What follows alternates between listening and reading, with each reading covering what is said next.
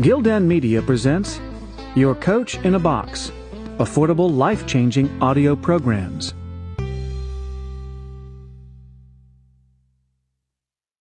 The Richest Man in Babylon by George S. Clason. Narrated by Grover Gardner. Ahead of you stretches your future like a road leading into the distance. Along that road are ambitions you wish to accomplish, desires you wish to gratify. To bring your ambitions and desires to fulfillment, you must be successful with money. Use the financial principles made clear in the pages which follow. Let them guide you away from the stringencies of a lean purse to that fuller, happier life a full purse makes possible.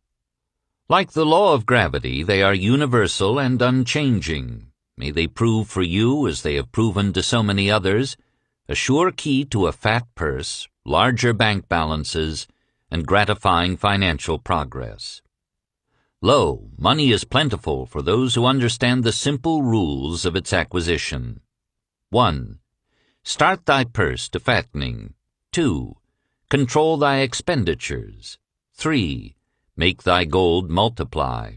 4. Guard thy treasures from loss. 5. Make of thy dwelling a profitable investment. 6. Ensure a future income.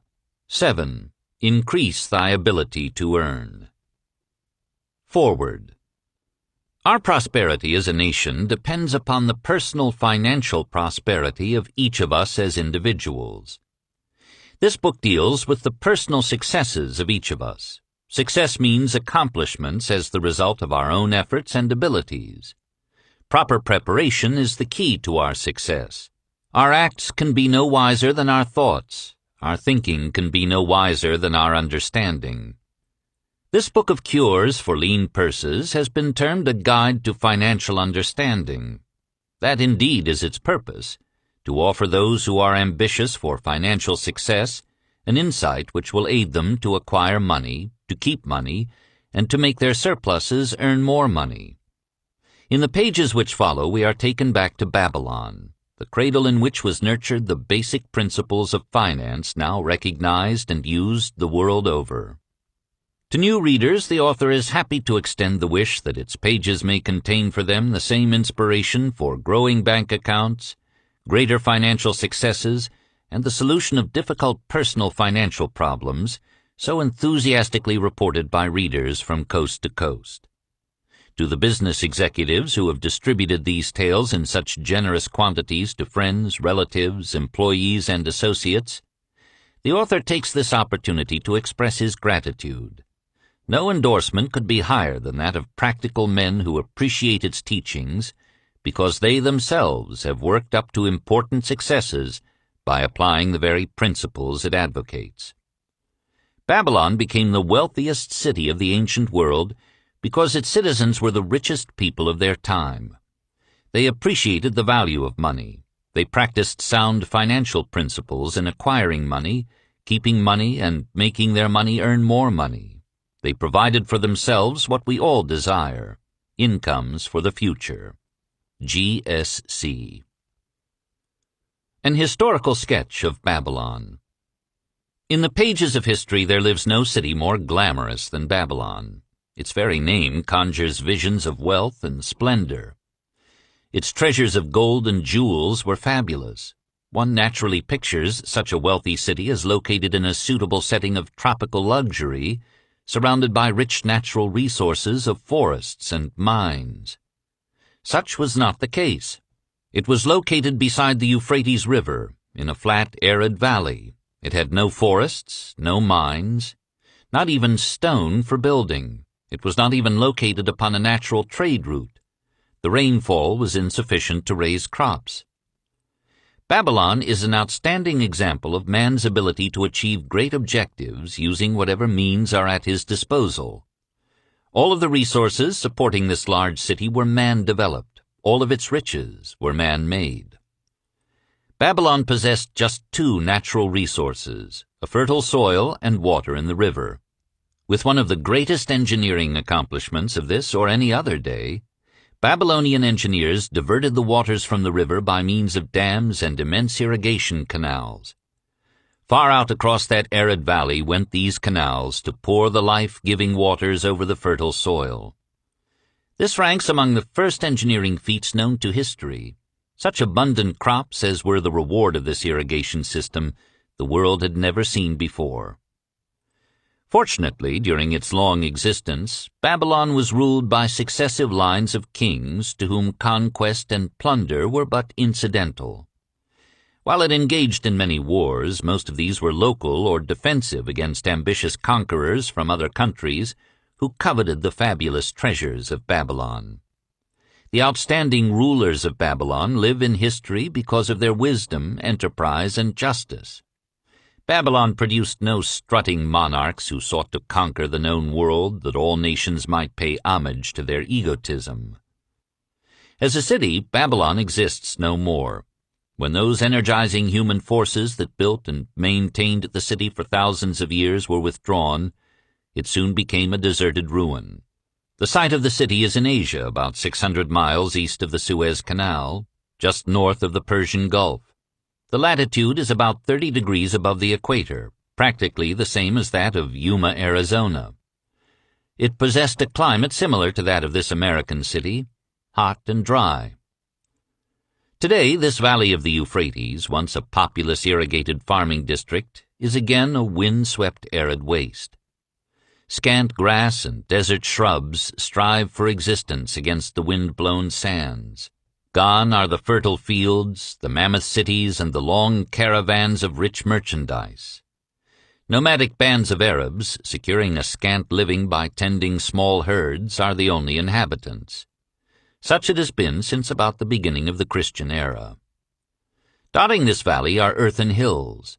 For centuries they were considered by travelers to be nothing else. The attention of archaeologists were finally attracted to them because of broken pieces of pottery and brick washed down by the occasional rainstorms. Expeditions, financed by European and American museums, were sent here to excavate and see what could be found. Picks and shovels soon proved these hills to be ancient cities. City graves, they might well be called. Babylon was one of these. Over it, for something like 20 centuries, the winds had scattered the desert dust. Built originally of brick, all exposed walls had disintegrated and gone back to earth once more. Such is Babylon, the wealthy city, today, a heap of dirt, so long abandoned that no living person even knew its name until it was discovered by carefully removing the refuse of centuries from the streets and the fallen wreckage of its noble temples and palaces. Many scientists consider the civilization of Babylon and other cities in this valley to be the oldest of which there is a definite record. Positive dates have been proved reaching back 8,000 years. An interesting fact in this connection is the means used to determine these dates. Uncovered in the ruins of Babylon were descriptions of an eclipse of the sun. Modern astronomers readily computed the time when such an eclipse, visible in Babylon, occurred, and thus established a known relationship between their calendar and our own. In this way we have proved that 8,000 years ago the Sumerites, who inhabited Babylonia, were living in walled cities. One can only conjecture for how many centuries previous such cities had existed. Their inhabitants were not mere barbarians living within protecting walls. They were an educated and enlightened people. So far as written history goes, they were the first engineers, the first astronomers, the first mathematicians, the first financiers, and the first people to have a written language. Mention has already been made of the irrigation systems which transformed the arid valley into an agricultural paradise. The remains of these canals can still be traced, although they are mostly filled with accumulated sand. Some of them were of such size that, when empty of water, a dozen horses could be ridden abreast along their bottoms. In size, they compared favorably with the largest. In addition to irrigating the valley lands, Babylonian engineers completed another project of similar magnitude. By means of an elaborate drainage system, they reclaimed an immense area of swampland at the mouths of the Euphrates and Tigris rivers, and put this also under cultivation. Herodotus, the Greek traveler and historian, visited Babylon while it was in its prime and has given us the only known description by an outsider. His writings give a graphic description of the city and some of the unusual customs of its people. He mentions the remarkable fertility of the soil and the bountiful harvest of wheat and barley which they produced.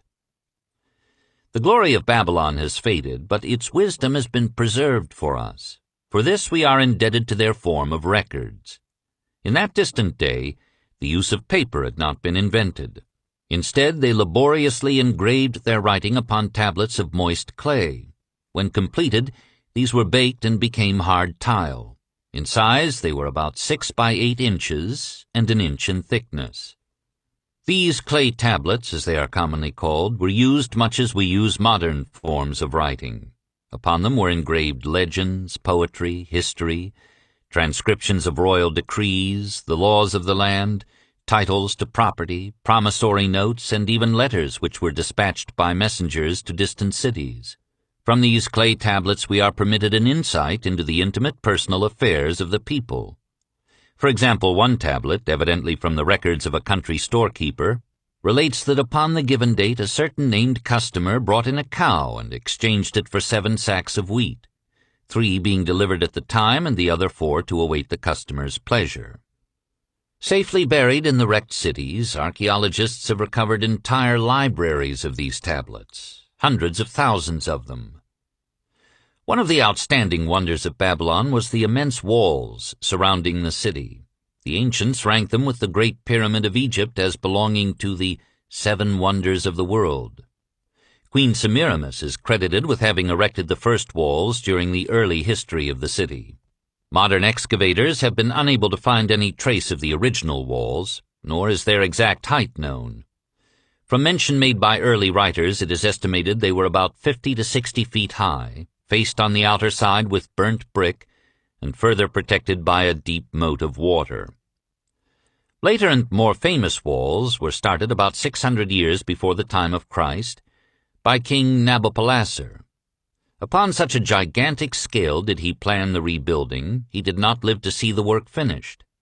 This was left to his son, Nebuchadnezzar, whose name is familiar in biblical history. The height and length of these later walls staggers belief. They are reported upon reliable authority to have been about 160 feet high, the equivalent of the height of a modern 15-story office building. The total length is estimated as between 9 and 11 miles.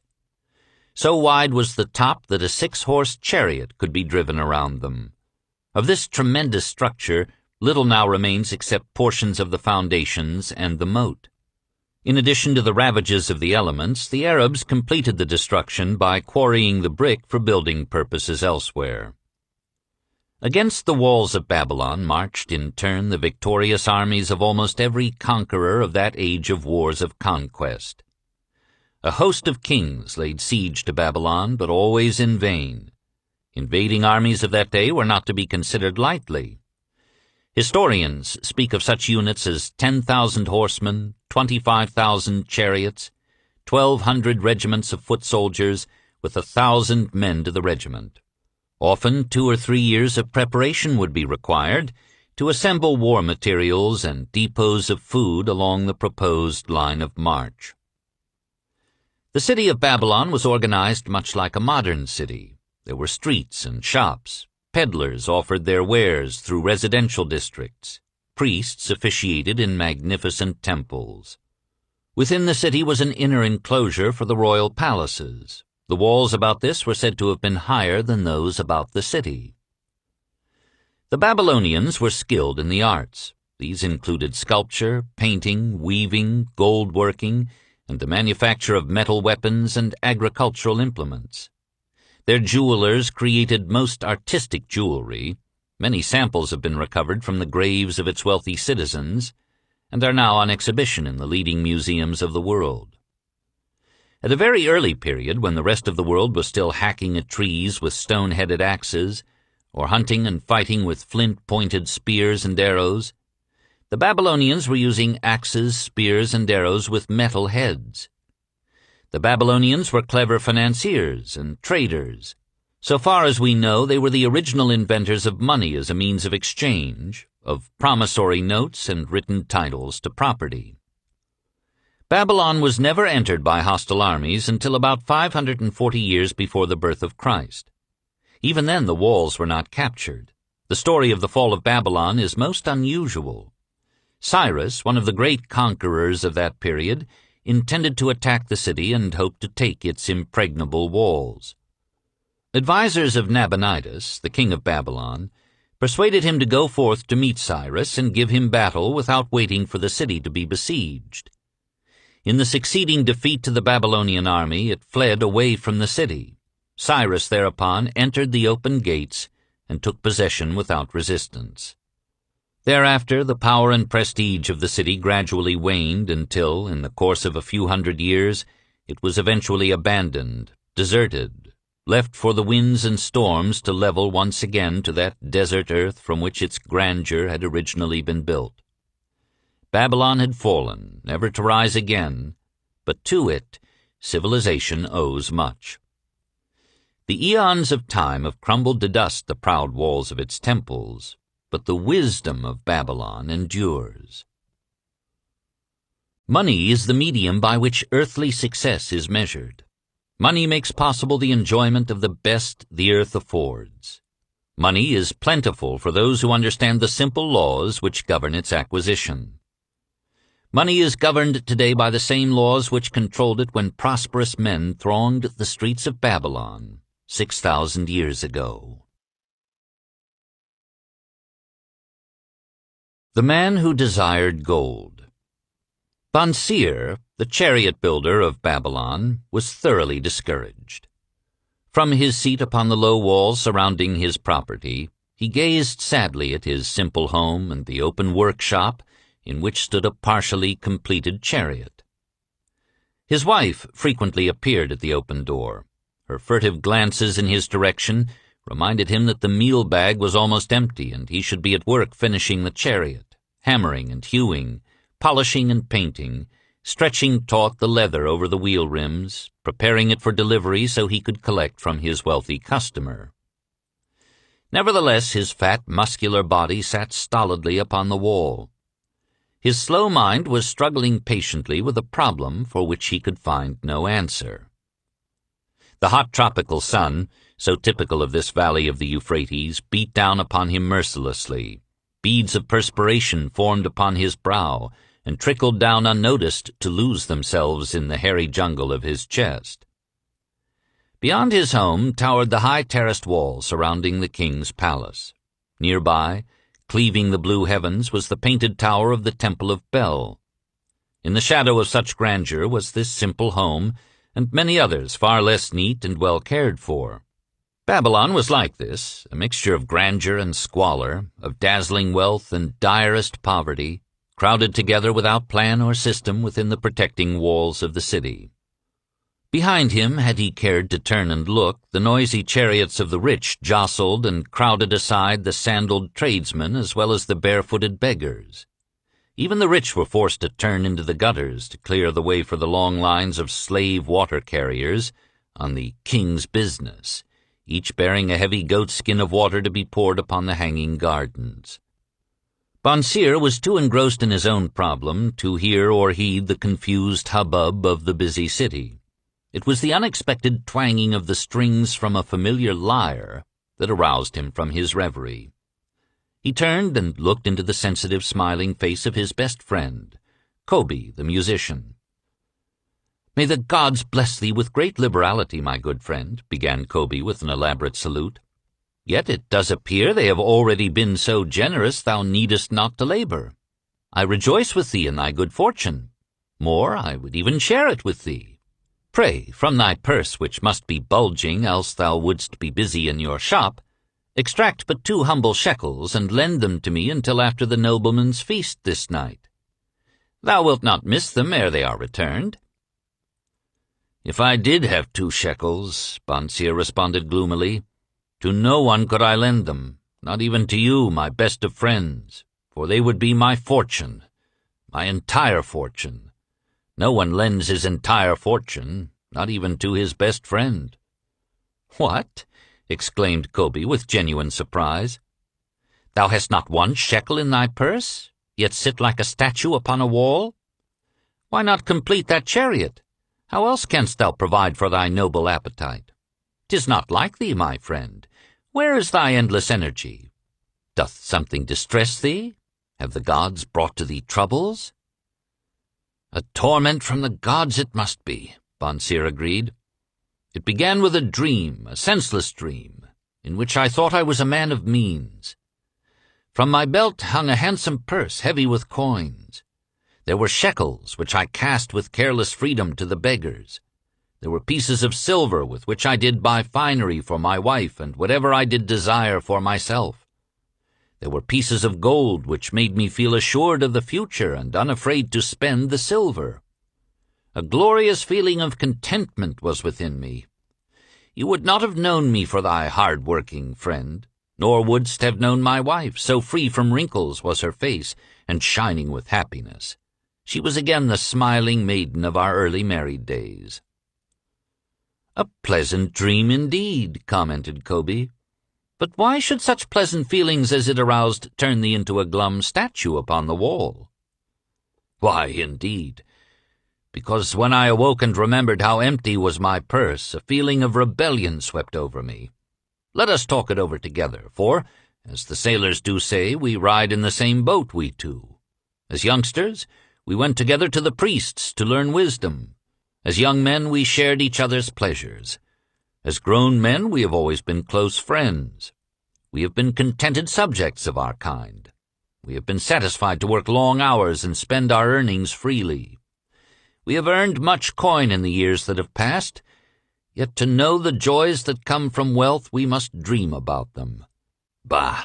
Are we more than dumb sheep? We live in the richest city in all the world. The travelers do say none equals it in wealth. About us is much display of wealth, but of it we ourselves have naught. After half a lifetime of hard labor, thou, my best of friends, hast an empty purse, and sayest to me, May I borrow such a trifle as 2 shekels until after the nobleman's feast this night? Then what do I reply? Do I say, Here is my purse, its contents will I gladly share? No, I admit that my purse is as empty as thine. What is the matter? Why cannot we acquire silver and gold? More than enough for food and robes. Consider also our sons, Bonseer continued. Are they not following in the footsteps of their fathers? Need they and their families and their sons' families live all their lives in the midst of such treasures of gold, and yet, like us, be content to banquet upon sour goat's milk and porridge? Never in all the years of our friendship didst thou talk like this before, Bonseer. Kobe was puzzled. Never in all those years did I think like this before. From early dawn until darkness stopped me, I have labored to build the finest chariots any man could make, soft-heartedly hoping someday the gods would recognize my worthy deeds and bestow upon me great prosperity. This they have never done. At last I realize this they will never do. Therefore my heart is sad. I wish to be a man of means. I wish to own lands and cattle, to have fine robes and coins in my purse. I am willing to work for these things with all the strength in my back, with all the skill in my hands, with all the cunning in my mind, but I wish my labors to be fairly rewarded. What is the matter with us? Again, I ask you, why cannot we have our just share of the good things, so plentiful for those who have the gold with which to buy them? Would I knew an answer, Kobe replied. No better than thou am I satisfied. My earnings from my lyre are quickly gone. Often must I plan and scheme that my family be not hungry. Also within my breast is a deep longing for a lyre large enough that it may truly sing the strains of music that do surge through my mind. With such an instrument I could make music finer than even the king has heard before. Such a lyre thou shouldst have. No man in all Babylon could make it sing more sweetly. Could make it sing so sweetly, not only the king but the gods themselves would be delighted. But how mayest thou secure it while we both of us are as poor as the king's slaves? Listen to the bell. Here they come. He pointed to the long column of half-naked, sweating water-bearers plodding laboriously up the narrow street from the river. 5 abreast they marched, each bent under a heavy goatskin of water. "A fine figure of a man who doth lead them." Kobe indicated the wearer of the bell who marched in front without a load. "A prominent man in his own country, 'tis easy to see." "There are many good figures in the line," Bonseer agreed. "As good men as we. Tall blond men from the north, laughing black men from the south, little brown men from the nearer countries, all marching together from the river to the gardens, back and forth, day after day, year after year. Naught of happiness to look forward to, beds of straw upon which to sleep, hard grain porridge to eat. Pity the poor brutes, Kobe." "Pity them I do. Yet thou dost make me see how little better off are we, free men though we call ourselves." "That is truth, Kobe, unpleasant thought though it be. We do not wish to go on year after year living slavish lives, working, getting nowhere." "Might we not find out how others acquire gold and do as they do?" Kobe inquired. "Perhaps there is some secret we might learn if we but sought from those who knew," replied Bonseer thoughtfully. "This very day," suggested Kobe, "I did pass our old friend Arkad, riding in his golden chariot. This I will say, he did not look over my humble head as many in his station might consider his right. Instead he did wave his hand that all onlookers might see him pay greetings and bestow his smile of friendship upon Kobe the musician." "He is claimed to be the richest man in all Babylon," Bonseer mused. "So rich the king is said to seek his golden aid in affairs of the treasury," Kobe replied. "So rich," Bonseer interrupted, "I fear if I should meet him in the darkness of the night I should lay my hands upon his fat wallet." "Nonsense," reproved Kobe. "A man's wealth is not in the purse he carries. A fat purse quickly empties if there be no golden stream to refill it. Arkad has an income that constantly keeps his purse full, no matter how liberally he spends." "Income, that is the thing," ejaculated Bonseer. "I wish an income that will keep flowing into my purse whether I sit upon the wall or travel to far lands. Arkad must know how a man can make an income for himself. Dost suppose it is something he could make clear to a mind as slow as mine?" "Methinks he did teach his knowledge to his son Nomasir," Kobe responded. "Did he not go to Nineveh, and, so it is told at the inn, become, without aid from his father, one of the richest men in that city? Kobe, thou bringest to me a rare thought." A new light gleamed in Bonseer's eyes. "It costs nothing to ask wise advice from a good friend, and Arkad was always that. Never mind though our purses be as empty as the falcon's nest of a year ago. Let that not detain us. We are weary of being without gold in the midst of plenty. We wish to become men of means. Come, let us go to Arkad and ask how we also may acquire incomes for ourselves." "Thou speakest with true inspiration, Bonseer. Thou bringest to my mind a new understanding. Thou makest me to realize the reason why we have never found any measure of wealth. We never sought it. Thou hast labored patiently to build the staunchest chariots in Babylon. To that purpose was devoted your best endeavors. Therefore at it thou didst succeed. I strove to become a skillful lyre player, and at it I did succeed. In those things toward which we exerted our best endeavors, we succeeded. The gods were content to let us continue thus. Now at last we see a light, bright like that from the rising sun. It biddeth us to learn more, that we may prosper more. With a new understanding we shall find honorable ways to accomplish our desires." "Let us go to Arkad this very day," Bonseer urged. "Also, let us ask other friends of our boyhood days, who have fared no better than ourselves, to join us, that they too may share in his wisdom." "Thou wert ever thus thoughtful of thy friends, Bonseer. Therefore hast thou many friends. It shall be as thou sayest. We go this day, and take them with us." The richest man in Babylon. In old Babylon there once lived a certain very rich man named Arkad. Far and wide he was famed for his great wealth. Also was he famed for his liberality. He was generous in his charities. He was generous with his family. He was liberal in his own expenses. but nevertheless each year his wealth increased more rapidly than he spent it. And there were certain friends of younger days who came to him and said, "You, Arkad, are more fortunate than we. You have become the richest man in all Babylon while we struggle for existence. You can wear the finest garments and you can enjoy the rarest foods, while we must be content if we can clothe our families in raiment that is presentable and feed them as best we can. Yet once we were equal. We studied under the same master. We played in the same games. And in neither the studies nor the games did you outshine us. And in the years since, you have been no more an honorable citizen than we. Nor have you worked harder or more faithfully in so far as we can judge. Why then should a fickle fate single you out to enjoy all the good things of life and ignore us who are equally deserving?"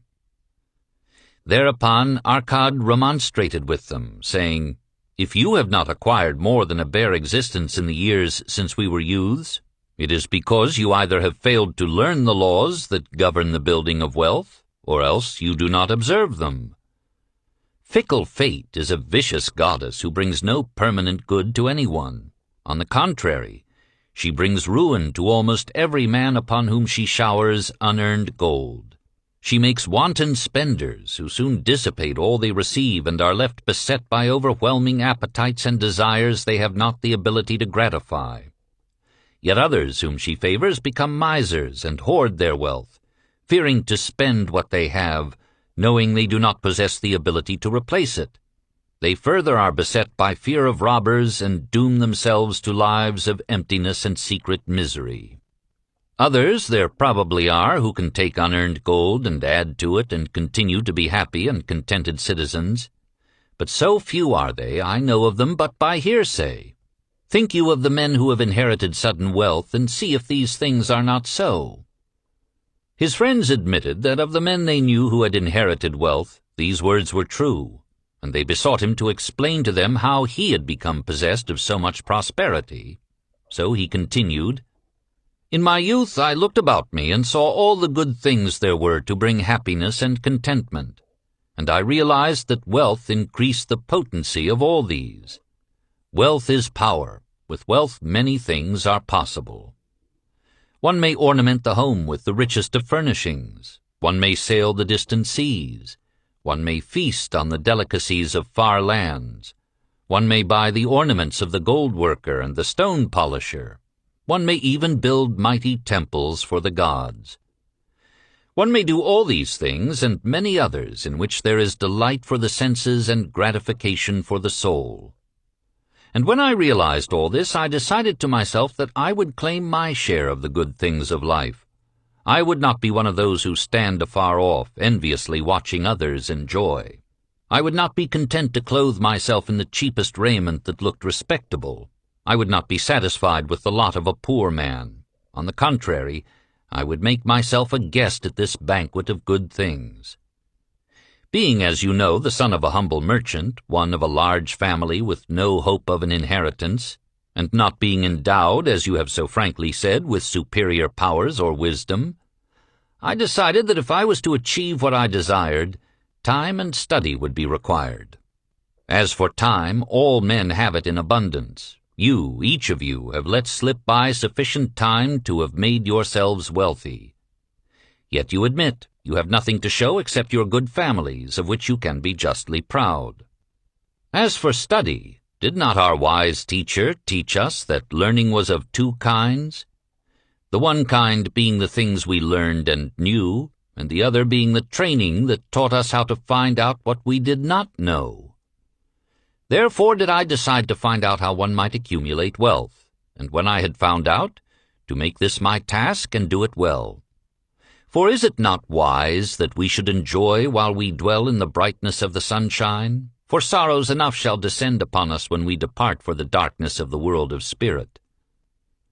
I found employment as a scribe in the Hall of Records, and long hours each day I labored upon the clay tablets.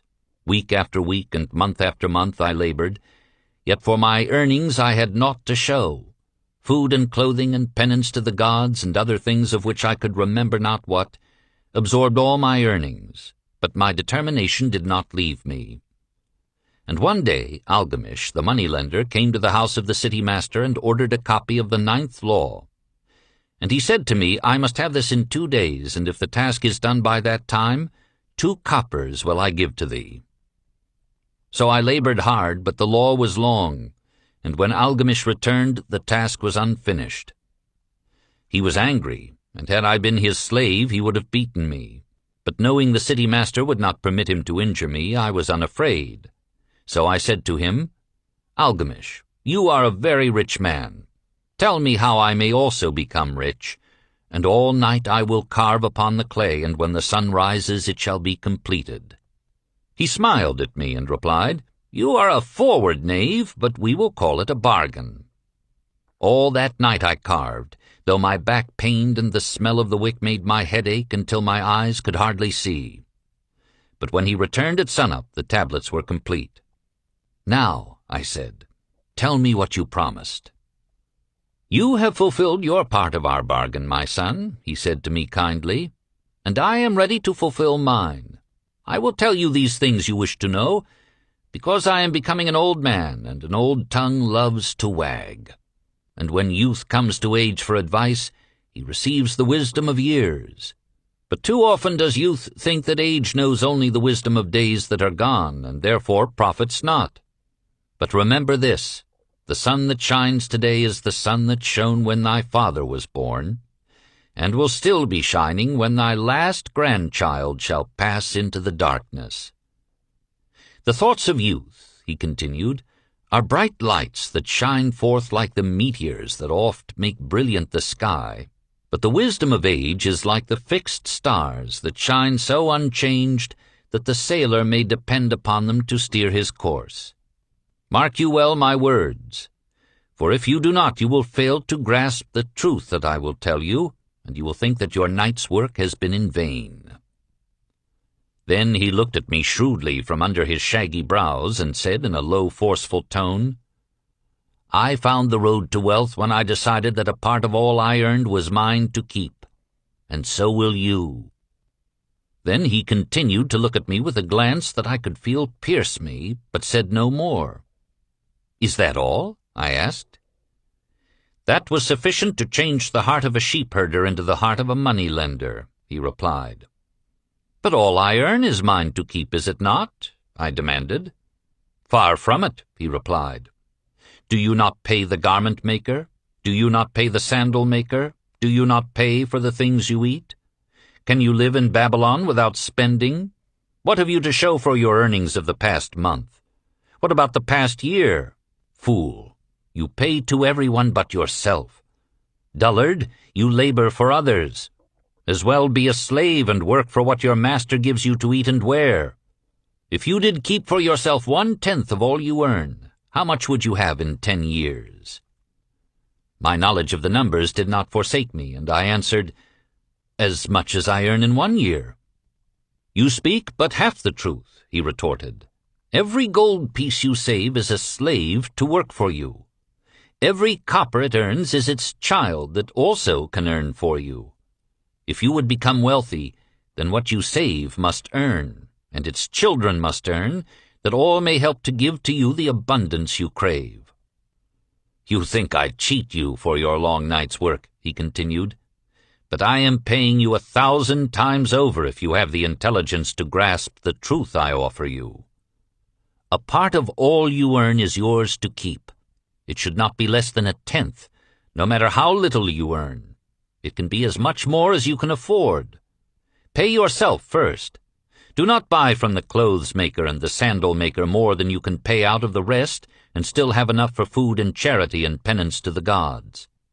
Wealth, like a tree, grows from a tiny seed. The first copper you save is the seed from which your tree of wealth shall grow. The sooner you plant that seed, the sooner shall the tree grow. And the more faithfully you nourish and water that tree with consistent savings, the sooner may you bask in contentment beneath its shade. So saying, he took his tablets and went away. I thought much about what he had said to me, and it seemed reasonable, so I decided that I would try it. Each time I was paid, I took one from each 10 pieces of copper and hid it away. and strange as it may seem, I was no shorter of funds than before.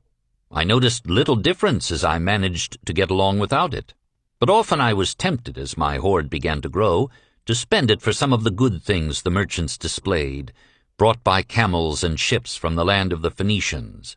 But I wisely refrained. A 12th month after Algamish had gone, he again returned and said to me, "Son, have you paid to yourself not less than 1/10 of all you have earned for the past year?" I answered proudly, "Yes, master, I have." "That is good," he answered, beaming upon me. "And what have you done with it?" "I have given it to Azmur, the brickmaker, who told me he was traveling over the far seas, and in Tyre he would buy for me the rare jewels of the Phoenicians. When he returns, we shall sell these at high prices and divide the earnings." "Every fool must learn," he growled. "But why trust the knowledge of a brickmaker about jewels? Would you go to the bread maker to inquire about the stars? No, by my tunic, you would go to the astrologer if you had power to think. Your savings are gone, youth. You have jerked your wealth tree up by the roots. But plant another, try again. And next time, if you would have advice about jewels, go to the jewel merchant. If you would know the truth about sheep, go to the herdsman. Advice is one thing that is freely given away, but watch that you take only what is worth having. He who takes advice about his savings from one who is inexperienced in such matters shall pay with his savings for proving the falsity of their opinions." Saying this, he went away. And it was as he said, for the Phoenicians are scoundrels and sold to Azmur worthless bits of glass that looked like gems.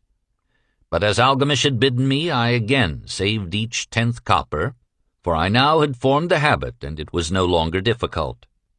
Again, 12 months later, Algamish came to the room of the scribes and addressed me. "What progress have you made since last I saw you?" "I have paid myself faithfully," I replied, "and my savings I have entrusted to Agur the shield-maker, to buy bronze, and each 4th month he does pay me the rental." "That is good. And what do you do with the rental?" "I do have a great feast with honey and fine wine and spiced cake. Also I have bought me a scarlet tunic, and some day I shall buy me a young ass upon which to ride." To which Algamish laughed, "You do eat the children of your savings. Then how do you expect them to work for you? And how can they have children that will also work for you? First get thee an army of golden slaves, and then many a rich banquet may you enjoy without regret." So saying, he again went away. Nor did I again see him for 2 years, when once more he returned, and his face was full of deep lines, and his eyes drooped, for he was becoming a very old man. And he said to me, "Arkad, hast thou yet achieved the wealth thou dreamed of?" And I answered, "Not yet all that I desire, but some I have, and it earns more, and its earnings earn more." "And do you still take the advice of brickmakers?" "About brick-making they give good advice," I retorted. "Arkad," he continued, "you have learned your lessons well. You first learned to live upon less than you could earn. Next, you learned to seek advice from those who were competent through their own experiences to give it. And lastly, you have learned to make gold work for you. You have taught yourself how to acquire money, how to keep it, and how to use it. Therefore, you are competent for a responsible position. I am becoming an old man. My sons think only of spending and give no thought to earning. My interests are great, and I fear too much for me to look after. If you will go to Nippur and look after my lands there, I shall make you my partner, and you shall share in my estate." So I went to Nippur and took charge of his holdings, which were large. And because I was full of ambition, and because I had mastered the 3 laws of successfully handling wealth, I was enabled to increase greatly the value of his properties. So I prospered much, and when the spirit of Algamish departed for the sphere of darkness, I did share in his estate as he had arranged under the law. So spake Arkad, and when he had finished his tale, one of his friends said, "You were indeed fortunate that Algamish made of you an heir." "Fortunate only in that I had the desire to prosper before I first met him. For 4 years did I not prove my definiteness of purpose by keeping 1/10 of all earned? Would you call a fisherman lucky who for years so studied the habits of the fish that with each changing wind he could cast his nets about them? Opportunity is a haughty goddess who wastes no time with those who are unprepared. You had strong willpower to keep on after you lost your first year's savings. You are unusual in that way, spoke up another. Willpower, retorted Arkad. What nonsense! Do you think willpower gives a man the strength to lift a burden the camel cannot carry, or to draw a load the oxen cannot budge? Willpower is but the unflinching purpose to carry a task you set for yourself to fulfillment. If I set for myself a task, be it ever so trifling, I shall see it through. How else shall I have confidence in myself to do important things? Should I say to myself, for 100 days as I walk across the bridge into the city I will pick from the road a pebble and cast it into the stream, I would do it. If on the 7th day I passed by without remembering, I would not say to myself, tomorrow I will cast 2 pebbles, which will do as well. Instead, I would retrace my steps and cast the pebble. Nor on the 20th day would I say to myself, Arkad, this is useless. What does it avail you to cast a pebble every day? Throw in a handful and be done with it. No, I would not say that, nor do it. When I set a task for myself, I complete it. Therefore, I am careful not to start difficult and impractical tasks because I love leisure. And then another friend spoke up and said, If what you tell is true, and it does seem, as you have said, reasonable, then being so simple, if all men did it, there would not be enough wealth to go around. Wealth grows wherever men exert energy, Arkad replied. If a rich man builds him a new palace, is the gold he pays out gone? No, the brickmaker has part of it, and the laborer has part of it, and the artist has part of it. And everyone who labors upon the house has part of it. Yet when the palace is completed, is it not worth all it cost? And is the ground upon which it stands not worth more because it is there? And is the ground that adjoins it not worth more because it is there? Wealth grows in magic ways. No man can prophesy the limit of it. Have not the Phoenicians built great cities on barren coasts with the wealth that comes from their ships of commerce on the seas? What then do you advise us to do that we also may become rich? Asked still another of his friends. The years have passed, and we are no longer young men, and we have nothing put by. I advise that you take the wisdom of Algamish and say to yourselves, A part of all I earn is mine to keep. Say it in the morning when you first arise. Say it at noon. Say it at night. Say it each hour of every day. Say it to yourself until the words stand out like letters of fire across the sky. Impress yourself with the idea. Fill yourself with the thought. Then take whatever portion seems wise. Let it be not less than 1/10, and lay it by.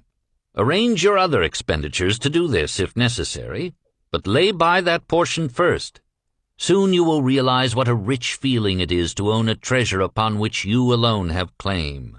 As it grows, it will stimulate you. A new joy of life will thrill you. Greater efforts will come to you to earn more. For of your increased earnings, will not the same percentage be also yours to keep? Then learn to make your treasure work for you. Make it your slave. Make its children and its children's children work for you. Ensure an income for thy future. Look thou at the aged, and forget not that in the days to come thou also wilt be numbered among them. Therefore invest thy treasure with greatest caution, that it be not lost. Usurious rates of return are deceitful sirens that sing but to lure the unwary upon the rocks of loss and remorse. Provide also that thy family may not want should the gods call thee to their realms. For such protection it is always possible to make provision with small payments at regular intervals. Therefore the provident man delays not in expectation of a large sum becoming available for such a wise purpose. Counsel with wise men. Seek the advice of men whose daily work is handling money.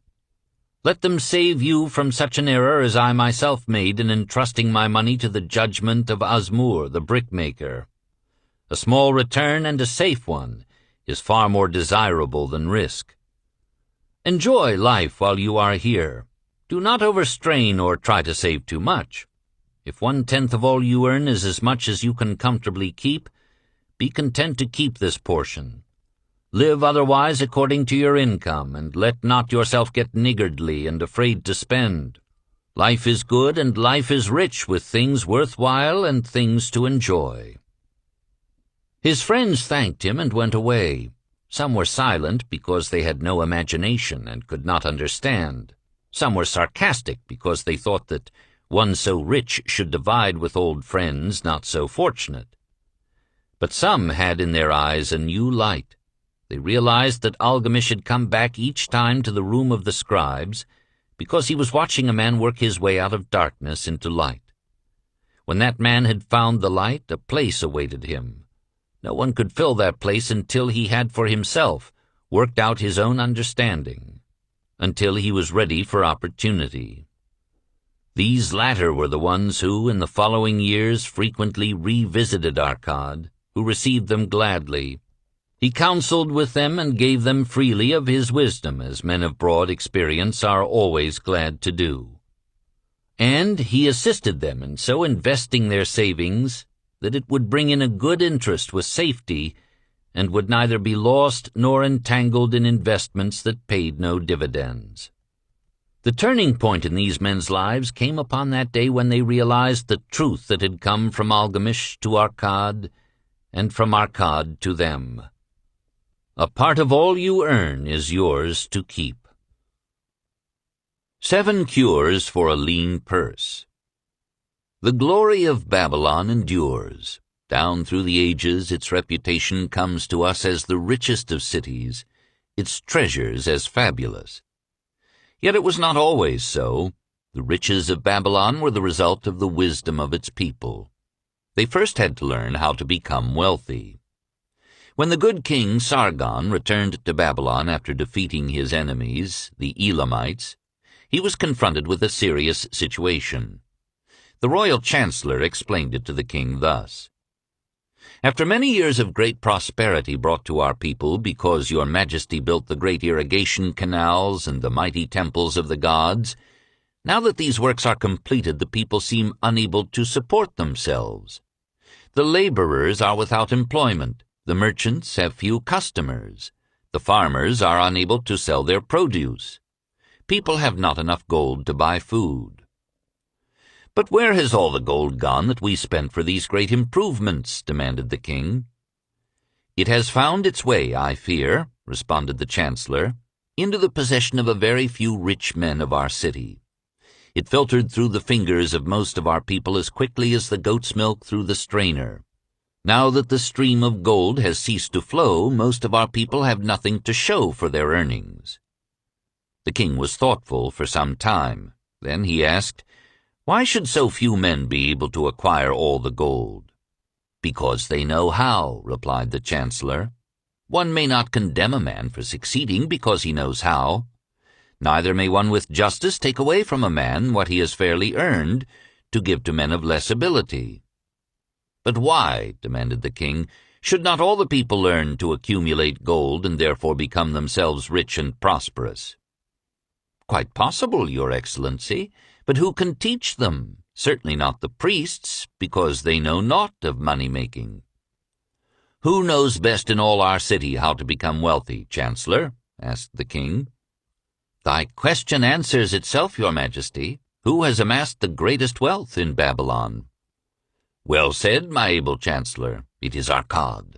He is the richest man in Babylon. Bring him before me on the morrow."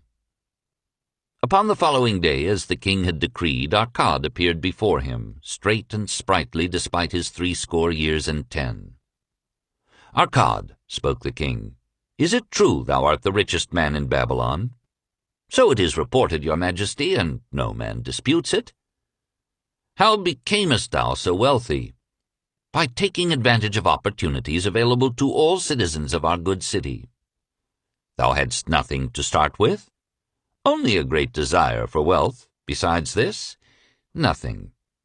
"Arkad," continued the king, Our city is in a very unhappy state because a few men know how to acquire wealth and therefore monopolize it, while the mass of our citizens lack the knowledge of how to keep any part of the gold they receive.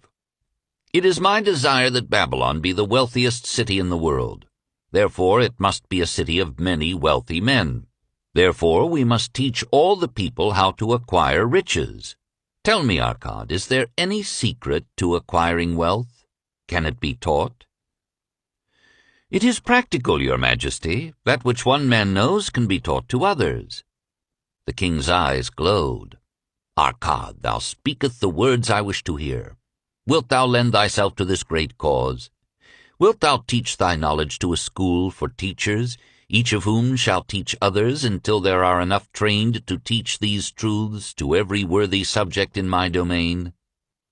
Arkad bowed and said, I am thy humble servant to command. Whatever knowledge I possess will I gladly give for the betterment of my fellow men and the glory of my king.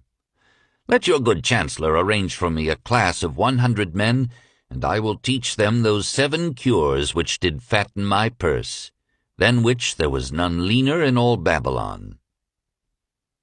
A fortnight later, in compliance with the king's command, the chosen 100 assembled in the great hall of the Temple of Learning, seated upon colorful rings in a semicircle. Arkad sat beside a small taboret upon which smoked a sacred lamp, sending forth a strange and pleasing odor. "Behold the richest man in Babylon," whispered a student, nudging his neighbor as Arkad rose. "He is but a man even as the rest of us."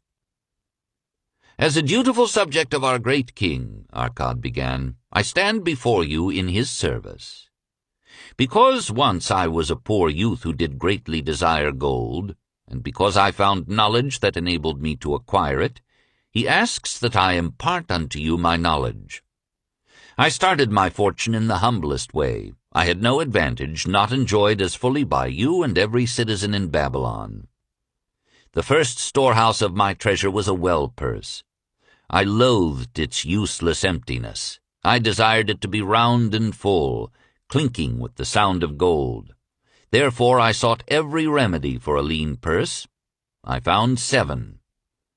To you who are assembled before me shall I explain the 7 cures for a lean purse which I do recommend to all men who desire much gold. Each day for 7 days I will explain to you one of the 7 remedies. Listen attentively to the knowledge that I will impart. Debate it with me, discuss it among yourselves. Learn these lessons thoroughly, that ye may also plant in your own purse the seed of wealth. First must each of you start wisely to build a fortune of his own. Then wilt thou be competent, and only then, to teach these truths to others. I shall teach you in simple ways how to fatten your purses. This is the first step leading to the Temple of Wealth, and no man may climb who cannot plant his feet firmly upon the first step. We shall now consider the first cure. The first cure. Start thy purse to fattening. Arkad addressed a thoughtful man in the second row. "My good friend, at what craft workest thou?" "I," replied the man, "am a scribe and carve records upon the clay tablets." "Even at such labor did I myself earn my first coppers. Therefore thou hast the same opportunity to build a fortune." He spoke to a florid-faced man farther back. "Pray tell also, what dost thou to earn thy bread?" "I," responded this man, "am a meat butcher. I do buy the goats the farmers raise, and kill them and sell the meat to the housewives and the hides to the sandal makers." "Because thou dost also labor and earn, thou hast every advantage to succeed that I did possess." In this way did Arkad proceed to find out how each man labored to earn his living. When he had done questioning them, he said, "Now, my students, ye can see that there are many trades and labors at which men may earn coins. Each of the ways of earning is a stream of gold from which the worker doth divert by his labors a portion to his own purse. Therefore into the purse of each of you flows a stream of coins, large or small, according to his ability. Is it not so?" Thereupon they agreed that it was so.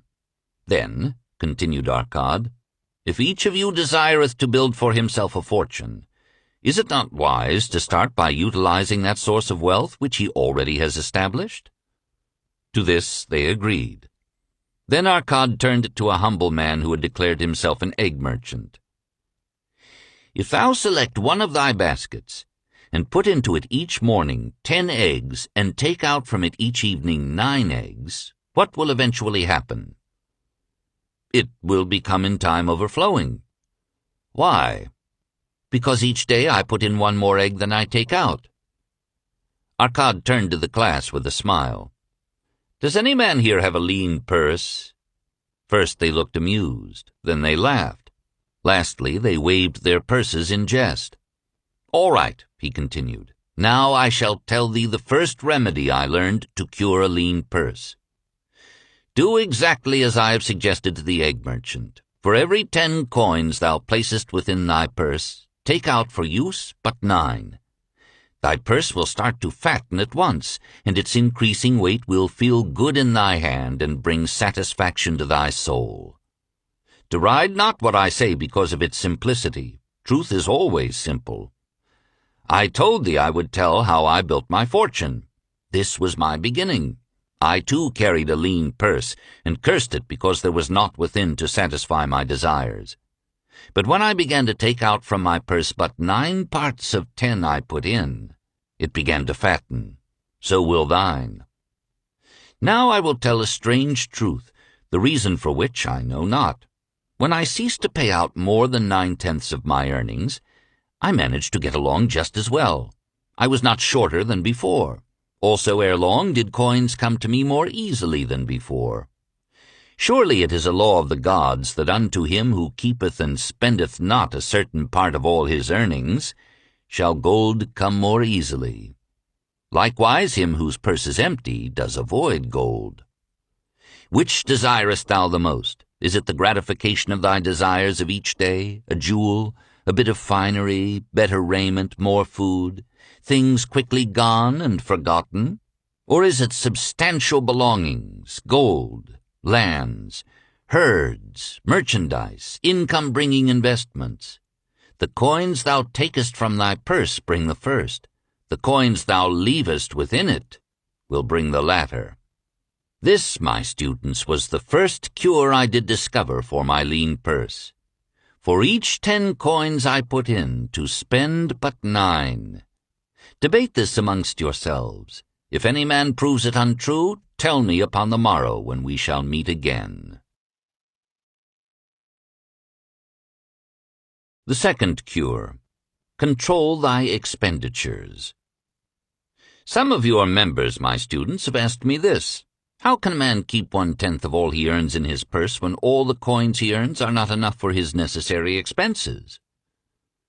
So did Arcad address his students upon the second day. Yesterday, how many of thee carried lean purses? All of us, answered the class. Yet thou do not all earn the same. Some earn much more than others.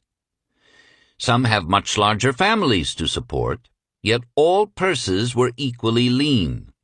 Now I will tell thee an unusual truth about men and sons of men. It is this, that what each of us calls our necessary expenses will always grow to equal our incomes unless we protest to the contrary. Confuse not the necessary expenses with thy desires. Each of you, together with your good families, have more desires than your earnings can gratify. Therefore are thy earnings spent to gratify these desires in so far as they will go. Still thou retainest many ungratified desires. All men are burdened with more desires than they can gratify. Because of my wealth, thinkest thou I may gratify every desire? 'Tis a false idea. There are limits to my time. There are limits to my strength. There are limits to the distance I may travel. There are limits to what I may eat. There are limits to the zest with which I may enjoy. I say to you that just as weeds grow in a field wherever the farmer leaves space for their roots, even so freely do desires grow in men whenever there is a possibility of their being gratified. Thy desires are a multitude, and those that thou mayest gratify are but few. Study thoughtfully thy accustomed habits of living. Herein may be most often found certain accepted expenses that may wisely be reduced or eliminated. Let thy motto be 100% of appreciated value demanded for each coin spent. Therefore engrave upon the clay each thing for which thou desireth to spend. Select those that are necessary and others that are possible through the expenditure of 9/10 of thy income. Cross out the rest and consider them but a part of that great multitude of desires that must go unsatisfied, and regret them not. Budget then thy necessary expenses. Touch not the 1/10 that is fattening thy purse. Let this be thy great desire that is being fulfilled. Keep working with thy budget. Keep adjusting it to help thee. Make it thy first assistant in defending thy fattening purse. Hereupon one of the students, wearing a robe of red and gold, arose and said, I am a free man. I believe that it is my right to enjoy the good things of life. Therefore do I rebel against the slavery of a budget which determines just how much I may spend and for what. I feel it would take much pleasure from my life and make me little more than a pack-ass to carry a burden. To him Markad replied, Who, my friend, would determine thy budget? I would make it for myself, responded the protesting one. In that case, were a pack-ass to budget his burden, would he include therein jewels and rugs and heavy bars of gold? Not so. He would include hay and grain and a bag of water for the desert trail. The purpose of a budget is to help thy purse to fatten. It is to assist thee to have thy necessities and, insofar as attainable, thy other desires. It is to enable thee to realize thy most cherished desires by defending them from thy casual wishes. Like a bright light in a dark cave, thy budget shows up the leaks from thy purse and enables thee to stop them and control thy expenditures for definite and gratifying purposes. This, then, is the second cure for a lean purse. Budget thy expenses that thou mayest have coins to pay for thy necessities, to pay for thy enjoyments, and to gratify thy worthwhile desires without spending more than 9/10 of thy earnings. The third cure. Make thy gold multiply. Behold, thy lean purse is fattening. Thou hast disciplined thyself to leave therein 1/10 of all thou earnest. Thou hast controlled thy expenditures to protect thy growing treasure. Next, we will consider means to put thy treasure to labor and to increase. Gold in a purse is gratifying to own and satisfieth a miserly soul, but earns nothing. The gold we may retain from our earnings is but the start. The earnings it will make shall build our fortunes. So spoke Arkad upon the third day to his class. How therefore may we put our gold to work? My first investment was unfortunate, for I lost all. Its tale I will relate later. My first profitable investment was a loan I made to a man named Agar, a shield maker. Once each year did he buy large shipments of bronze brought from across the sea to use in his trade. Lacking sufficient capital to pay the merchants, he would borrow from those who had extra coins. He was an honorable man. His borrowing he would repay, together with a liberal rental as he sold his shields. Each time I loaned to him, I loaned back also the rental he had paid to me. Therefore, not only did my capital increase, but its earnings likewise increased. Most gratifying was it to have these sums returned to my purse. I tell you, my students, a man's wealth is not in the coins he carries in his purse. It is the income he buildeth, the golden stream that continually floweth into his purse and keepeth it always bulging. That is what every man desireth. That is what thou, each one of thee, desireth. An income that continueth to come whether thou work or travel. Great income I have acquired, so great that I am called a very rich man.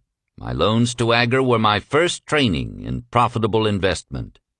Gaining wisdom from this experience, I extended my loans and investments as my capital increased. From a few sources at first, From many sources later flowed into my purse a golden stream of wealth available for such wise uses as I should decide. Behold, from my humble earnings I had begotten a horde of golden slaves, each laboring and earning more gold.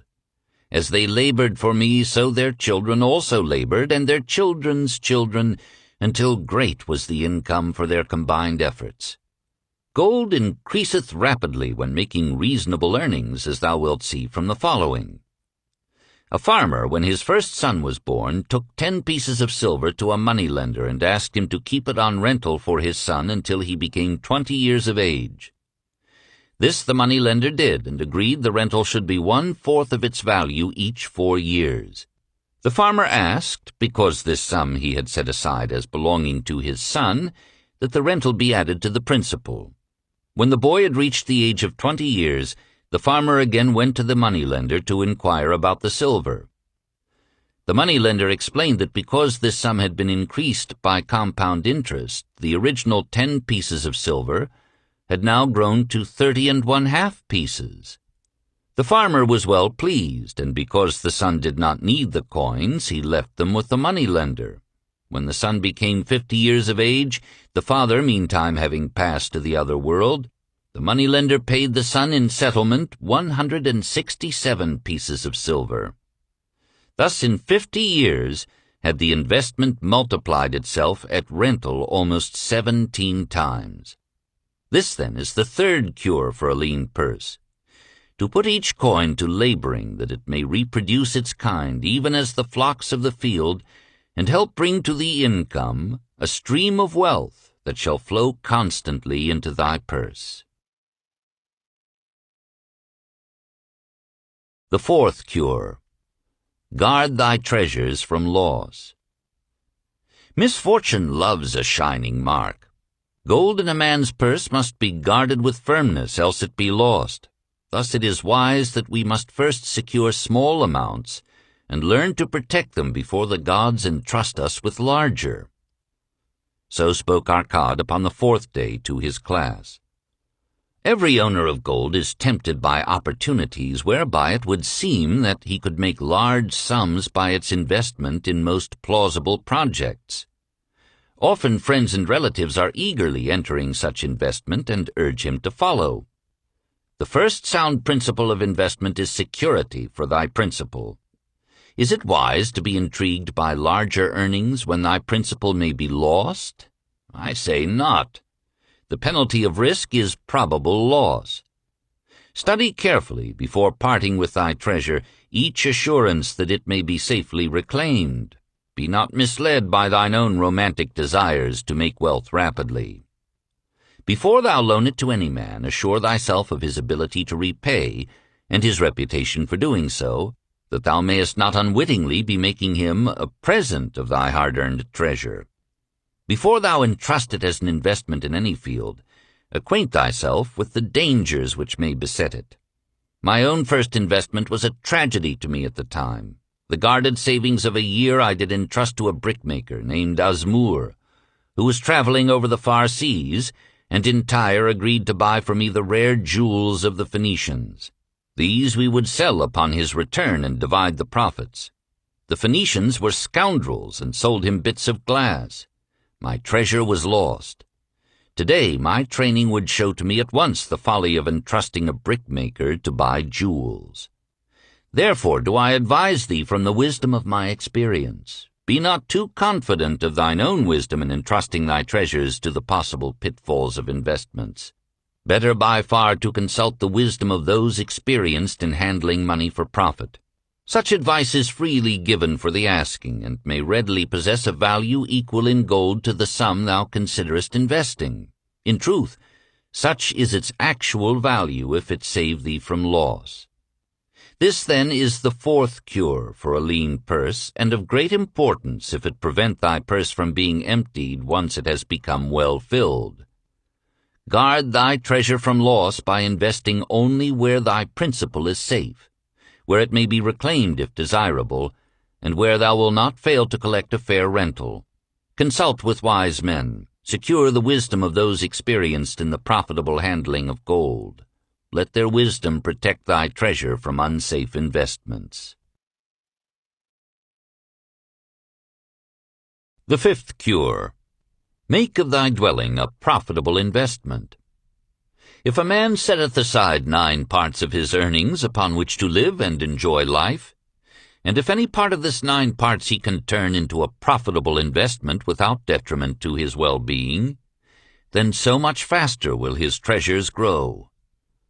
So spake Arcad to his class at their 5th lesson.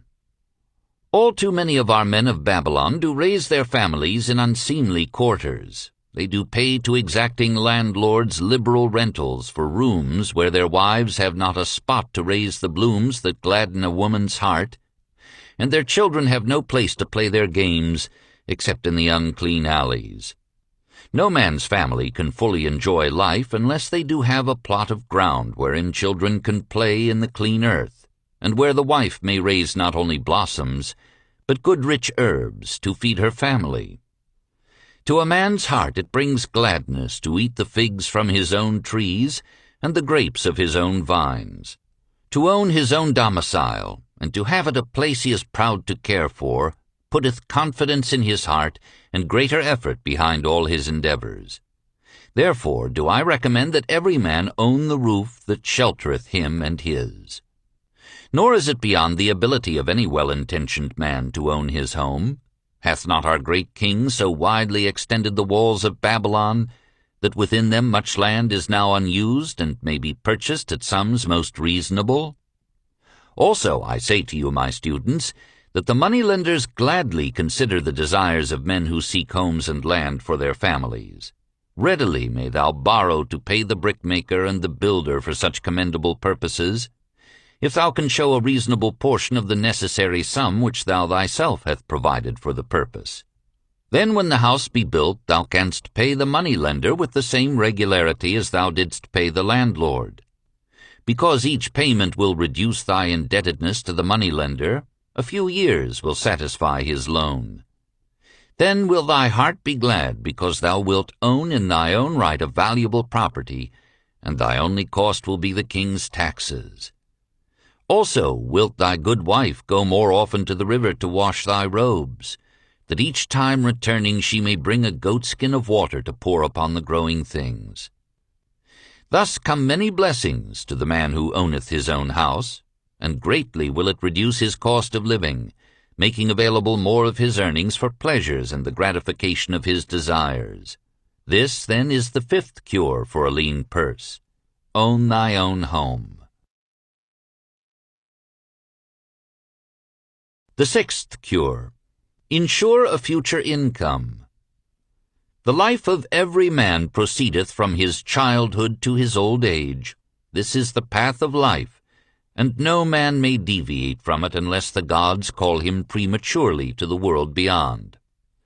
Therefore do I say that it behooves a man to make preparation for a suitable income in the days to come, when he is no longer young, and to make preparations for his family, should he be no longer with them to comfort and support them.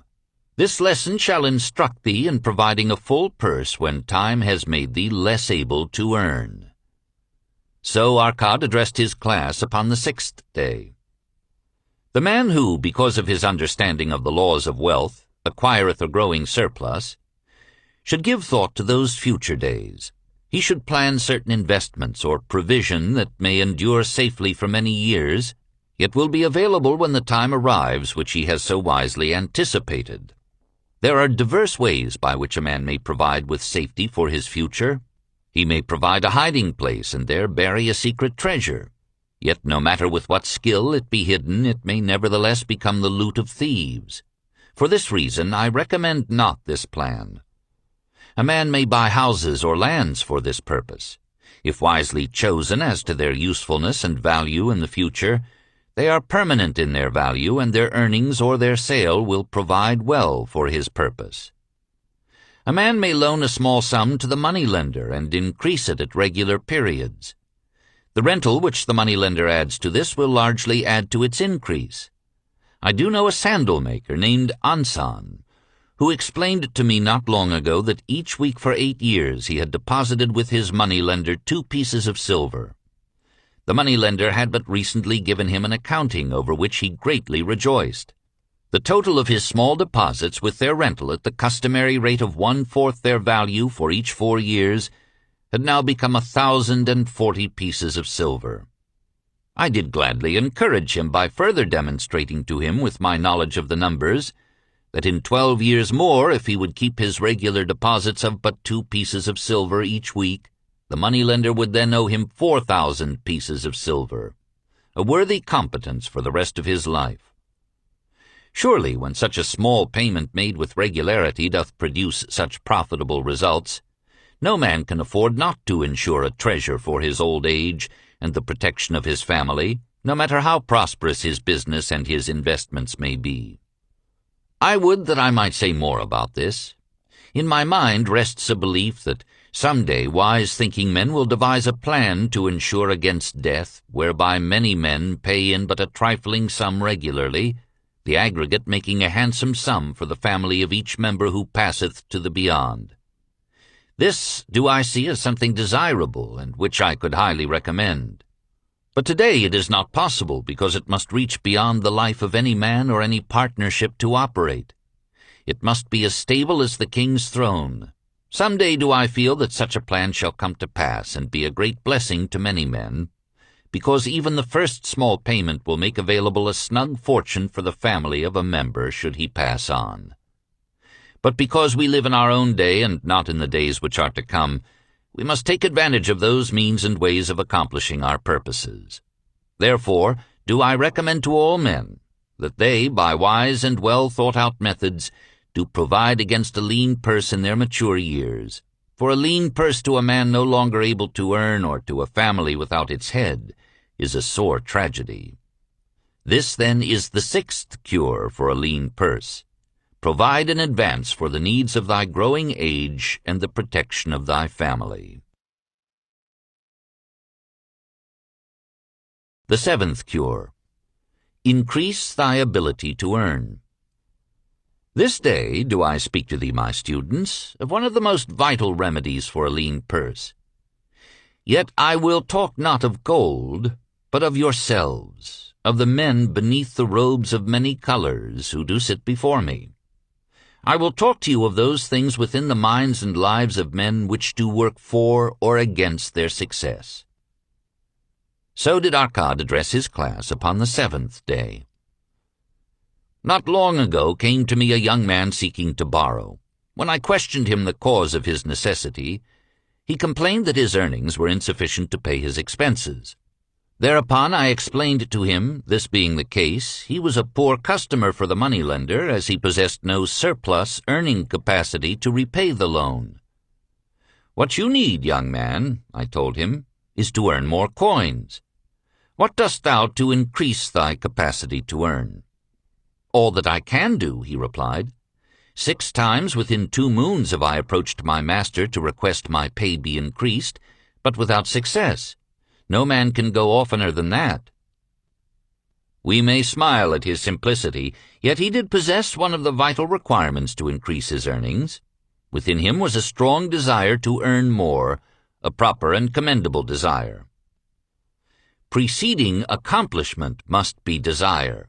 Thy desires must be strong and definite. General desires are but weak longings. For a man to wish to be rich is of little purpose. For a man to desire 5 pieces of gold is a tangible desire which he can press to fulfillment.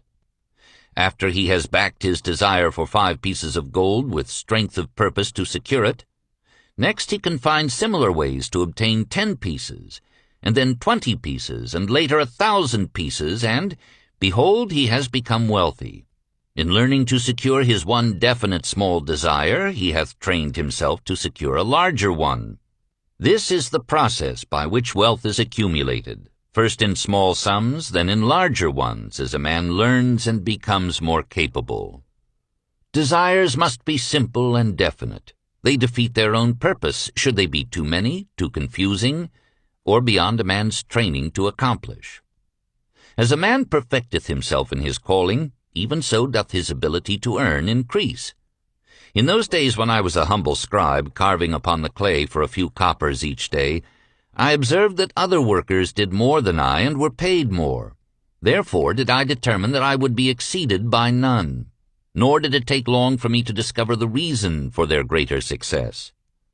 More interest in my work, more concentration upon my task, more persistence in my effort, and behold, few men could carve more tablets in a day than I. With reasonable promptness my increased skill was rewarded, nor was it necessary for me to go 6 times to my master to request recognition. The more of wisdom we know, the more we may earn. That man who seeks to learn more of his craft shall be richly rewarded. If he is an artisan, he may seek to learn the methods and the tools of those most skillful in the same line. If he laboreth at the law or at healing, he may consult and exchange knowledge with others of his calling. If he be a merchant, he may continually seek better goods that can be purchased at lower prices. Always do the affairs of men change and improve, because keen-minded men seek greater skill, that they may better serve those upon whose patronage they depend. And therefore I urge all men to be in the front rank of progress and not to stand still, lest they be left behind. Many things come to make a man's life rich with gainful experiences, such things as the following a man must do if he respect himself. He must pay his debts with all the promptness within his power, not purchasing that for which he is unable to pay.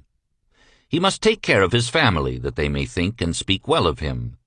He must make a will of record that, in case the gods call him, proper and honorable division of his property be accomplished.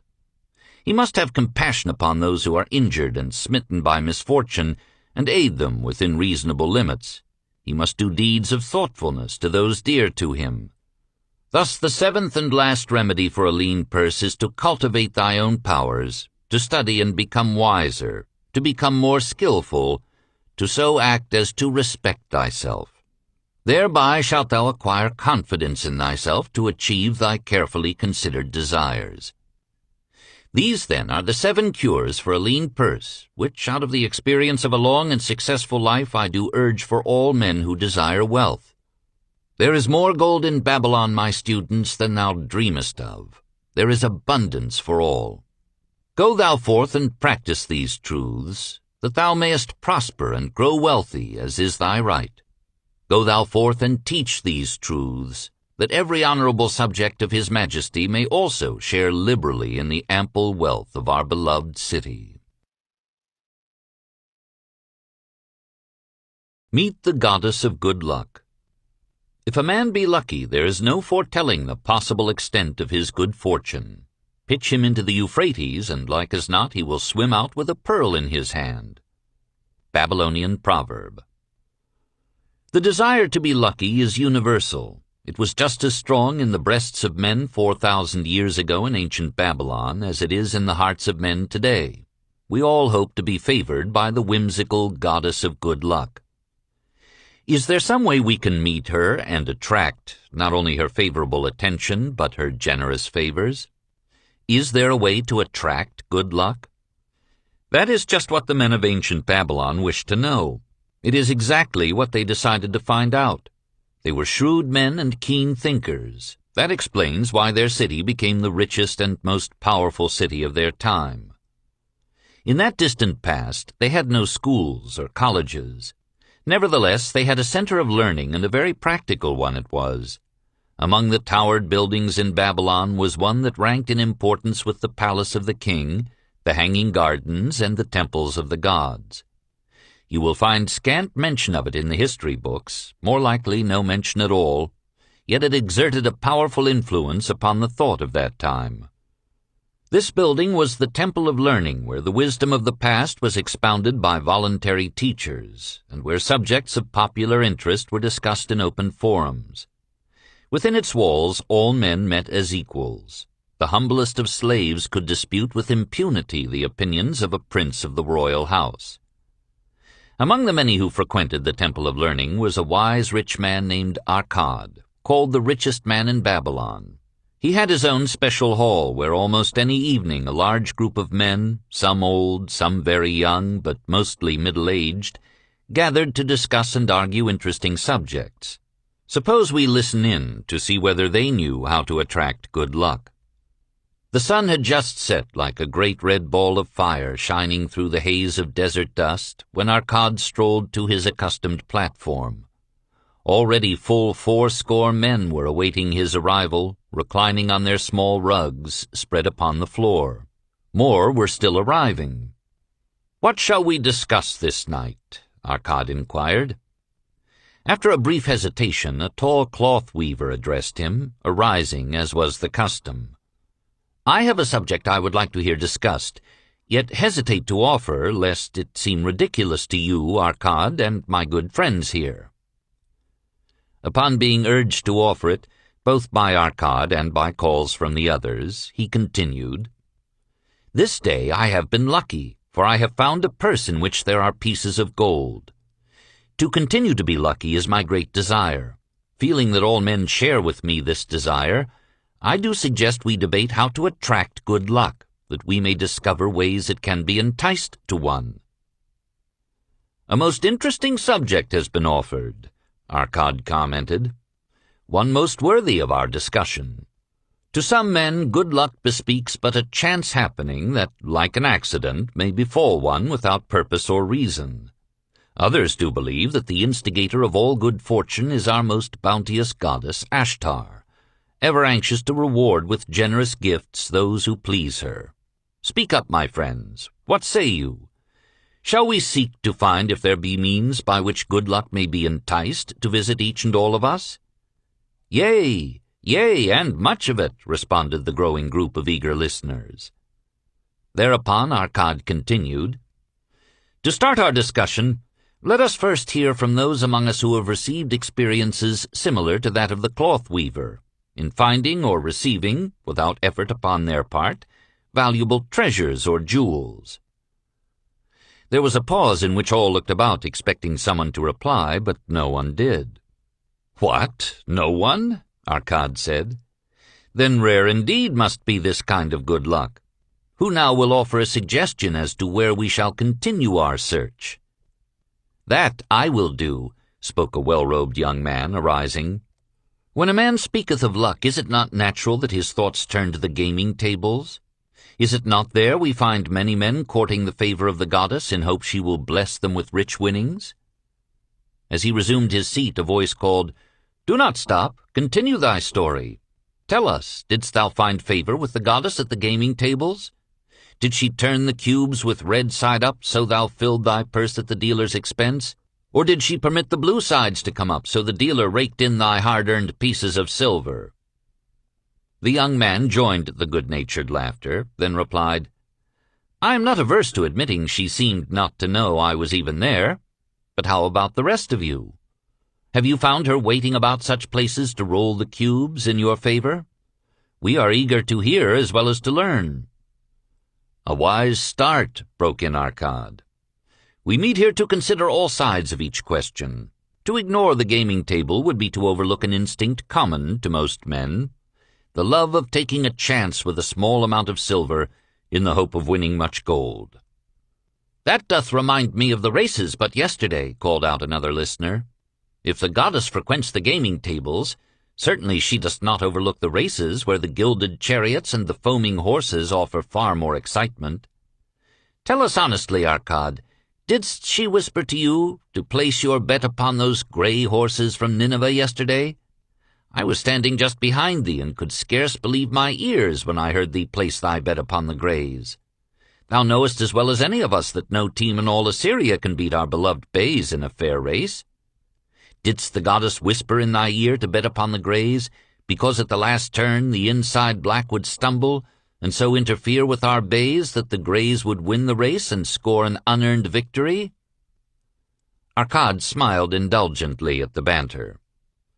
"What reason have we to feel the good goddess would take that much interest in any man's bet upon a horse race? To me, she is a goddess of love and dignity, whose pleasure it is to aid those who are in need, and to reward those who are deserving. I look to find her, not at the gaming tables or the races where men lose more gold than they win, but in other places where the doings of men are more worthwhile and more worthy of reward."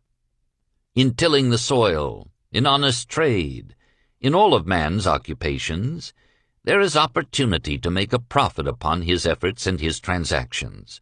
Perhaps not all the time will he be rewarded, because sometimes his judgment may be faulty, and other times the winds and the weather may defeat his efforts. Yet if he persists, he may usually expect to realize his profit. This is so because the chances of profit are always in his favor. But when a man playeth the games, the situation is reversed, for the chances of profit are always against him and always in favor of the gamekeeper. The game is so arranged that it will always favor the keeper. It is his business at which he plans to make a liberal profit for himself from the coins bet by the players. Few players realize how certain are the gamekeeper's profits, and how uncertain are their own chances to win. For example, let us consider wagers placed upon the cube. Each time it is cast, we bet which side will be uppermost. If it be the red side, the game master pays to us 4 times our bet. But if any of the other 5 sides comes uppermost, we lose our bet. Thus the figures show that for each cast we have 5 chances to lose. But because the red pays 4 for 1, we have 4 chances to win. In a night's play, the game master can expect to keep for his profit 1/5 of all the coins wagered. Can a man expect to win more than occasionally against odds so arranged that he should lose 1/5 of all his bets? Yet some men do win large sums at times, volunteered one of the listeners. Quite so, they do, Arkad continued. Realizing this, the question comes to me whether money secured in such ways brings permanent value to those who are thus lucky. Among my acquaintances are many of the successful men of Babylon, yet among them I am unable to name a single one who started his success from such a source. You who are gathered here tonight know many more of our substantial citizens. To me it would be of much interest to learn how many of our successful citizens can credit the gaming tables with their start to success. Suppose each of you tell us of those you know. What say you?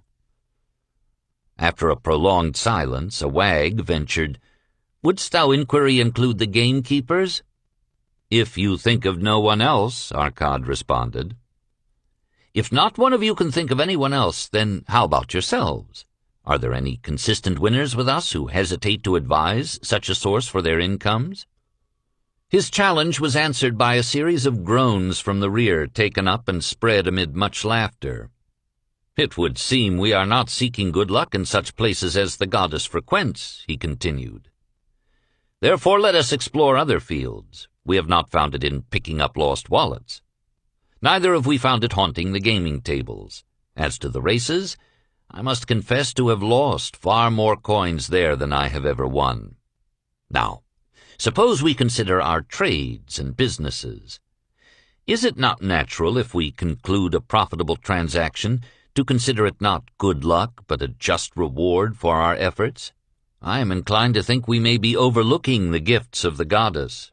Perhaps she really does assist us when we do not appreciate her generosity. Who can suggest further discussion?" Thereupon an elderly merchant arose, smoothing his genteel white robe. "With thy permission, most honorable Arkad and my friends, I offer a suggestion. If, as you have said, we take credit to our own industry and ability for our business success, why not consider the successes we almost enjoyed but which escaped us, happenings which would have been most profitable? They would have been rare examples of good luck if they had actually happened. Because they were not brought to fulfillment, we cannot consider them as our just rewards. Surely many men here have such experiences to relate." "Here is a wise approach," Arkad approved. "Who among you have had good luck within your grasp, only to see it escape?"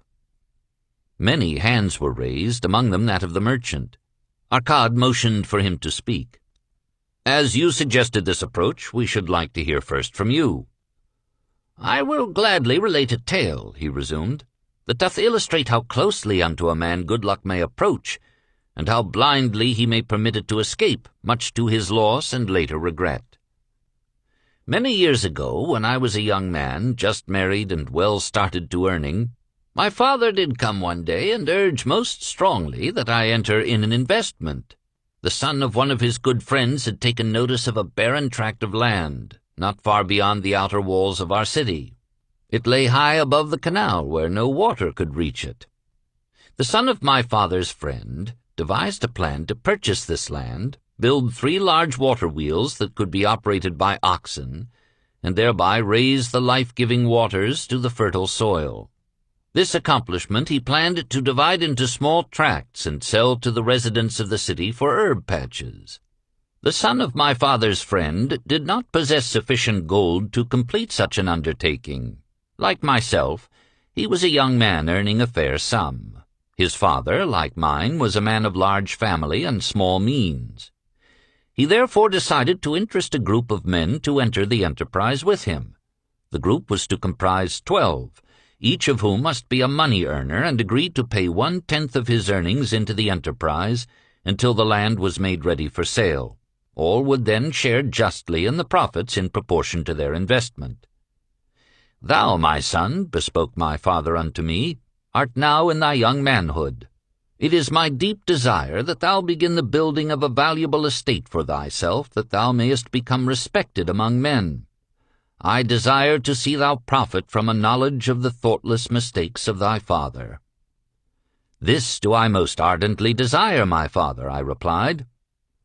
Then this do I advise. Do what I should have done at thy age.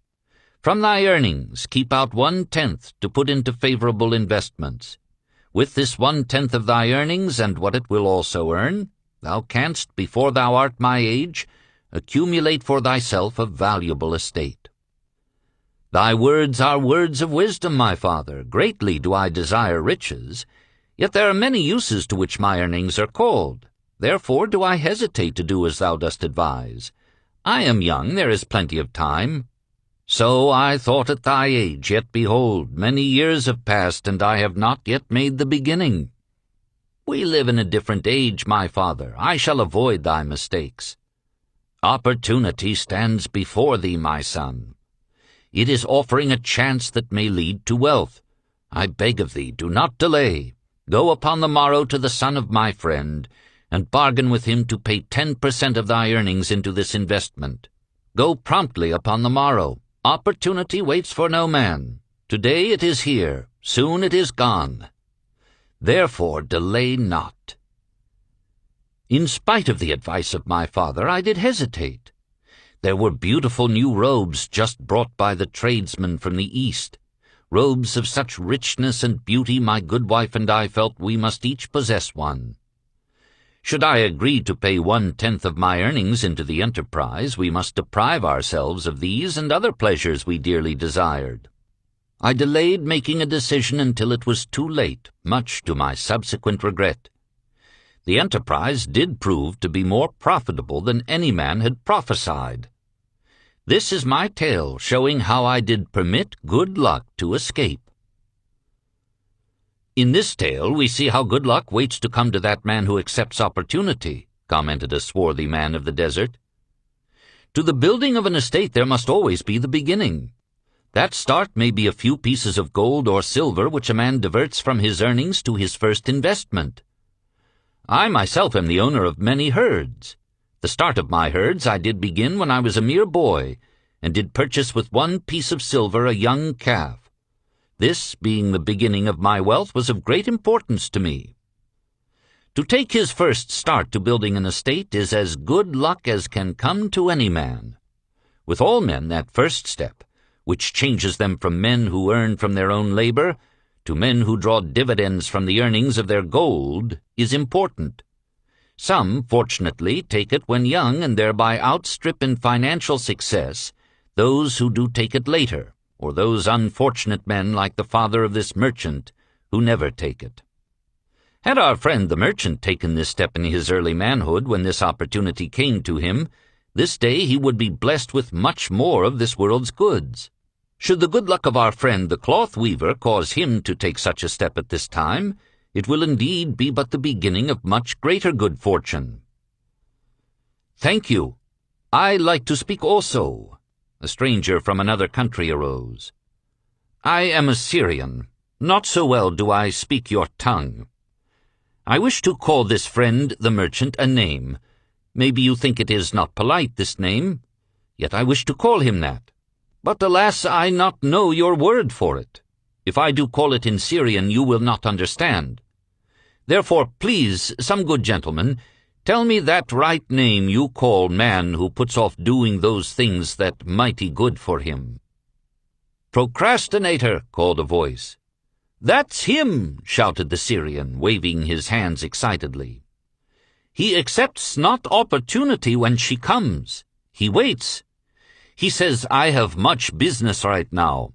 By and by I talk to you. Opportunity, she will not wait for such slow fellow. She thinks if a man desires to be lucky, he will step quick. Any man not step quick when opportunity comes, he big procrastinator like our friend, this merchant. The merchant arose and bowed good-naturedly in response to the laughter. My admiration to thee, stranger within our gates, who hesitates not to speak the truth. And now let us hear another tale of opportunity. Who has for us another experience? Demanded Arkad. I have, responded a red-robed man of middle age. I am a buyer of animals, mostly camels and horses. Sometimes I do also buy the sheep and goats.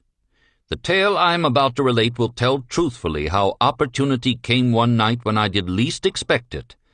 Perhaps for this reason I did let it escape. Of this you shall be the judge. Returning to the city one evening after a disheartening 10 days' journey in search of camels, I was much angered to find the gates of the city closed and locked.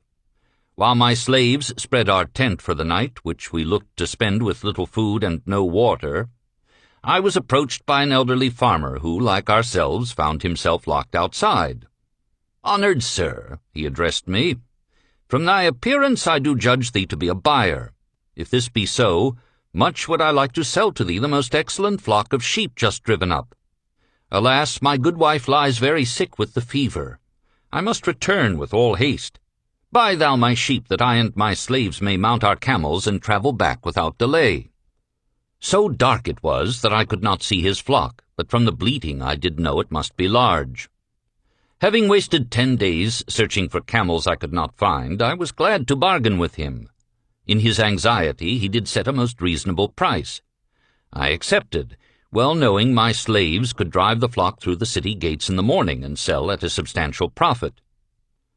The bargain concluded, I called my slaves to bring torches that we might count the flock which the farmer declared to contain 900. I shall not burden you, my friends, with a description of our difficulty in attempting to count so many thirsty, restless, milling sheep. It proved to be an impossible task. Therefore I bluntly informed the farmer I would count them at daylight and pay him then. Please, most honorable sir, he pleaded, pay me but 2/3 of the price tonight, that I may be on my way. I will leave my most intelligent and educated slave to assist to make the count in the morning. He is trustworthy, and to him thou canst pay the balance. But I was stubborn and refused to make payment that night. Next morning, before I awoke, the city gates opened, and 4 buyers rushed out in search of flocks. They were most eager and willing to pay high prices because the city was threatened with siege, and food was not plentiful. Nearly 3 times the price at which he had offered the flock to me did the old farmer receive for it. Thus was rare good luck allowed to escape. Here is a tale most unusual, commented Arkad. What wisdom doth it suggest? The wisdom of making a payment immediately when we are convinced our bargain is wise, suggested a venerable saddle-maker. If the bargain be good, then dost thou need protection against thy own weakness as much as against any other man. We mortals are changeable. Alas, I must say, more apt to change our minds when right than wrong. Wrong, we are stubborn indeed. Right, we are prone to vacillate and let opportunity escape. My first judgment is my best. Yet always have I found it difficult to compel myself to proceed with a good bargain when made. Therefore, as a protection against my own weaknesses, I do make a prompt deposit thereon. This doth save me from later regrets for the good luck that should have been mine. Thank you. Again I like to speak. The Syrian was upon his feet once more. These tales much alike. Each time opportunity fly away for some reason. Each time she come to procrastinator, bringing good plan. Each time they hesitate. Not say, right now best time, I do it quick. How can men succeed that way? Wise are thy words, my friend, responded the buyer. Good luck fled from procrastination in both these tales. Yet this is not unusual. The spirit of procrastination is within all men. We desire riches. Yet how often when opportunity doth appear before us, that spirit of procrastination from within doth urge various delays in our acceptance. In listening to it, we do become our own worst enemies. In my younger days, I did not know it by this long word our friend from Syria doth enjoy. I did think at first it was my own poor judgment that did cause me loss of many profitable trades. Later I did credit it to my stubborn disposition. At last I did recognize it for what it was, a habit of needless delaying where action was required, action prompt and decisive. How I did hate it when its true character stood revealed. With the bitterness of a wild ass hitched to a chariot, I did break loose from this enemy to my success. Thank you. I ask question from Mr. Merchant. The Syrian was speaking. You wear fine robes, not like those of poor man. You speak like successful man. Tell us, do you listen now when procrastination whispers in your ear? Like our friend the buyer, I also had to recognize and conquer procrastination, responded the merchant. To me it proved to be an enemy, ever watching and waiting to thwart my accomplishments. The tale I did relate is but one of many similar instances I could tell to show how it drove away my opportunities. 'Tis not difficult to conquer, once understood. No man willingly permits the thief to rob his bins of grain, nor does any man willingly permit an enemy to drive away his customers and rob him of his profits. When once I did recognize that such acts as these my enemy was committing, with determination I conquered him. So must every man master his own spirit of procrastination before he can expect to share in the rich treasures of Babylon. What sayest, Arcad? Because thou art the richest man in Babylon, many do proclaim thee to be the luckiest. Dost agree with me that no man can arrive at a full measure of success until he hath completely crushed the spirit of procrastination within him? It is even as thou sayest, Arcad admitted. During my long life I have watched generation following generation, marching forward along those avenues of trade, science, and learning that lead to success in life. Opportunities came to all these men. Some grasped theirs and moved steadily to the gratification of their deepest desires, but the majority hesitated, faltered, and fell behind. Arcad turned to the cloth weaver. Thou didst suggest that we debate good luck. Let us hear what thou now thinkest upon the subject. I do see good luck in a different light. I had thought of it as something most desirable that might happen to a man without effort upon his part. Now I do realize such happenings are not the sort of thing one may attract to himself. From our discussion have I learned that to attract good luck to oneself, it is necessary to take advantage of opportunities. Therefore, in the future I shall endeavor to make the best of such opportunities as do come to me. Thou hast well grasped the truths brought forth in our discussion, Arcad replied. Good luck, we do find, often follows opportunity, but seldom comes otherwise. Our merchant friend would have found great good luck had he accepted the opportunity the good goddess did present to him. Our friend the buyer likewise would have enjoyed good luck had he completed the purchase of the flock and sold at such a handsome profit. We did pursue this discussion to find a means by which good luck could be enticed to us. I feel that we have found the way. Both the tales did illustrate how good luck follows opportunity. Herein lies a truth that many similar tales of good luck, won or lost, could not change. The truth is this: good luck can be enticed by accepting opportunity. Those eager to grasp opportunities for their betterment do attract the interest of the good goddess. She is ever anxious to aid those who please her. Men of action please her best. Action will lead thee forward to the successes thou dost desire. Men of action are favored by the goddess of good luck. The 5 Laws of Gold. A bag heavy with gold, or a clay tablet carved with words of wisdom. If thou hadst thy choice, which wouldst thou choose? By the flickering light from the fire of desert shrubs, the sun-tanned faces of the listeners gleamed with interest. "The gold! The gold!" chorused the 27. Old Kalabab smiled knowingly. "Hark!" he resumed, raising his hand. "Hear the wild dogs out there in the night. They howl and wail because they are lean with hunger. Yet feed them, and what do they? Fight and strut, then fight and strut some more, giving no thought to the morrow that will surely come. Just so it is with the sons of men. Give them a choice of gold and wisdom. What do? Ignore the wisdom and waste the gold. On the morrow they wail because they have no more gold. Gold is reserved for those who know its laws and abide by them." Kalabab drew his white robe close about his lean legs, for a cool night wind was blowing.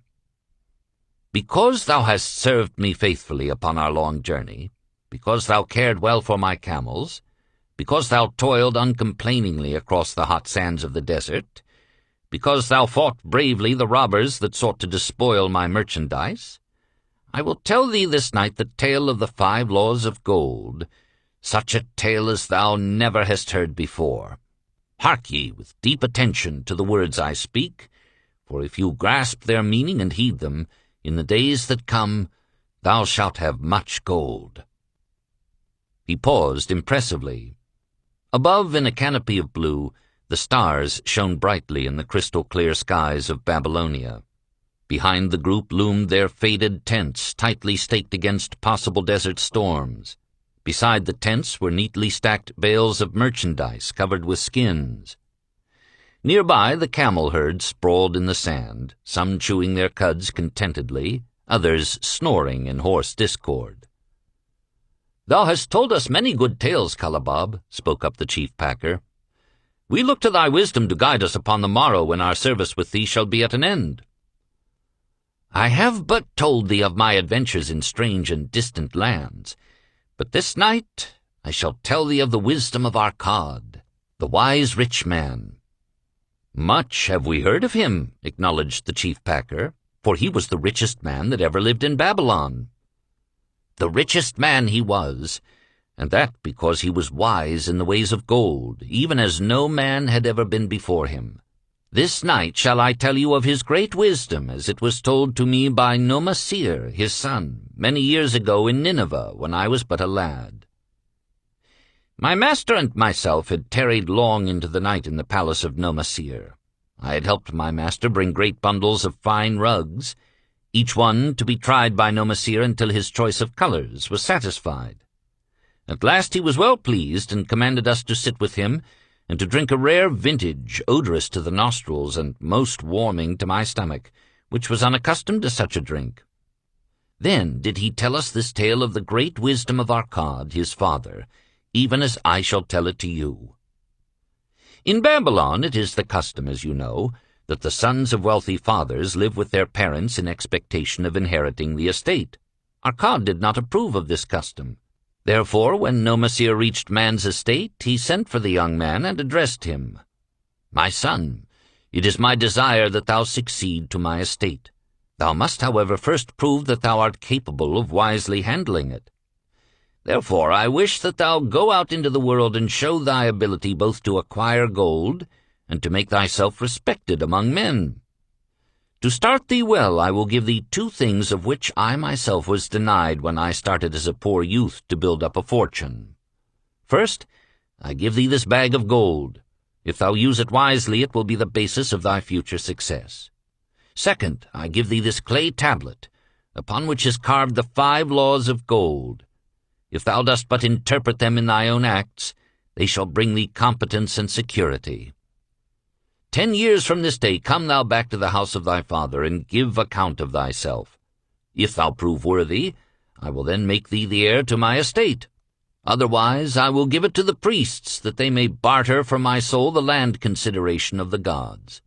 So Nomasir went forth to make his own way, taking his bag of gold, the clay tablet carefully wrapped in silken cloth, his slave, and the horses upon which they rode. The 10 years passed, and Nomasir, as he had agreed, returned to the house of his father, who provided a great feast in his honor, to which he invited many friends and relatives. After the feast was over, the father and mother mounted their throne-like seats at one side of the great hall, and Nomasir stood before them to give an account of himself as he had promised his father. It was evening. The room was hazy with smoke from the wicks of the oil lamps that but dimly lighted it. Slaves in white-woven jackets and tunics fanned the humid air rhythmically with long-stemmed palm leaves. A stately dignity colored the scene. The wife of Nomasir and his 2 young sons, with friends and other members of the family, sat upon rugs behind him, eager listeners. "My father," he began deferentially, "I bow before thy wisdom. 10 years ago, when I stood at the gates of manhood, thou bade me go forth and become a man among men, instead of remaining a vassal to thy fortune. Thou gave me liberally of thy gold. Thou gave me liberally of thy wisdom. Of the gold, alas, I must admit of a disastrous handling. It fled, indeed, from my inexperienced hands, even as a wild hare flees at the first opportunity from the youth who captures it." The father smiled indulgently. "Continue, my son. Thy tale interests me in all its details." "I decided to go to Nineveh, as it was a growing city, believing that I might find there opportunities. I joined a caravan, and among its members made numerous friends.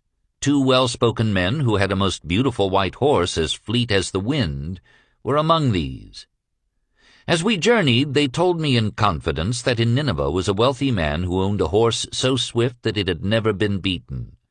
Its owner believed that no horse living could run with greater speed. Therefore would he wager any sum, however large, that his horse could outspeed any horse in all Babylonia. Compared to their horse, so my friends said, it was but a lumbering ass that could be beaten with ease. They offered as a great favor to permit me to join them in a wager. I was quite carried away with the plan. Our horse was badly beaten, and I lost much of my gold." The father laughed. "Later, I discovered that this was a deceitful plan of these men, and they constantly journeyed with caravans seeking victims. You see, the man in Nineveh was their partner and shared with them the bets he won. This shrewd deceit taught me my first lesson in looking out for myself. I was soon to learn another, equally bitter. In the caravan was another young man with whom I became quite friendly. He was the son of wealthy parents and, like myself, journeying to Nineveh to find a suitable location. Not long after our arrival, he told me that a merchant had died, and his shop, with its rich merchandise and patronage, could be secured at a paltry price. Saying that we would be equal partners, but first he must return to Babylon to secure his gold, he prevailed upon me to purchase the stock with my gold, agreeing that his would be used later to carry on our venture. He long delayed the trip to Babylon, proving in the meantime to be an unwise buyer and a foolish spender. I finally put him out, but not before the business had deteriorated to where we had only unsaleable goods and no gold to buy other goods. I sacrificed what was left to an Israelite for a pitiful sum. Soon there followed, I tell you, my father, bitter days. I sought employment and found it not, for I was without trade or training that would enable me to earn. I sold my horses. I sold my slave. I sold my extra robes that I might have food and a place to sleep, but each day grim want crouched closer. But in those bitter days I remembered thy confidence in me, my father. Thou hadst sent me forth to become a man, and this I was determined to accomplish." The mother buried her face and wept softly. "At this time I bethought me of the table thou had given to me, upon which thou had carved the 5 laws of gold. Thereupon I read most carefully thy words of wisdom, and realized that had I but sought wisdom first, my gold would not have been lost to me. I learned by heart each law and determined that when once more the goddess of good fortune smiled upon me, I would be guided by the wisdom of age and not by the inexperience of youth. For the benefit of you who are seated here this night, I will read the wisdom of my father as engraved upon the clay tablet which he gave to me 10 years ago. The 5 Laws of Gold. 1. Gold cometh gladly and in increasing quantity to any man who will put by not less than 1/10 of his earnings to create an estate for his future and that of his family. 2. Gold laboureth diligently and contentedly for the wise owner who finds for it profitable employment, multiplying even as the flocks of the field. 3. Gold clingeth to the protection of the cautious owner who invests it under the advice of men wise in its handling. 4. Gold slippeth away from the man who invests it in businesses or purposes with which he is not familiar or which are not approved by those skilled in its keep. 5. Gold flees the man who would force it to impossible earnings or who followeth the alluring advice of tricksters and schemers, or who trusts it to his own inexperience and romantic desires in investment. These are the 5 laws of gold as written by my father. I do proclaim them as of greater value than gold itself, as I will show by the continuance of my tale. He again faced his father. I have told thee of the depth of poverty and despair to which my inexperience brought me. However, there is no chain of disasters that will not come to an end. Mine came when I secured employment managing a crew of slaves working upon the new outer wall of the city. Profiting from my knowledge of the first law of gold, I saved a copper from my first earnings, adding to it at every opportunity until I had a piece of silver. It was a slow procedure, for one must live. I did spend grudgingly, I admit, because I was determined to earn back before the 10 years were over as much gold as you, my father, had given to me. One day the slave-master, with whom I had become quite friendly, said to me, Thou art a thrifty youth, who spends not wantonly what he earns. Hast thou gold put by that is not earning? Yes, I replied. It is my greatest desire to accumulate gold to replace that which my father gave to me and which I have lost. 'Tis a worthy ambition, I will grant. And do you know that the gold which you have saved can work for you and earn much more gold? Alas, my experience has been bitter, for my father's gold has fled from me, and I am in much fear lest my own do the same. If thou hast confidence in me, I will give thee a lesson in the profitable handling of gold, he replied. Within a year the outer wall will be complete and ready for the great gates of bronze that will be built at each entrance to protect the city from the king's enemies. In all Nineveh there is not enough metal to make these gates, and the king has not thought to provide it. Here is my plan. A group of us will pool our gold and send a caravan to the mines of copper and tin, which are distant, and bring to Nineveh the metal for the gates. When the king says, Make the great gates, we alone can supply the metal, and a rich price he will pay.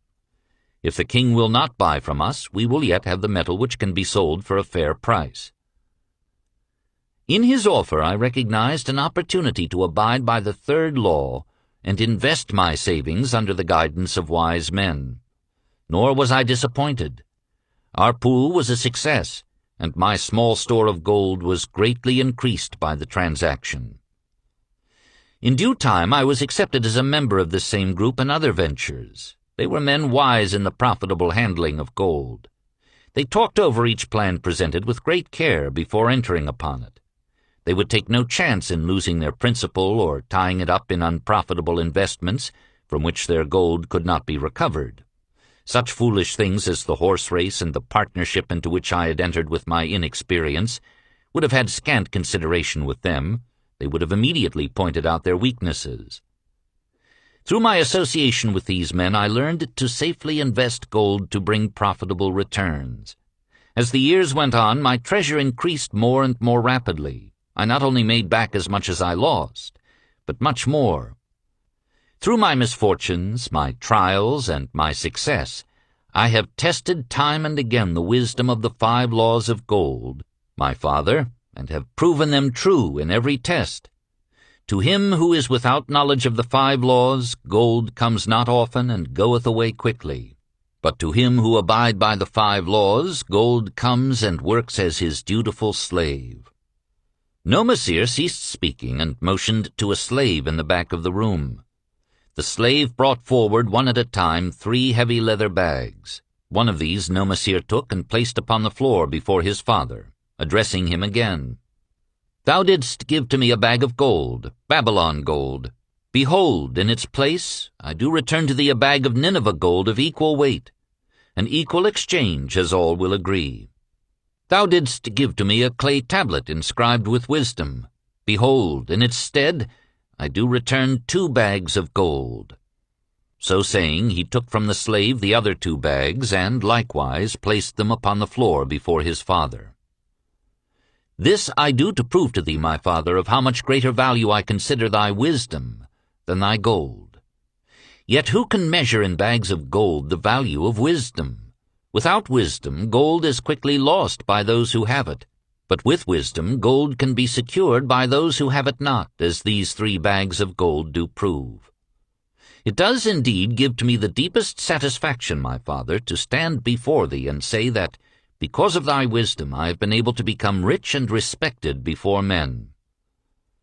The father placed his hand fondly upon the head of Nomasir. Thou hast learned well thy lessons, and I am indeed fortunate to have a son to whom I may entrust my wealth. Kalabab ceased his tale, and looked critically at his listeners. What means this to thee, this tale of Nomasir? He continued. Who amongst thee can go to thy father, or to the father of thy wife, and give an account of wise handling of his earnings? What would these venerable men think were you to say, I have traveled much, and learned much, and labored much, and earned much, yet alas, of gold I have little. Some I spent wisely, some I spent foolishly, and much I lost in unwise ways. Dost still think it but an inconsistency of fate that some men have much gold and others have naught? Then you err. Men have much gold when they know the 5 laws of gold and abide thereby. Because I learned these 5 laws in my youth and abided by them, I have become a wealthy merchant. Not by some strange magic did I accumulate my wealth. Wealth that comes quickly goeth the same way. Wealth that stayeth to give enjoyment and satisfaction to its owner comes gradually, because it is a child born of knowledge and persistent purpose. To earn wealth is but a slight burden upon the thoughtful man.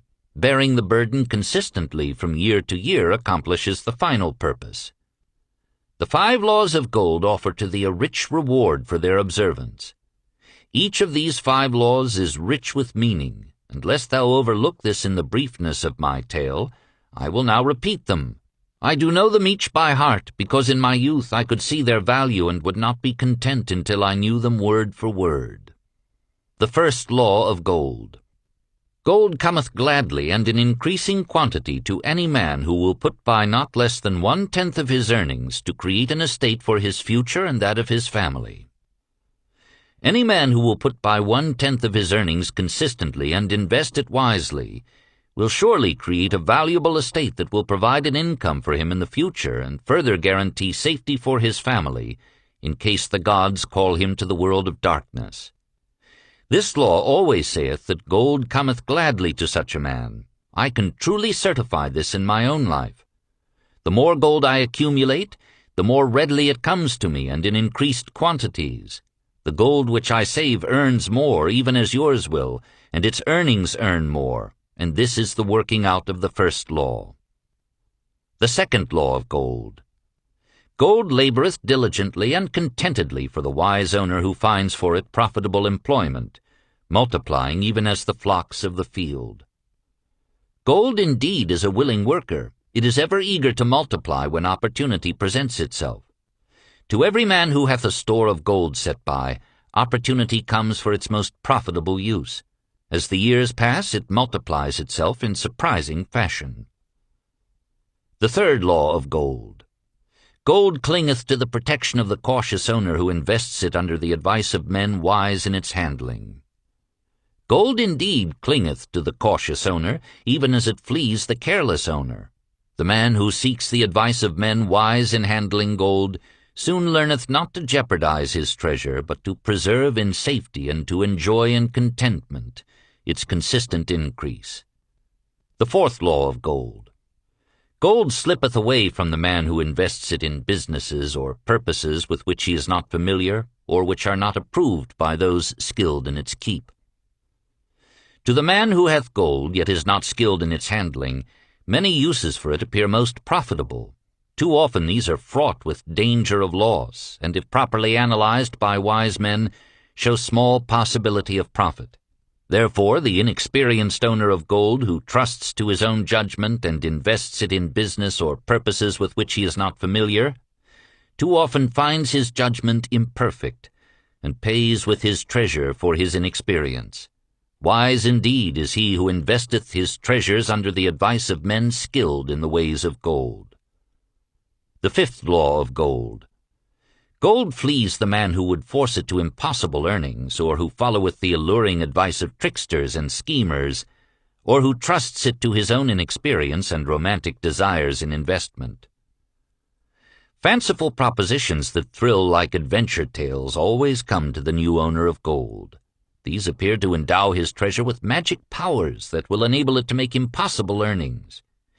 Yet heed ye the wise men, for verily they know the risks that lurk behind every plan to make great wealth suddenly. Forget not the rich men of Nineveh who would take no chance of losing their principal or tying it up in unprofitable investments. This ends my tale of the 5 laws of gold. In telling it to thee, I have told the secrets of my own success. Yet they are not secrets, but truths, which every man must first learn and then follow who wishes to step out of the multitude that, like your wild dogs, must worry each day for food to eat. Tomorrow we enter Babylon. Look, see the fire that burns eternal above the temple of Bel. We are already in sight of the golden city. Tomorrow each of thee shall have gold, the gold thou hast so well earned by thy faithful services. 10 years from this night, what can you tell about this gold? If there be men among you who, like Nomasir, will use a portion of their gold to start for themselves an estate, and be thenceforth wisely guided by the wisdom of Arkad, 10 years from now, 'tis a safe wager, like the son of Arkad, they will be rich and respected among men. Our wise acts accompany us through life to please us and to help us. Just as surely our unwise acts follow us to plague and torment us. Alas, they cannot be forgotten. In the front rank of the torments that do follow us are the memories of the things we should have done, of the opportunities which came to us and we took not. Rich are the treasures of Babylon, so rich no man can count their value in pieces of gold. Each year they grow richer and more valuable. Like the treasures of every land, they are a reward, a rich reward, awaiting those men of purpose who determine to secure their just share. In the strength of thine own desires is a magic power. Guide this power with thy knowledge of the 5 laws of gold, and thou shalt share the treasures of Babylon. The Gold Lender of Babylon. 50 pieces of gold! Never before had Rodan, the spear-maker of old Babylon, carried so much gold in his leather wallet. Happily down the king's highway from the palace of his most liberal majesty he strode. Cheerfully the gold clinked as the wallet at his belt swayed with each step. The sweetest music he had ever heard. 50 pieces of gold, all his! He could hardly realize his good fortune. What power in those clinking discs! They could purchase anything he wanted. A grand house, land, cattle, camels, horses, chariots, whatever he might desire. What use should he make of it? This evening, as he turned into a side street towards the home of his sister, he could think of nothing he would rather possess than those same glittering heavy pieces of gold, his to keep. It was upon an evening some days later that a perplexed Rodan entered the shop of Mathon, the lender of gold and dealer in jewels and rare fabrics. Glancing neither to the right nor the left at the colorful articles artfully displayed, he passed through to the living quarters at the rear, Here he found the genteel Mathon lounging upon a rug, partaking of a meal served by a black slave. "I would counsel with thee, for I know not what to do."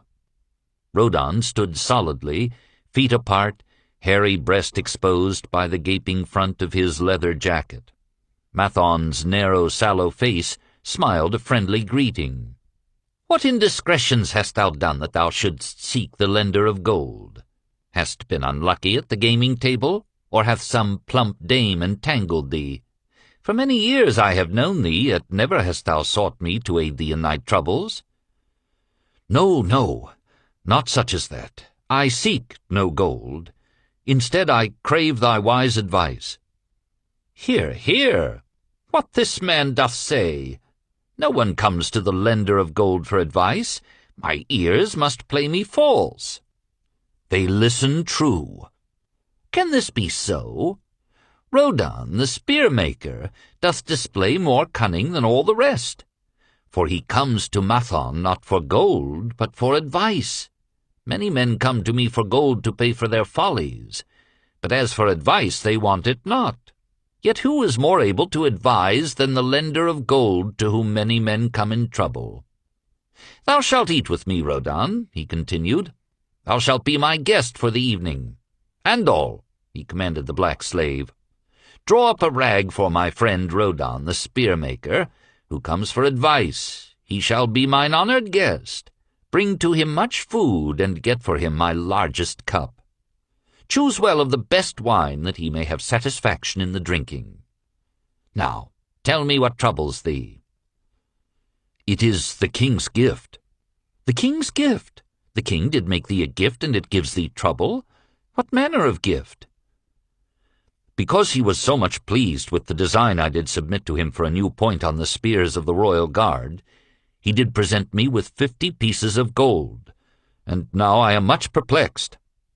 I am beseeched each hour the sun doth travel across the sky by those who would share it with me." "That is natural. More men want gold than have it, and would wish one who comes by it easily to divide. But can you not say no? Is thy will not as strong as thy fist?" "To many I can say no, yet sometimes it would be easier to say yes. Can one refuse to share with one's sister, to whom one is deeply devoted? Surely thy own sister would not wish to deprive thee of enjoying thy reward. But it is for the sake of Ahriman, her husband, whom she wishes to see a rich merchant. She does feel that he has never had a chance, and she beseeches me to loan to him this gold that he may become a prosperous merchant and repay me from his profits." "My friend," resumed Mathon, "'tis a worthy subject thou bringest to discuss. Gold bringeth unto its possessor responsibility, and a changed position with his fellow men. It bringeth fear lest he lose it, or it be tricked away from him. It bringeth a feeling of power and ability to do good. Likewise it bringeth opportunities, whereby his very good intentions may bring him into difficulties. Didst ever hear of the farmer of Nineveh who could understand the language of animals? I wot not, for 'tis not the kind of tale men like to tell over the bronze-caster's forge. I will tell it to thee, for thou shouldst know that to borrowing and lending there is more than the passing of gold from the hands of one to the hands of another." This farmer, who could understand what the animals said to each other, did linger in the farmyard each evening just to listen to their words. One evening he did hear the ox bemoaning to the ass the hardness of his lot. "I do labor pulling the plough from morning until night. No matter how hot the day, or how tired my legs, or how the bow doth chafe my neck, still must I work. But you are a creature of leisure. You are wrapped with a colorful blanket, and do nothing more than carry our master about where he wishes to go. When he goes nowhere, you do rest and eat the green grass all the day." Now the ass, in spite of his vicious heels, was a goodly fellow, and sympathized with the ox. "My good friend," he replied, "you do work very hard, and I would help ease your lot. Therefore will I tell you how you may have a day of rest. In the morning, when the slave comes to fetch you to the plough, lie upon the ground and bellow much, that he may say you are sick and cannot work." So the ox took the advice of the ass, and the next morning the slave returned to the farmer and told him the ox was sick and could not pull the plough. "Then," said the farmer, "Hitch the ass to the plough, for the ploughing must go on." All that day the ass, who had only intended to help his friend, found himself compelled to do the ox's task.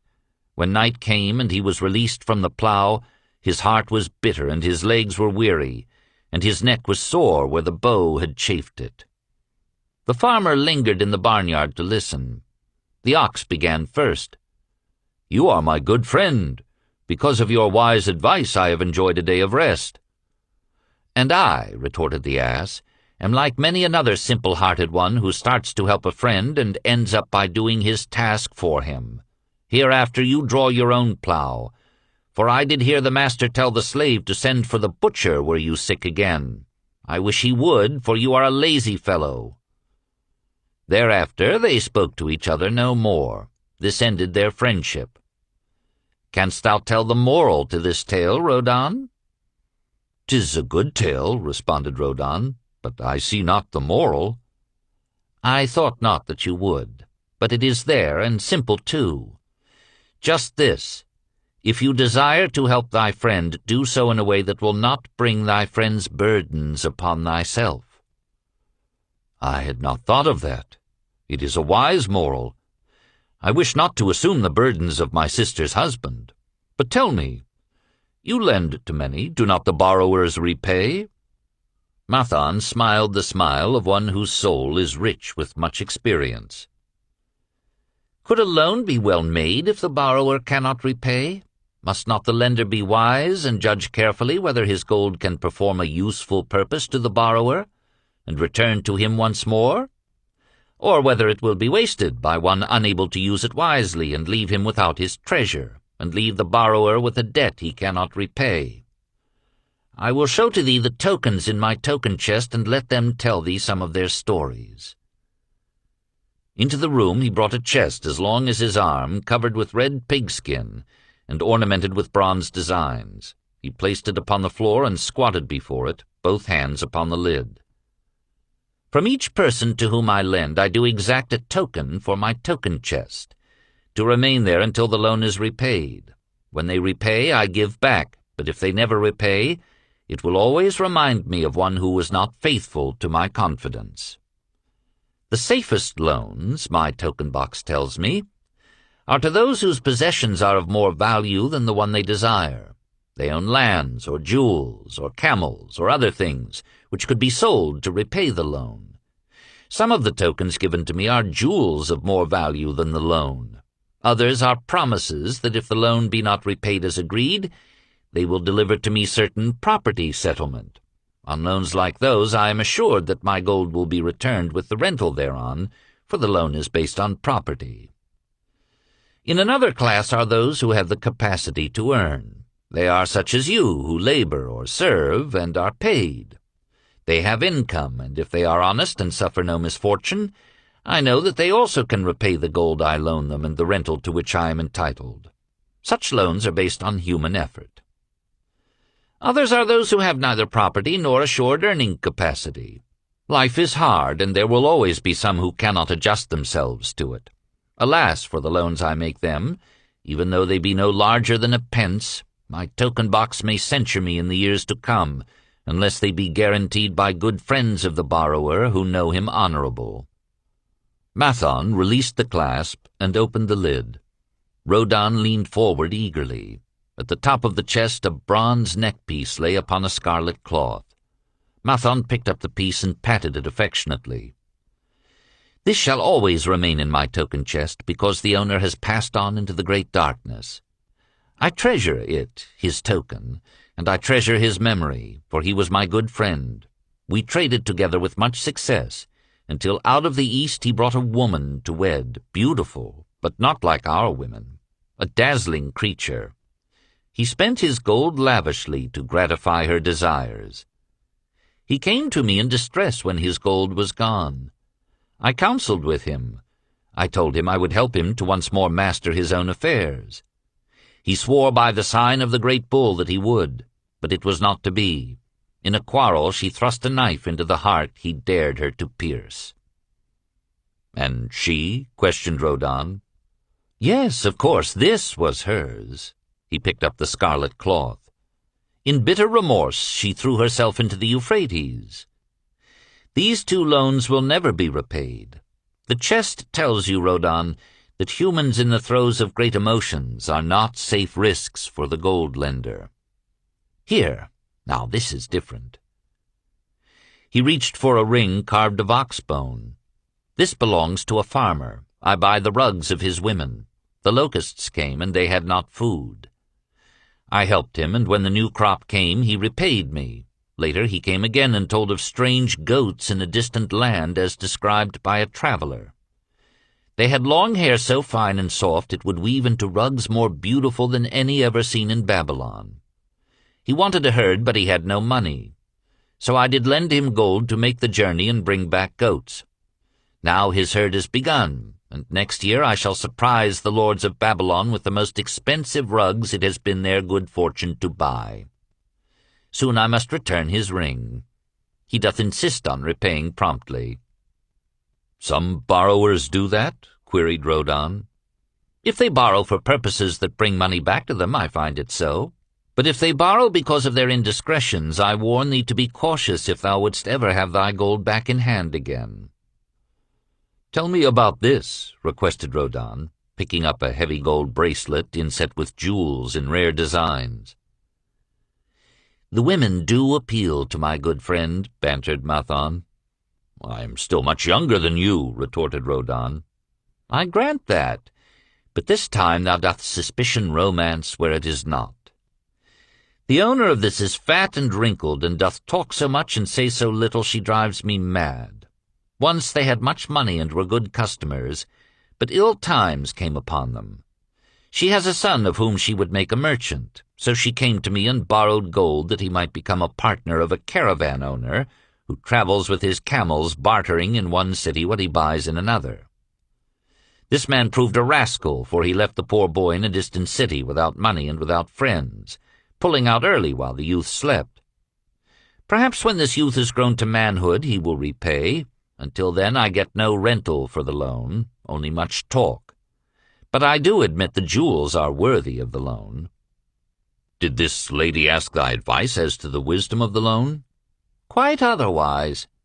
She had pictured to herself this son of hers as a wealthy and powerful man of Babylon. To suggest the contrary was to infuriate her. A fair rebuke I had. I knew the risk for this inexperienced boy, but as she offered security, I could not refuse her. This," continued Mathon, waving a bit of pack rope tied into a knot, "belongs to Nabatur, the camel trader.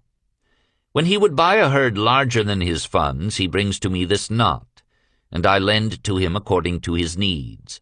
He is a wise trader. I have confidence in his good judgment, and can lend him freely. Many other merchants of Babylon have my confidence because of their honorable behavior. Their tokens come and go frequently in my token box. Good merchants are an asset to our city, and it profits me to aid them to keep trade moving, that Babylon be prosperous." Mathon picked out a beetle carved in turquoise and tossed it contemptuously on the floor. "A bug from Egypt. The lad who owns this does not care whether I ever receive back my gold. When I reproach him, he replies, 'How can I repay when ill fate pursues me? You have plenty more.' What can I do? The token is his father's, a worthy man of small means who did pledge his land and herd to back his son's enterprises. The youth found success at first and then was overzealous to gain great wealth. His knowledge was immature. His enterprises collapsed. Youth is ambitious. Youth would take shortcuts to wealth and the desirable things for which it stands. To secure wealth quickly, youth often borrows unwisely.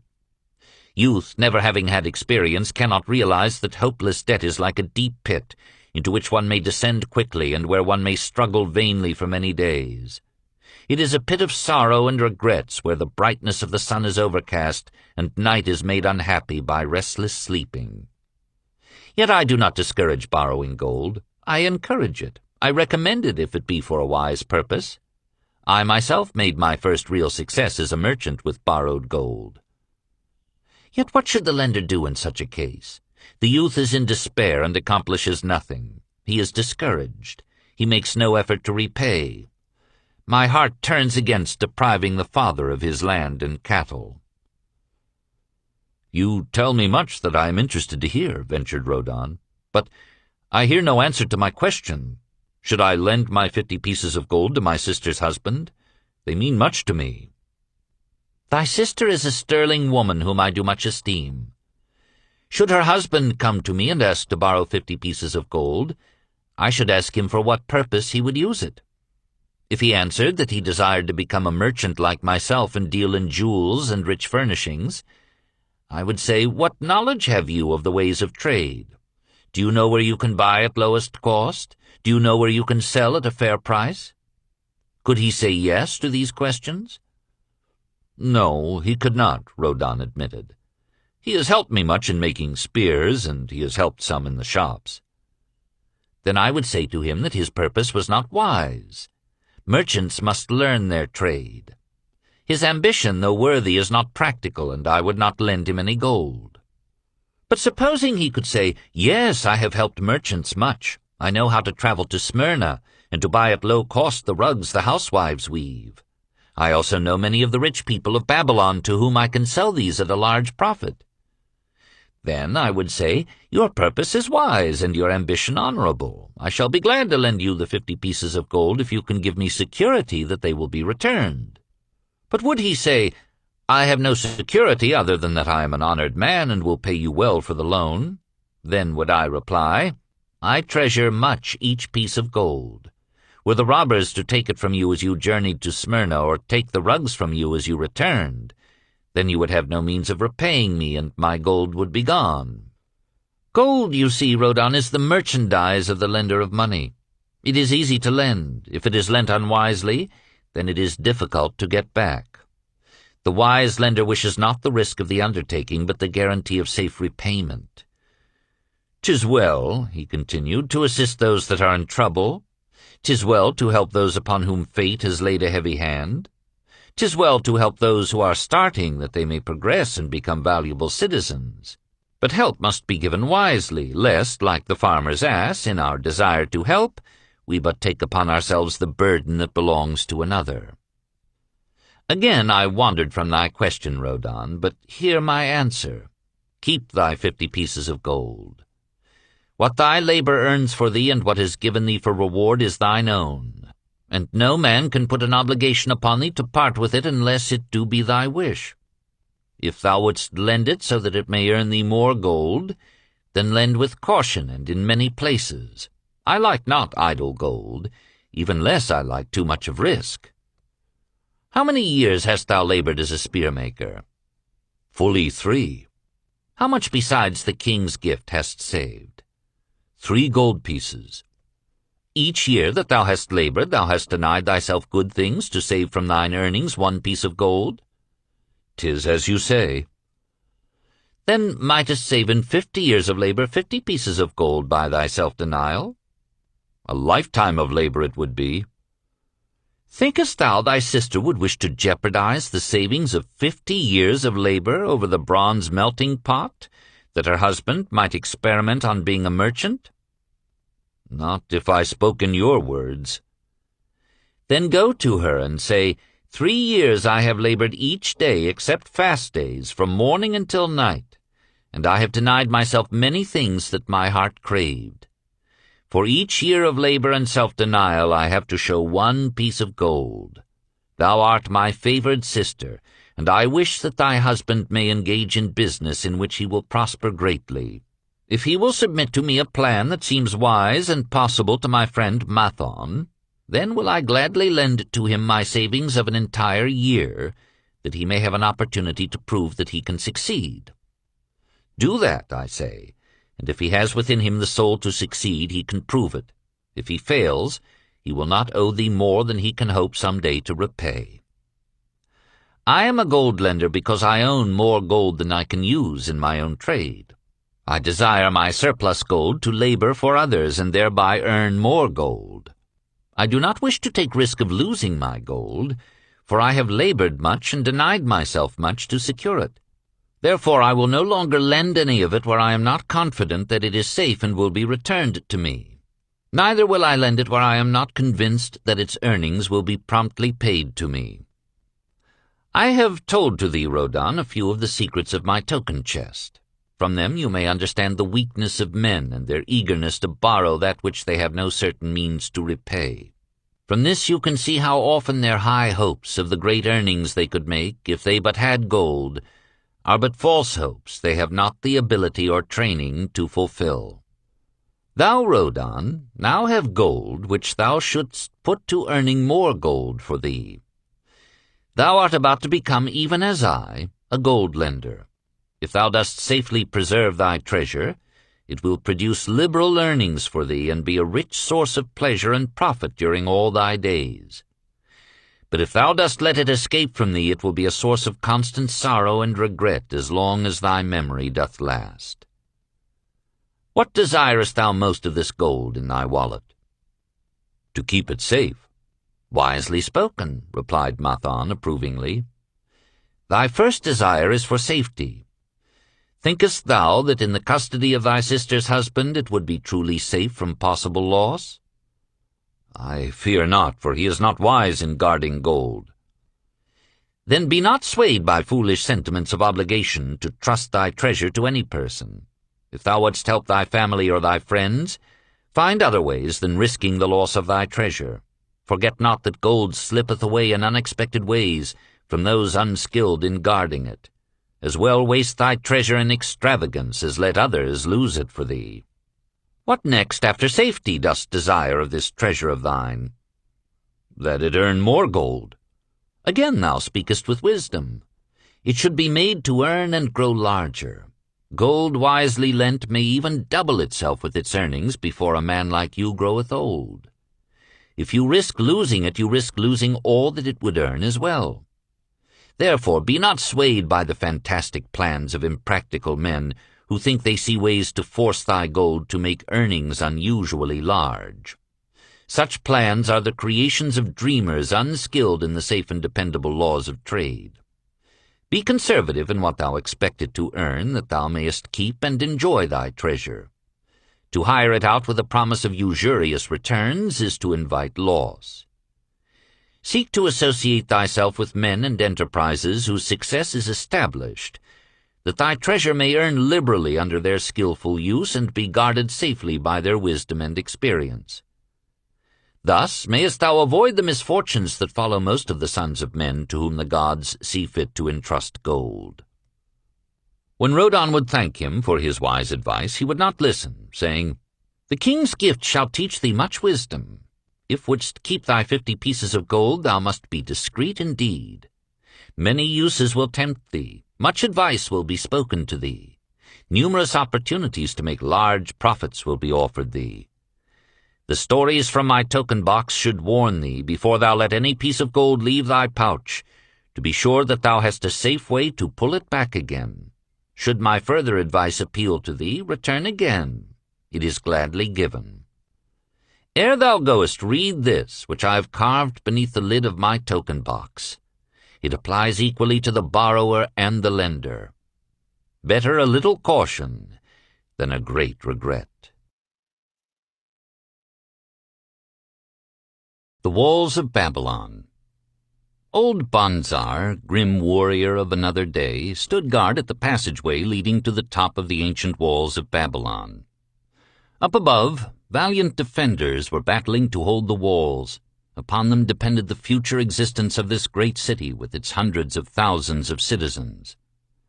Over the walls came the roar of the attacking armies, the yelling of many men, the trampling of thousands of horses, the deafening boom of the battering rams pounding the bronzed gates. In the street beyond the gate lounged the spearmen, waiting to defend the entrance should the gates give way. They were but few for the task. The main armies of Babylon were with their king, far away in the east on the great expedition against the Elamites.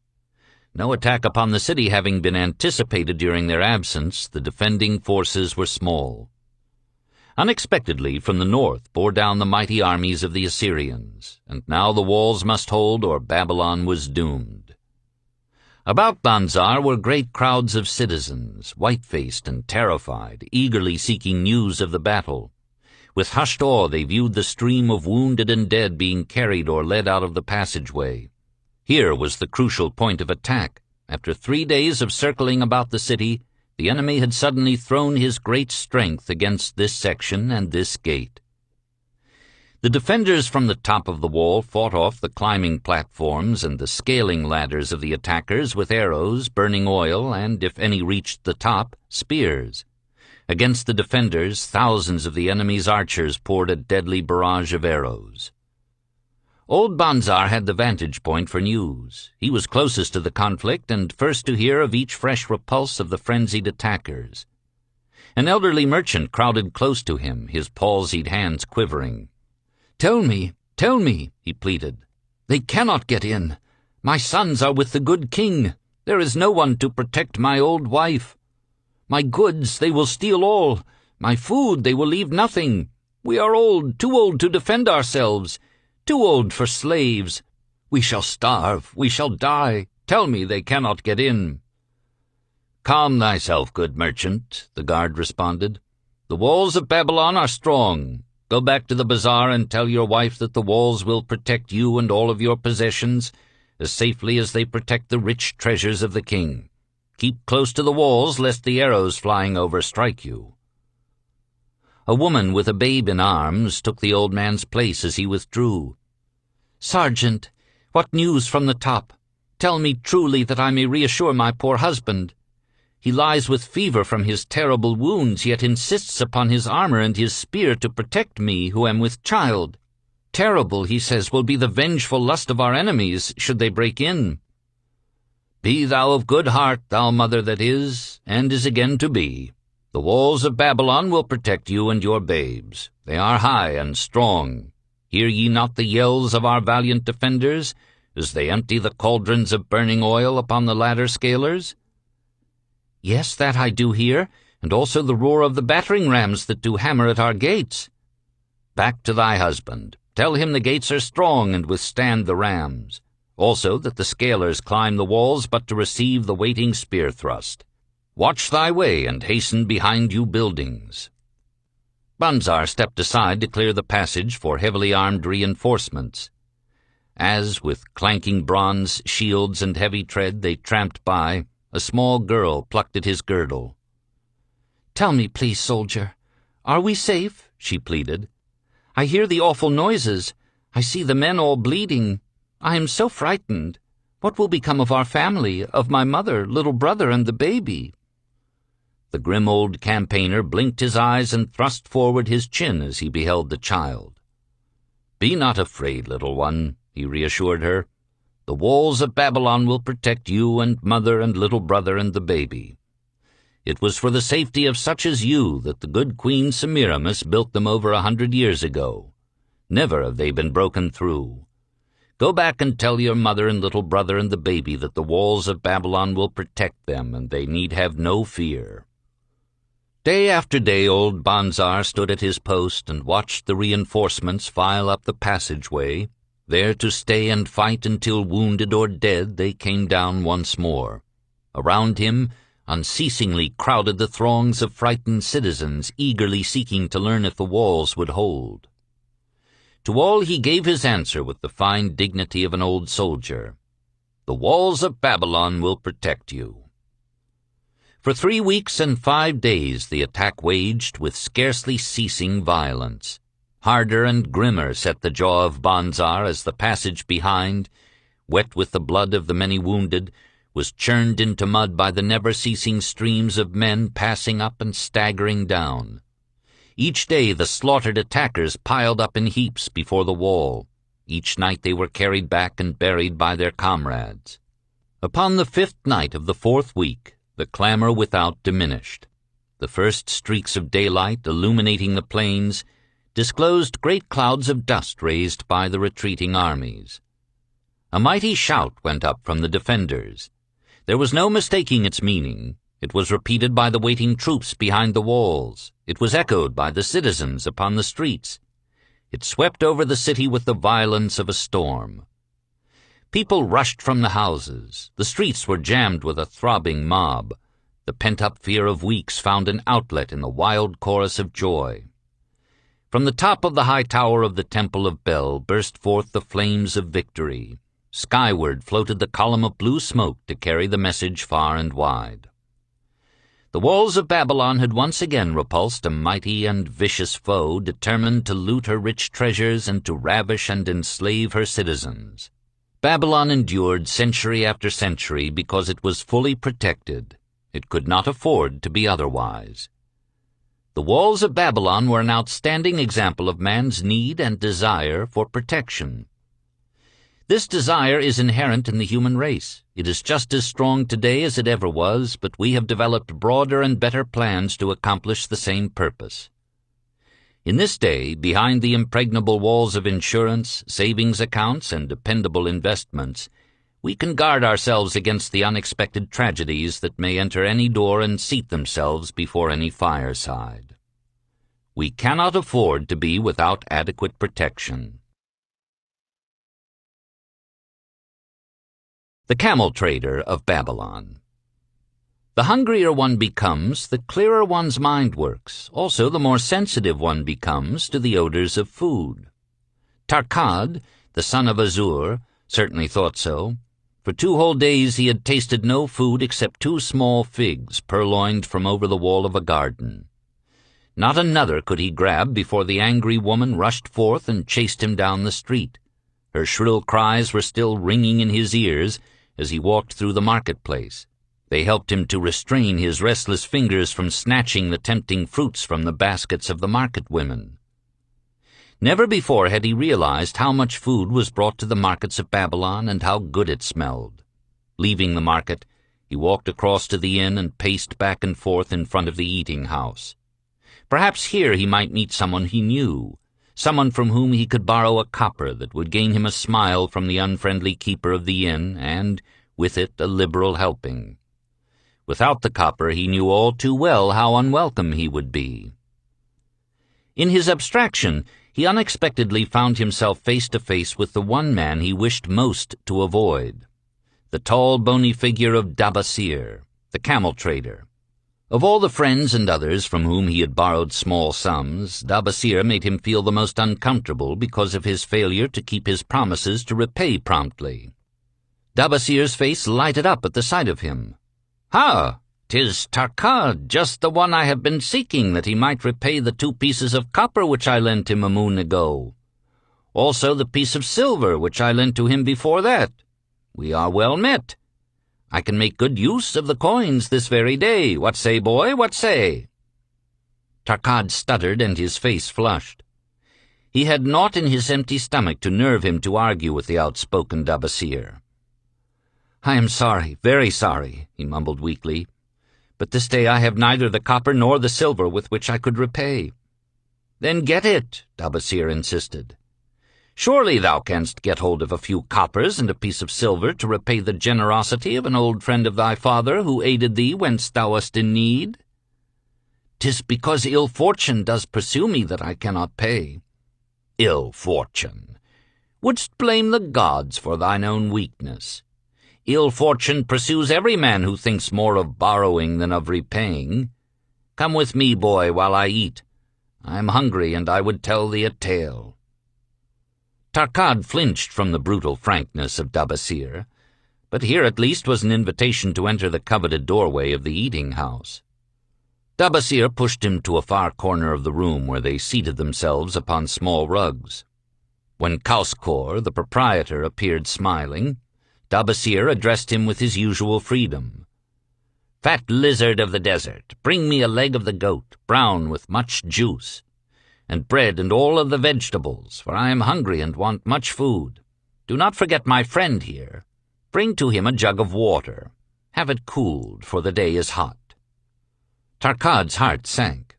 Must he sit here and drink water while he watched this man devour an entire goat leg?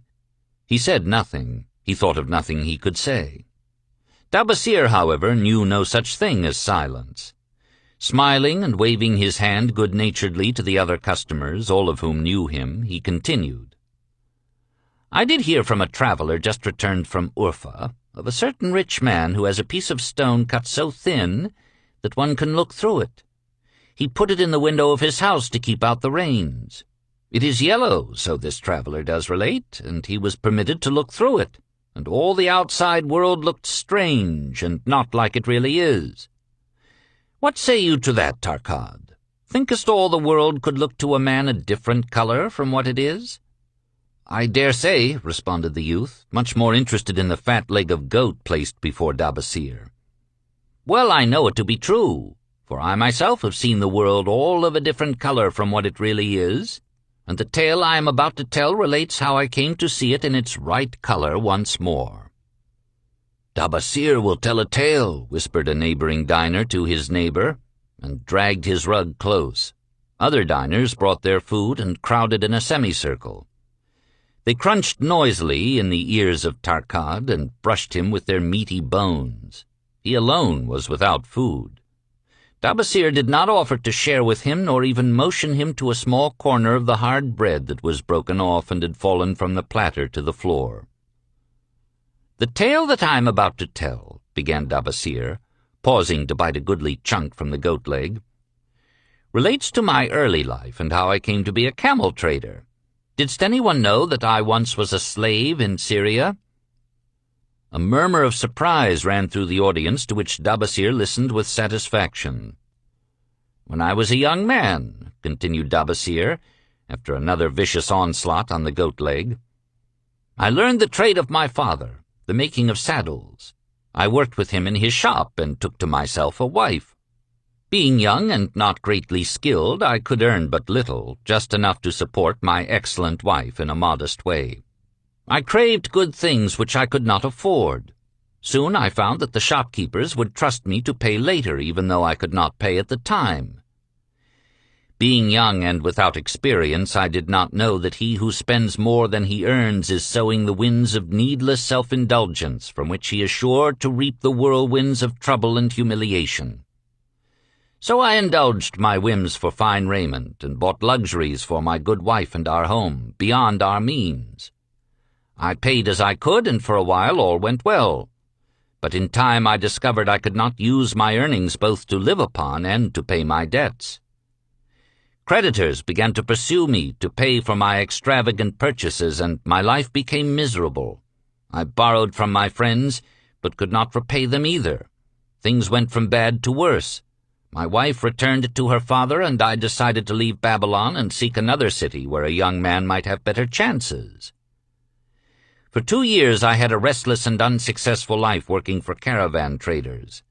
From this I fell in with a set of likable robbers who scoured the desert for unarmed caravans. Such deeds were unworthy of the son of my father, but I was seeing the world through a colored stone, and did not realize to what degradation I had fallen. We met with success on our first trip, captured a rich haul of gold and silks and valuable merchandise.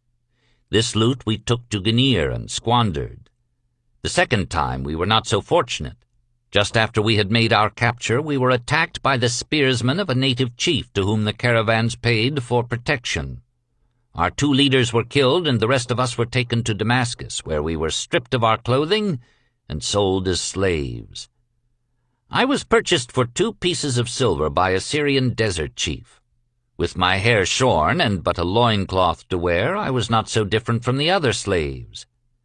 Being a reckless youth, I thought it merely an adventure, until my master took me before his 4 wives and told them they could have me for a eunuch.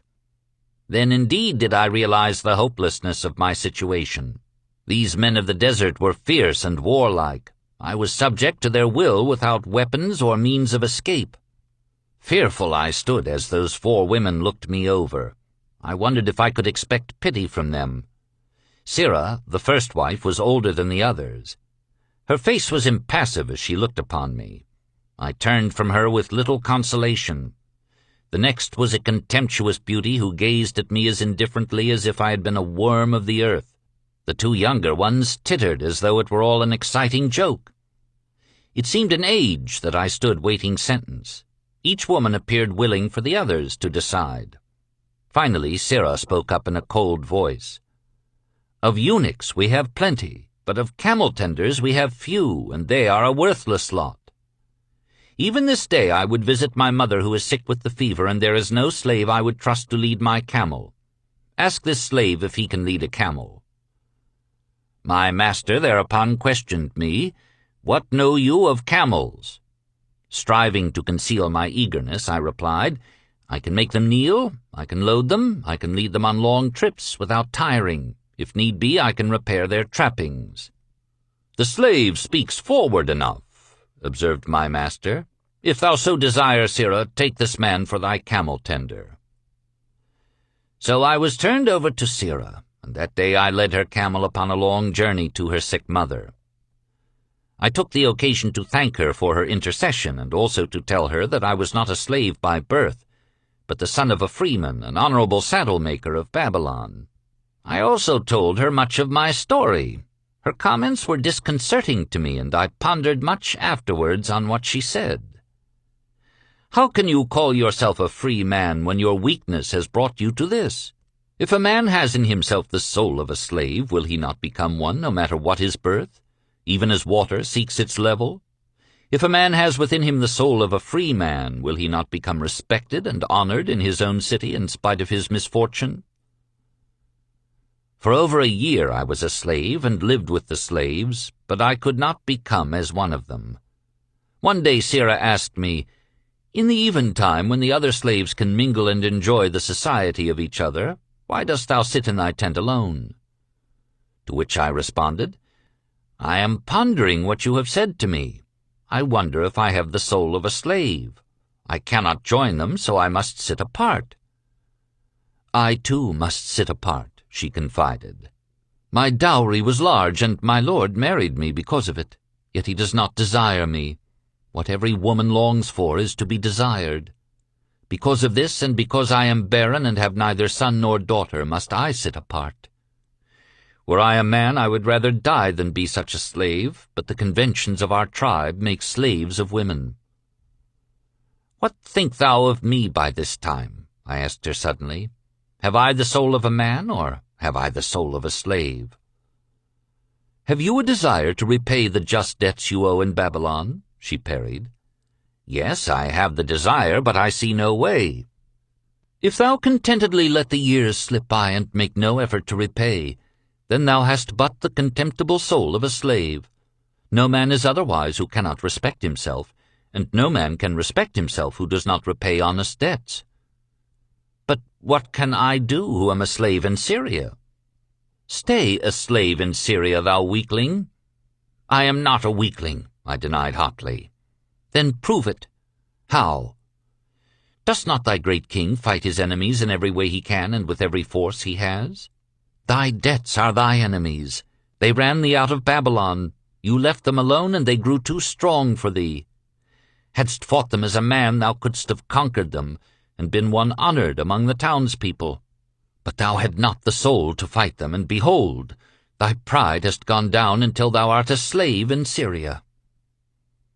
Much I thought over her unkind accusations, and many defensive phrases I worded to prove myself not a slave at heart, but I was not to have the chance to use them.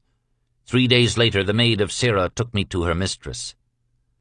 "My mother is again very sick," she said. "Saddle the 2 best camels in my husband's herd. Tie on waterskins and saddlebags for a long journey.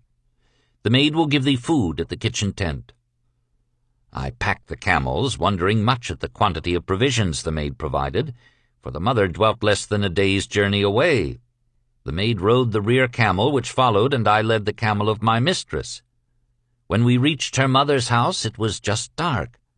Sirrah dismissed the maid and said to me, "Dabasir, hast thou the soul of a free man or the soul of a slave?" "The soul of a free man," I insisted. "Now is thy chance to prove it. Thy master hath imbibed deeply, and his chiefs are in a stupor. Take then these camels and make thy escape. Here in this bag is raiment of thy master's to disguise thee. I will say thou stole the camels and ran away while I visited my sick mother." "Thou hast the soul of a queen," I told her. "Much do I wish that I might lead thee to happiness." "Happiness," she responded, "awaits not the runaway wife who seeks it in far lands among strange people. Go thy own way, and may the gods of the desert protect thee, for the way is far and barren of food or water." I needed no further urging, but thanked her warmly and was away into the night. I knew not this strange country and had only a dim idea of the direction in which lay Babylon, but struck out bravely across the desert toward the hills. One camel I rode and the other I led. All that night I traveled, and all the next day, urged on by the knowledge of the terrible fate that was meted out to slaves who stole their master's property and tried to escape. Late that afternoon I reached a rough country as uninhabitable as the desert. The sharp rocks bruised the feet of my faithful camels, and soon they were picking their way slowly and painfully along. I met neither man nor beast, and could well understand why they shunned this inhospitable land. It was such a journey from then on as few men live to tell of. Day after day we plodded along. Food and water gave out. The heat of the sun was merciless. At the end of the 9th day I slid from the back of my mount with the feeling that I was too weak to ever remount, and I would surely die, lost in this abandoned country. I stretched out upon the ground and slept, not waking until the first gleam of daylight. I sat up and looked about me. There was a coolness in the morning air. My camels lay dejected not far away. About me was a vast waste of broken country covered with rock and sand and thorny things. No sign of water, naught to eat for man or camel. Could it be that in this peaceful quiet I faced my end? My mind was clearer than it had ever been before. My body now seemed of little importance. My parched and bleeding lips, my dry and swollen tongue, my empty stomach, all had lost their supreme agonies of the day before. I looked across into the uninviting distance, and once again came to me the question, have I the soul of a slave or the soul of a free man? Then with clearness I realized that if I had the soul of a slave, I should give up, lie down in the desert and die, a fitting end for a runaway slave. But if I had the soul of a free man, what then? Surely I would force my way back to Babylon, repay the people who had trusted me, bring happiness to my wife who truly loved me, and bring peace and contentment to my parents.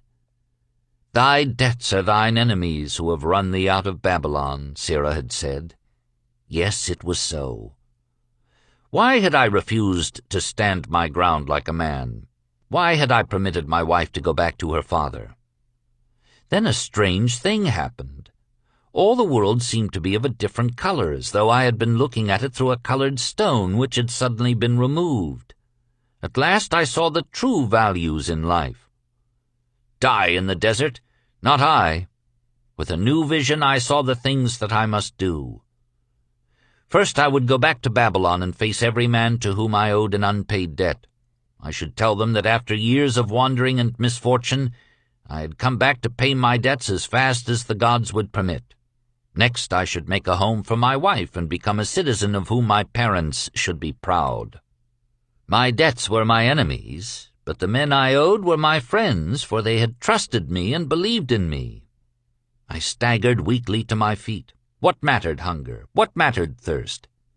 They were but incidents on the road to Babylon. Within me surged the soul of a free man going back to conquer his enemies and reward his friends.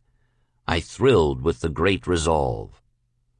The glazed eyes of my camels brightened at the new note in my husky voice. With great effort, after many attempts, they gained their feet. With pitiful perseverance, they pushed on toward the north, where something within me said we would find Babylon. We found water. We passed into a more fertile country, where were grass and fruit. We found the trail to Babylon, because the soul of a free man looks at life as a series of problems to be solved, and solves them, while the soul of a slave whines, "What can I do, who am but a slave?" How about thee, Tarkad? Dost thy empty stomach make thy head exceedingly clear? Art ready to take the road that leads back to self-respect? Canst thou see the world in its true color? Hast thou the desire to pay thy honest debts, however many they may be, and once again be a man respected in Babylon? Moisture came to the eyes of the youth. He rose eagerly to his knees. Thou hast shown me a vision. Already I feel the soul of a free man surge within me. But how fared you upon your return? Questioned an interested listener. "Where the determination is, the way can be found," Dabasir replied. I now had the determination, so I set out to find a way. First I visited every man to whom I was indebted and begged his indulgence until I could earn that with which to repay. Most of them met me gladly. Several reviled me, but others offered to help me. One indeed did give me the very help I needed. It was Mathon, the gold lender. Learning that I had been a camel tender in Syria, he sent me to old Nebatur, the camel trader, just commissioned by our good king to purchase many herds of sound camels for the great expedition. With him, my knowledge of camels I put to good use. Gradually I was able to repay every copper and every piece of silver. Then at last I could hold up my head and feel that I was an honorable man among men. Again Dabasir turned to his food. "Kauskor, thou snail!" he called loudly to be heard in the kitchen. "The food is cold. Bring me more meat fresh from the roasting. Bring thou also a very large portion for Tarkad, the son of my old friend, who is hungry and shall eat with me." So ended the tale of Dabasir, the camel trader of old Babylon. He found his own soul when he realized a great truth, a truth that had been known and used by wise men long before his time. It has led men out of difficulties and into success, and it will continue to do so for those who have the wisdom to understand its magic power. It is for any man to use who reads these lines. Where the determination is, the way can be found. The Clay Tablets from Babylon. St. Swithin's College, Nottingham University, Newark-on-Trent, Nottingham. Professor Franklin Caldwell, care of British Scientific Expedition, Hilla, Mesopotamia. October 21st, 1934. My dear Professor, the 5 clay tablets from your recent excavation in the ruins of Babylon arrived on the same boat with your letter. I've been fascinated no end, and have spent many pleasant hours translating their inscriptions. I should have answered your letter at once, but delayed until I could complete the translations which are attached. The tablets arrived without damage, thanks to your careful use of preservatives and excellent packing. You will be as astonished as we in the laboratory at the story they relate. One expects the dim and distant past to speak of romance and adventure, Arabian Nights sort of things, you know, when instead it discloses the problem of a person named Dabasir to pay off his debts. One realizes that conditions upon this old world have not changed as much in 5,000 years as one might expect. It's odd, you know, but these old inscriptions rather rage me, as the students say. Being a college professor, I am supposed to be a thinking human being possessing a working knowledge of most subjects. Yet here comes this old chap out of the dust-covered ruins of Babylon to offer a way I'd never heard of to pay off my debts, and at the same time acquire gold to jingle in my wallet. Pleasant thought, I say, and interesting to prove whether it will work as well nowadays as it did in old Babylon. Mrs. Shrewsbury and myself are planning to try out his plan upon our own affairs, which could be much improved. Wishing you the best of luck in your worthy undertaking and waiting eagerly another opportunity to assist, I am, yours sincerely, Alfred H. Shrewsbury, Department of Archaeology. Tablet number 1.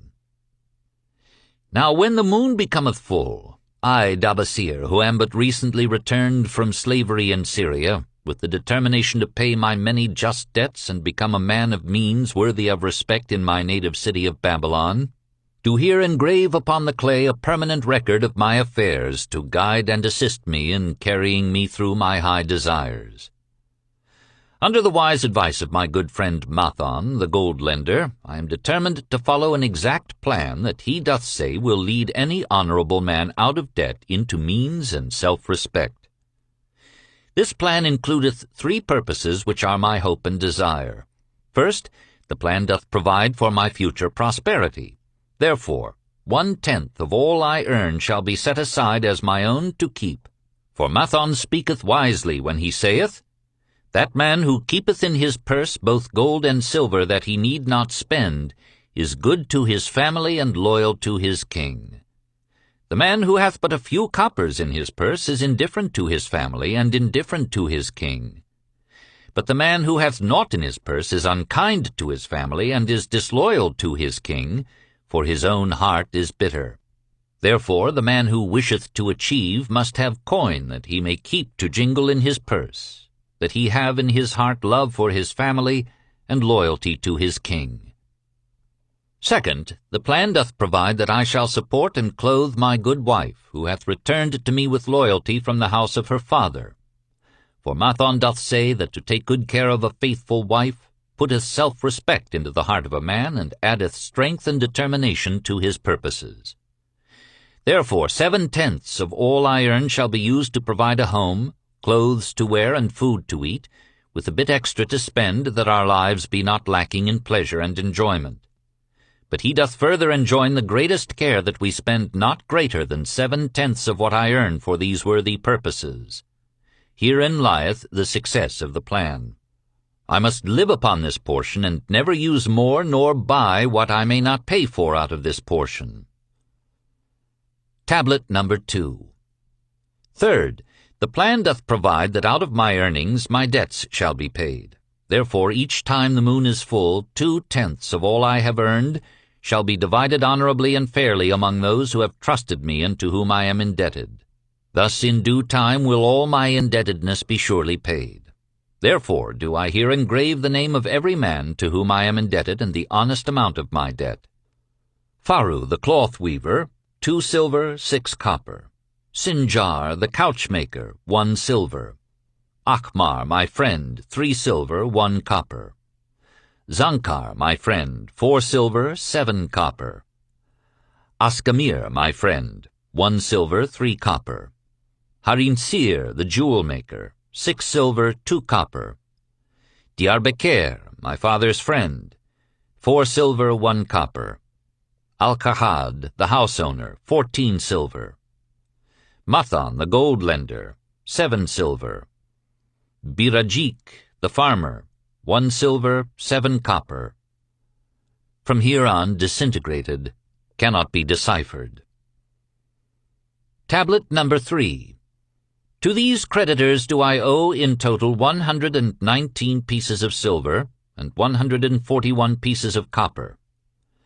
Because I did owe these sums and saw no way to repay, in my folly I did permit my wife to return to her father, and didst leave my native city, and seek easy wealth elsewhere, only to find it disaster, and to see myself sold into the degradation of slavery.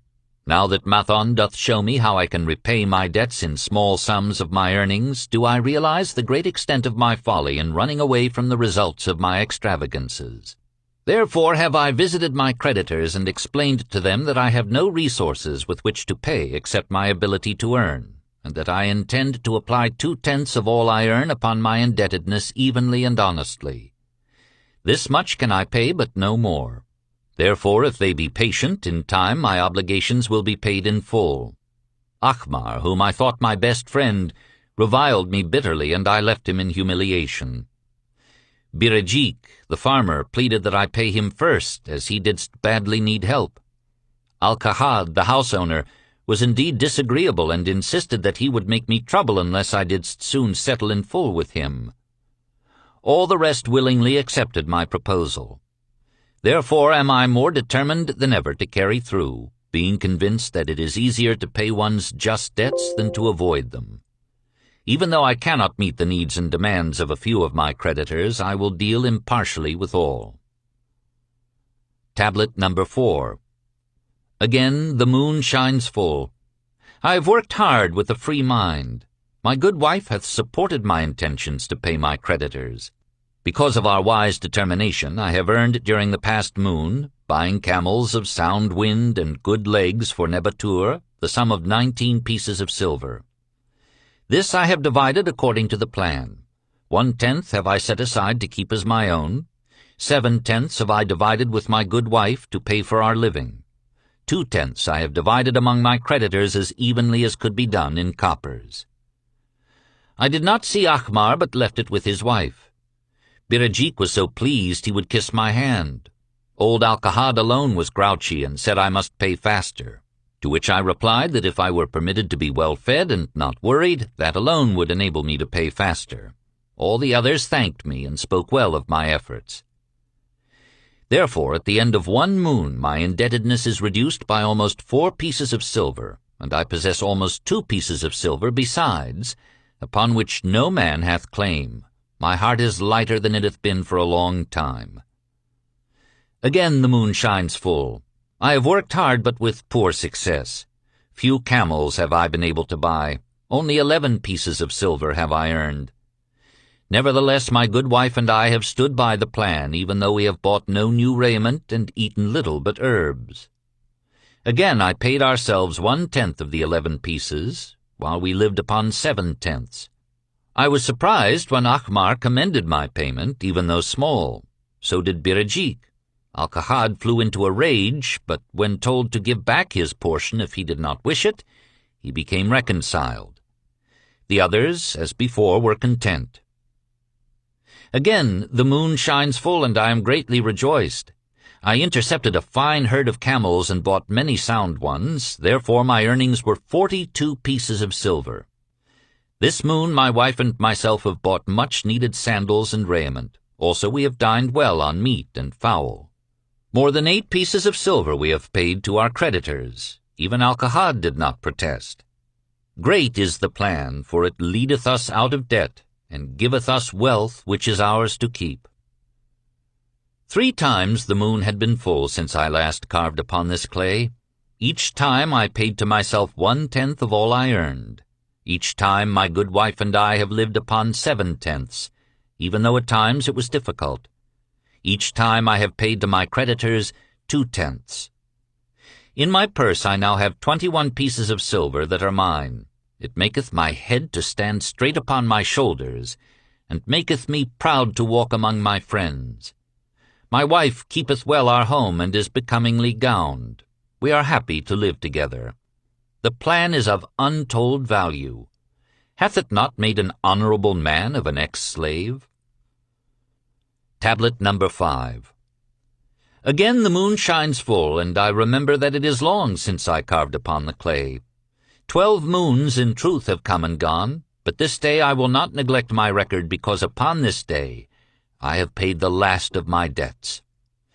This is the day upon which my good wife and my thankful self celebrate with great feasting that our determination hath been achieved. Many things occurred upon my final visit to my creditors that I shall long remember. Ahmar begged my forgiveness for his unkind words, and said that I was one of all others he most desired for a friend.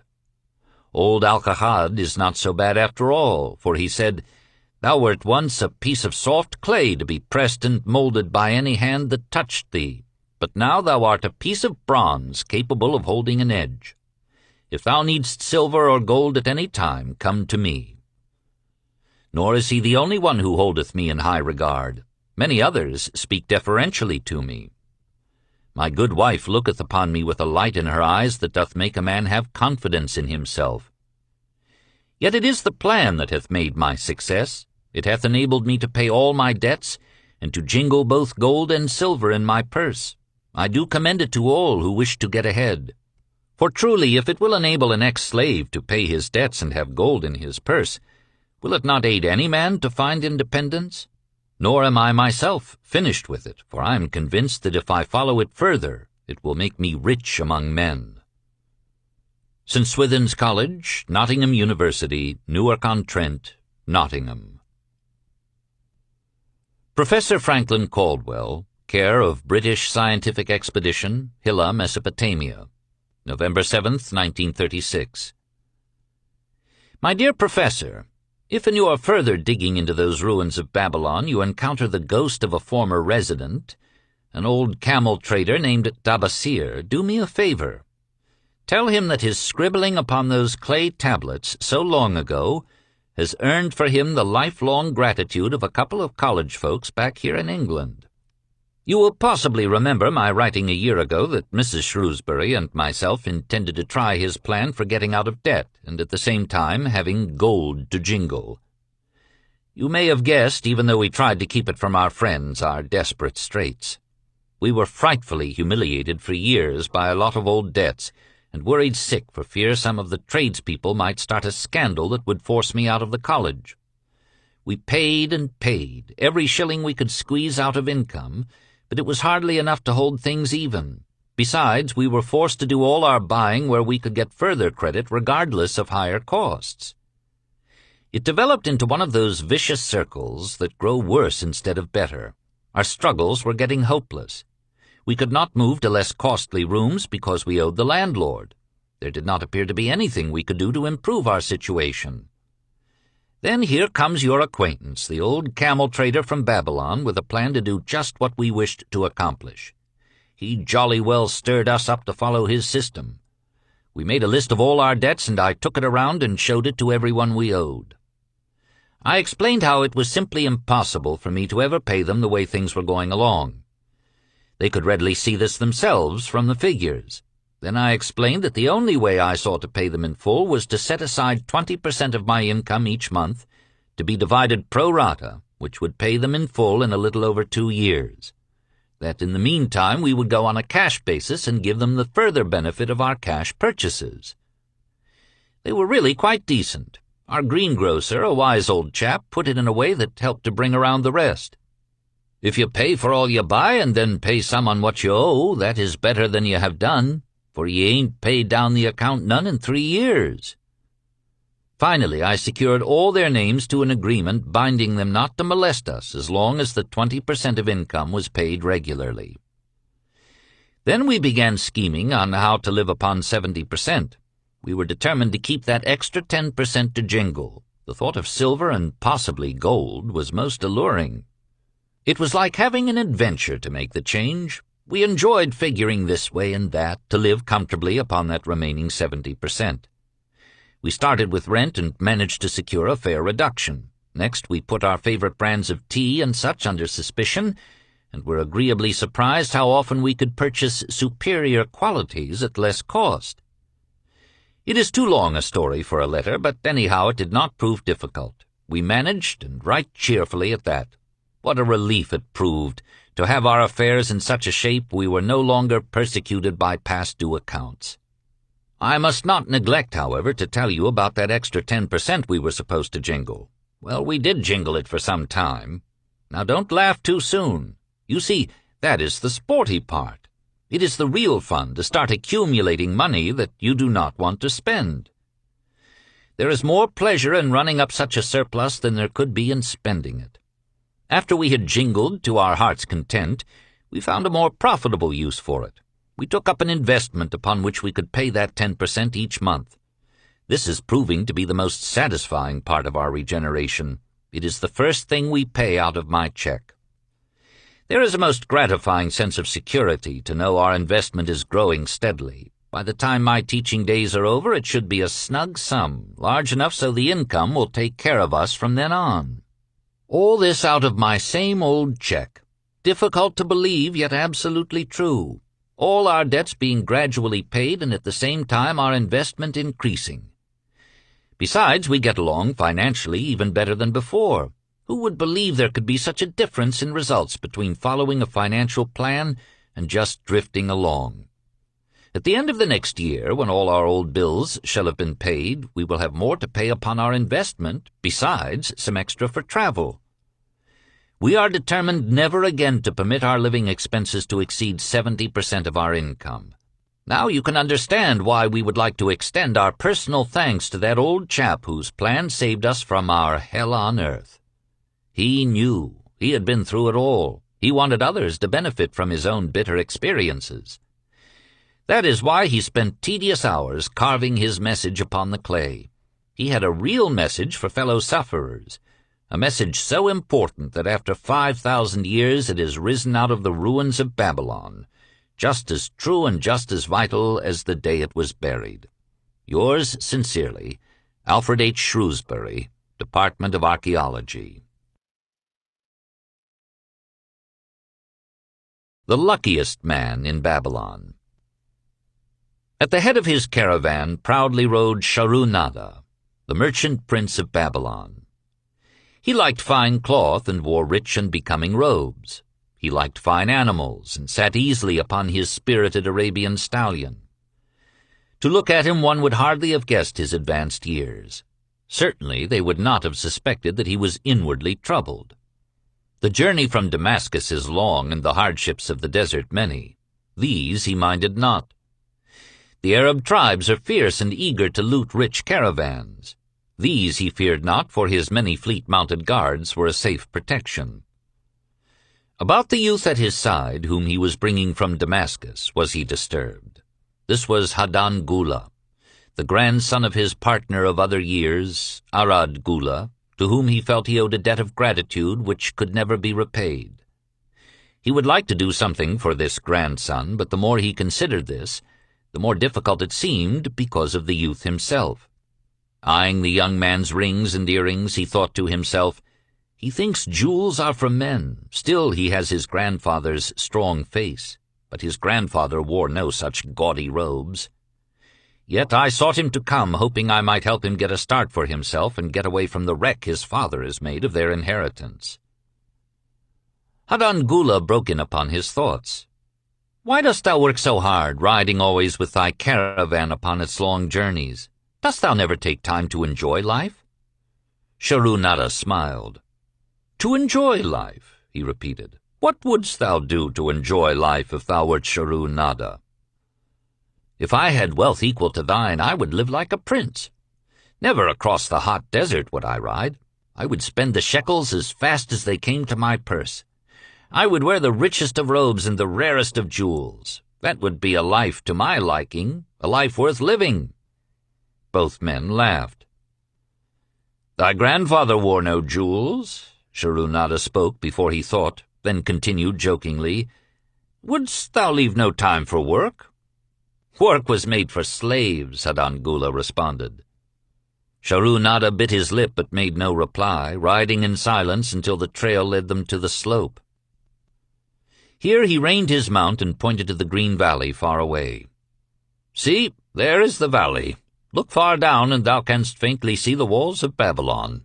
The tower is the temple of Bel. If thine eyes are sharp, thou mayest even see the smoke from the eternal fire upon its crest." "So that is Babylon? Always have I longed to see the wealthiest city in all the world," Hadan Gula commented. "Babylon, where my grandfather started his fortune. Would he were still alive, we would not be so sorely pressed." "Why wish his spirit to linger on earth beyond its allotted time? Thou and thy father can well carry on his good work."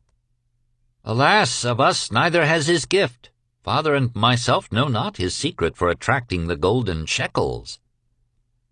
Sharu-Nada did not reply, but gave rein to his mount and rode thoughtfully down the trail to the valley. Behind them followed the caravan in a cloud of reddish dust. Some time later they reached the King's Highway and turned south through the irrigated farms. 3 old men plowing a field caught Sharu-Nada's attention. They seemed strangely familiar. How ridiculous! One does not pass a field after 40 years and find the same men plowing there. Yet something within him said they were the same. One with an uncertain grip held the plow. The others laboriously plodded beside the oxen, ineffectually beating them with their barrel staves to keep them pulling. 40 years ago he had envied these men. How gladly he would have exchanged places. But what a difference now! With pride he looked back at his trailing caravan, well-chosen camels and donkeys, loaded high with valuable goods from Damascus. All this was but one of his possessions. He pointed to the plowers, saying, "Still plowing the same field where they were 40 years ago." "They look it, but why thinkest thou they are the same?" "I saw them there," Sharu-Nada replied. Recollections were racing rapidly through his mind. Why could he not bury the past and live in the present? Then he saw, as in a picture, the smiling face of Arad Gula. The barrier between himself and the cynical youth beside him dissolved. But how could he help such a superior youth with his spendthrift ideas and bejeweled hands? Work he could offer in plenty to willing workers, but naught for men who considered themselves too good for work. Yet he owed it to Arad Gula to do something, not a half-hearted attempt. He and Arad Gula had never done things that way. They were not that sort of men. A plan came almost in a flash. There were objections. He must consider his own family and his own standing. It would be cruel. It would hurt. Being a man of quick decisions, he waived objections and decided to act. "Wouldst thou be interested in hearing how thy worthy grandfather and myself joined in the partnership which proved so profitable?" he questioned. "Why not just tell me how thou madest the golden shekels? That is all I need to know," the young man parried. Sharunada ignored the reply and continued. "We start with those men plowing. I was no older than thou. As the column of men in which I marched approached, good old Megiddo the farmer scoffed at the slipshod way in which they plowed. Megiddo was chained next to me. 'Look at the lazy fellows,' he protested. 'The plow-holder makes no effort to plow deep, nor do the beaters keep the oxen in the furrow. How can they expect to raise a good crop with poor plowing?' "'Didst thou say Megiddo was chained to thee?' Hadan Gula asked in surprise. "'Yes, with bronze collars about our necks and a length of heavy chain between us. Next to him was Zabado, the sheep-thief. I had known him in Harun. At the end was a man we called Pirate because he told us not his name. We judged him as a sailor, as he had entwined serpents tattooed upon his chest in sailor fashion. The column was made up thus so the men could walk in fours." "Thou wert chained as a slave?" Hadan Gula asked incredulously. "Did not thy grandfather tell thee I was once a slave? He often spoke of thee, but never hinted of this. He was a man thou couldst trust with innermost secrets. Thou, too, art a man I may trust. Am I not right?" Sharunada looked him squarely in the eye. "Thou mayest rely upon my silence, but I am amazed. Tell me, how didst thou come to be a slave?" Sharunada shrugged his shoulders. "Any man may find himself a slave. It was a gaming house and barley beer that brought me disaster. I was the victim of my brother's indiscretions. In a brawl he killed his friend. I was bonded to the widow by my father, desperate to keep my brother from being prosecuted under the law. When my father could not raise the silver to free me, she in anger sold me to the slave dealer." "What a shame and injustice!" Hadan Gula protested.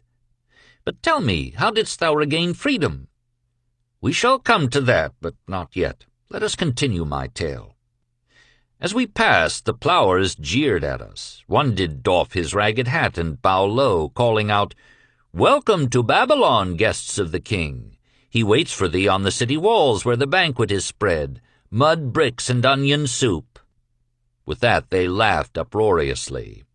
Pirate flew into a rage and cursed them roundly. 'What do those men mean by the king awaiting us on the walls?' I asked him. 'To the city walls ye march to carry bricks until the back breaks. Maybe they beat thee to death before it breaks. They won't beat me. I'll kill 'em.' Then Megiddo spoke up. 'It doesn't make sense to me to talk of masters beating willing, hard-working slaves to death. Masters like good slaves and treat them well.' 'Who wants to work hard?' commented Zabado.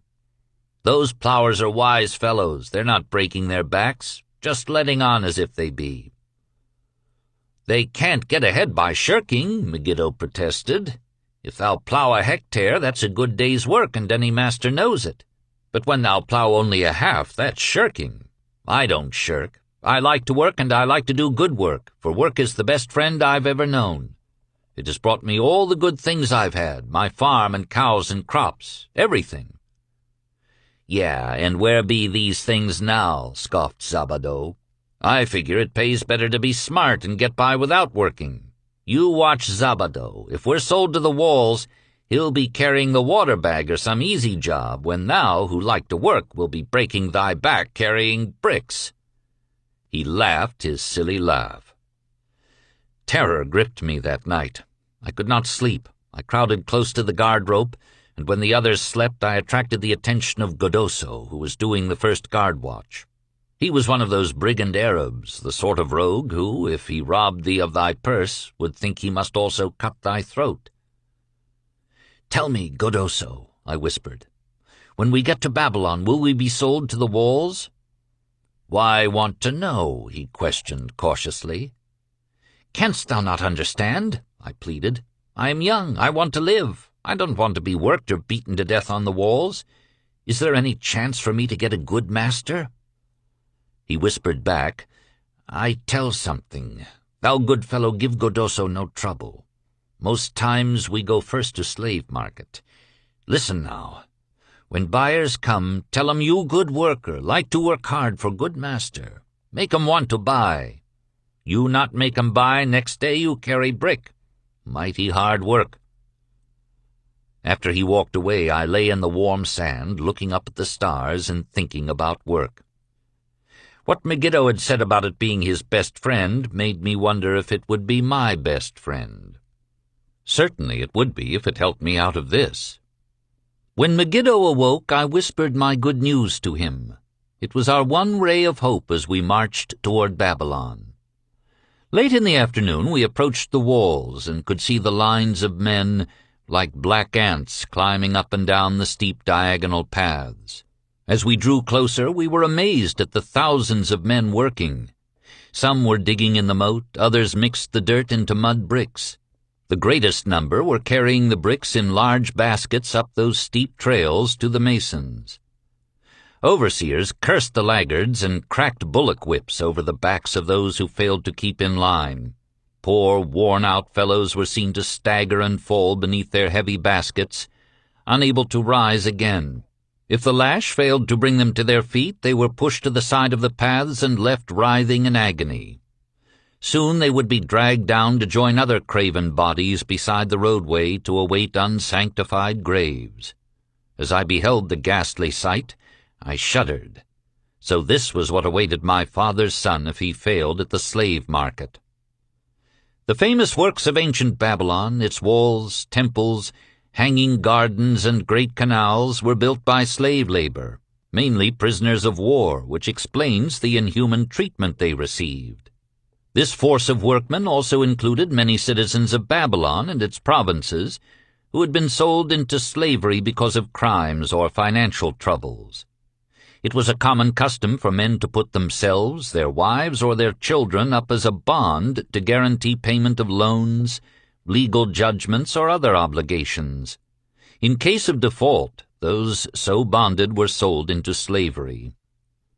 Godoso had been right. We were taken through the gates of the city to the slave prison, and next morning marched to the pens in the market. Here the rest of the men huddled in fear, and only the whips of our guard could keep them moving so the buyers could examine them. Megiddo and myself eagerly talked to every man who permitted us to address him.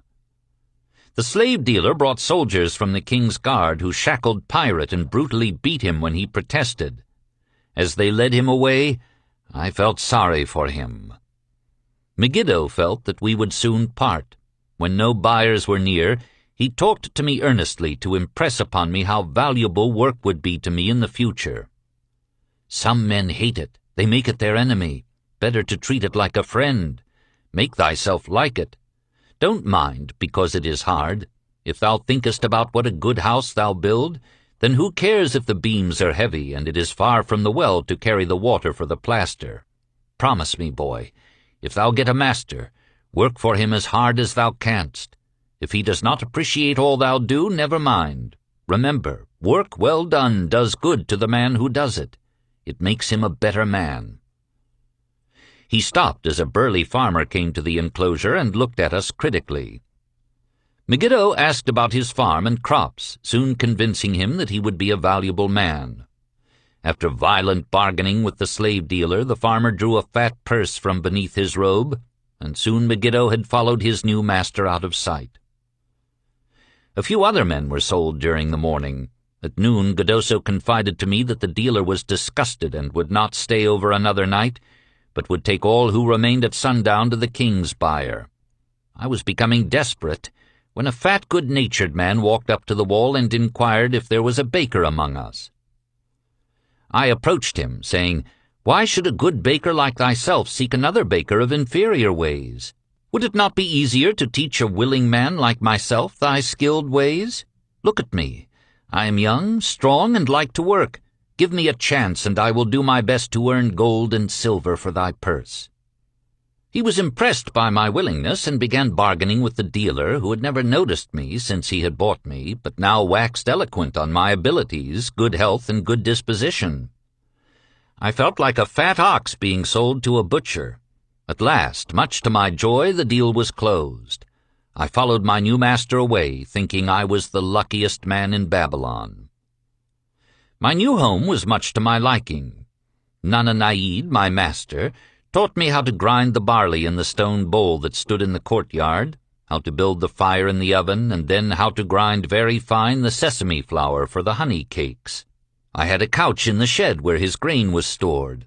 The old slave housekeeper, Swasti, fed me well and was pleased at the way I helped her with the heavy tasks. Here was the chance I had longed for to make myself valuable to my master and, I hoped, to find a way to earn my freedom.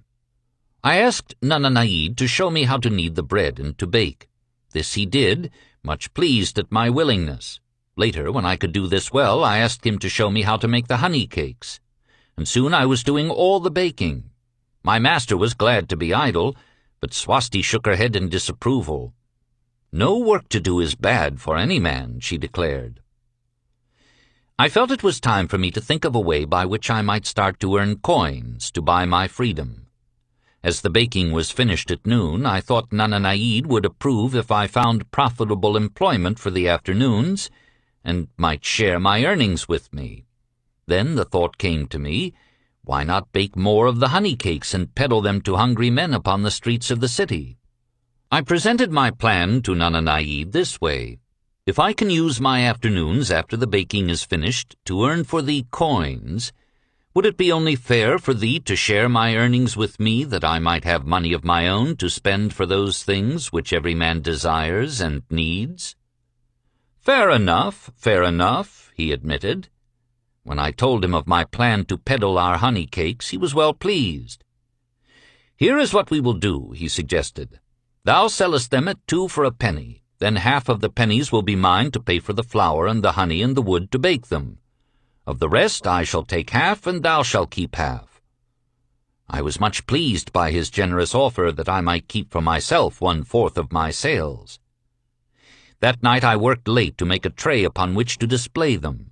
Nana Naid gave me one of his worn robes that I might look well, and Swasti helped me patch it and wash it clean. The next day I baked an extra supply of honey cakes. They looked brown and tempting upon the tray as I went along the street, loudly calling my wares. At first no one seemed interested, and I became discouraged. I kept on, and later in the afternoon, as men became hungry, the cakes began to sell, and soon my tray was empty. Nana Naid was well pleased with my success and gladly paid me my share. I was delighted to own pennies. Megiddo had been right when he said a master appreciated good work from his slaves. That night I was so excited over my success I could hardly sleep, and tried to figure how much I could earn in a year and how many years would be required to buy my freedom.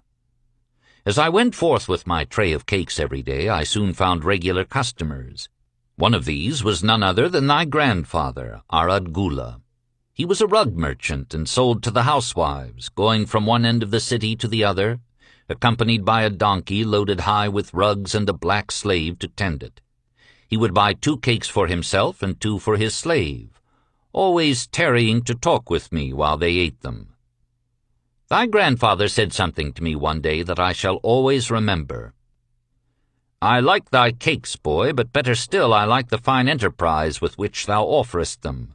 Such spirit can carry thee far on the road to success."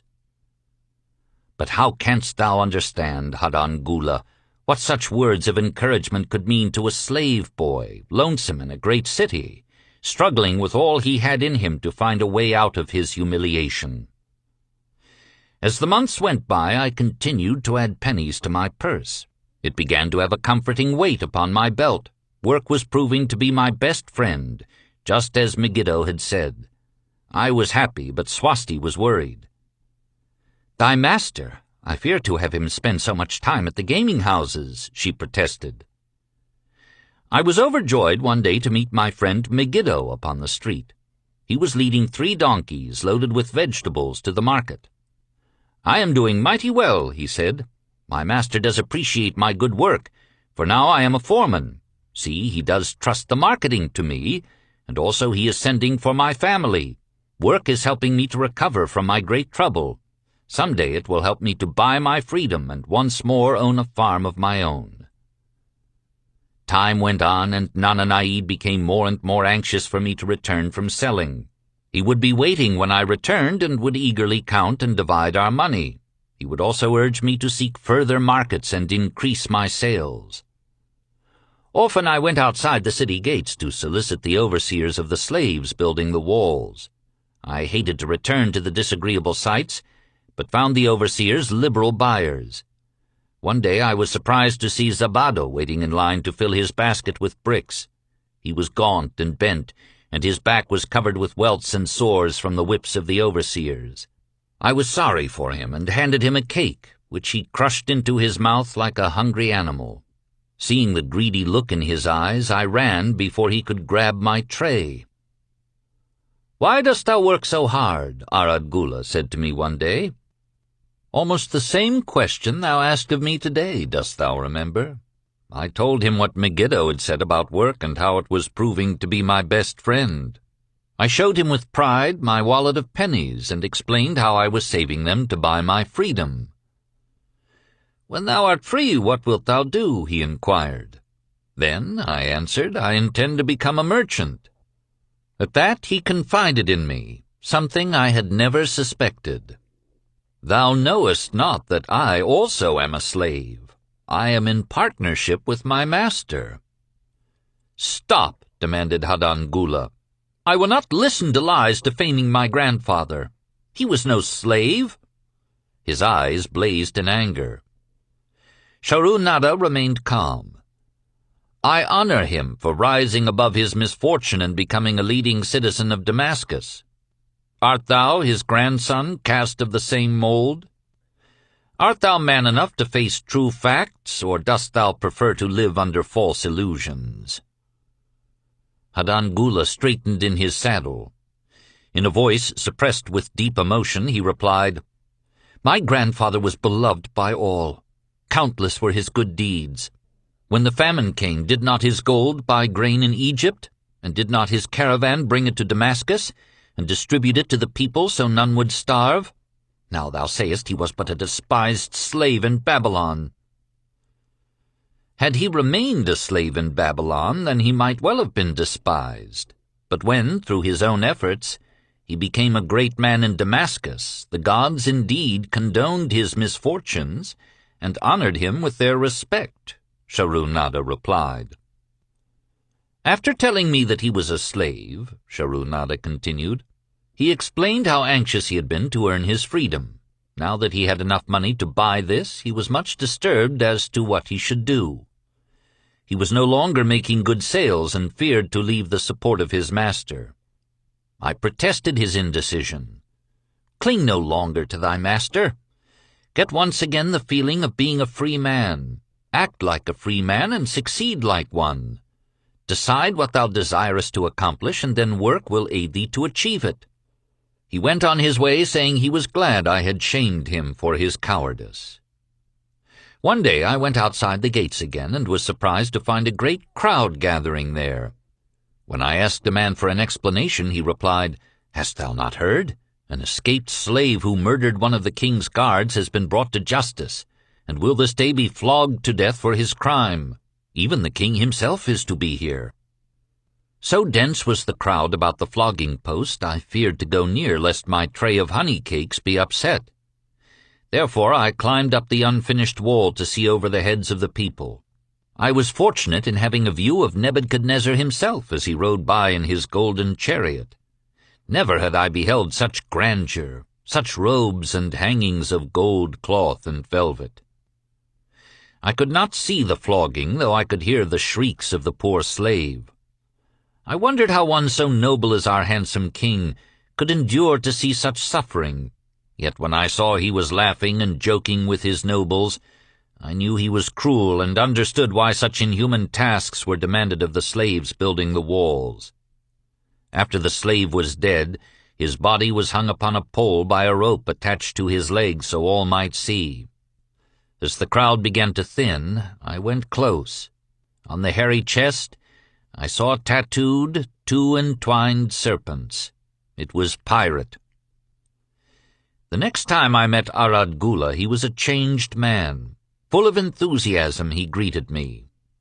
"Behold, the slave thou knewest is now a free man. There was magic in thy words. Already my sales and my profits are increasing. My wife is overjoyed. She was a free woman, the niece of my master. She much desires that we move to a strange city, where no man shall know I was once a slave. Thus our children shall be above reproach for their father's misfortune. Work has become my best helper.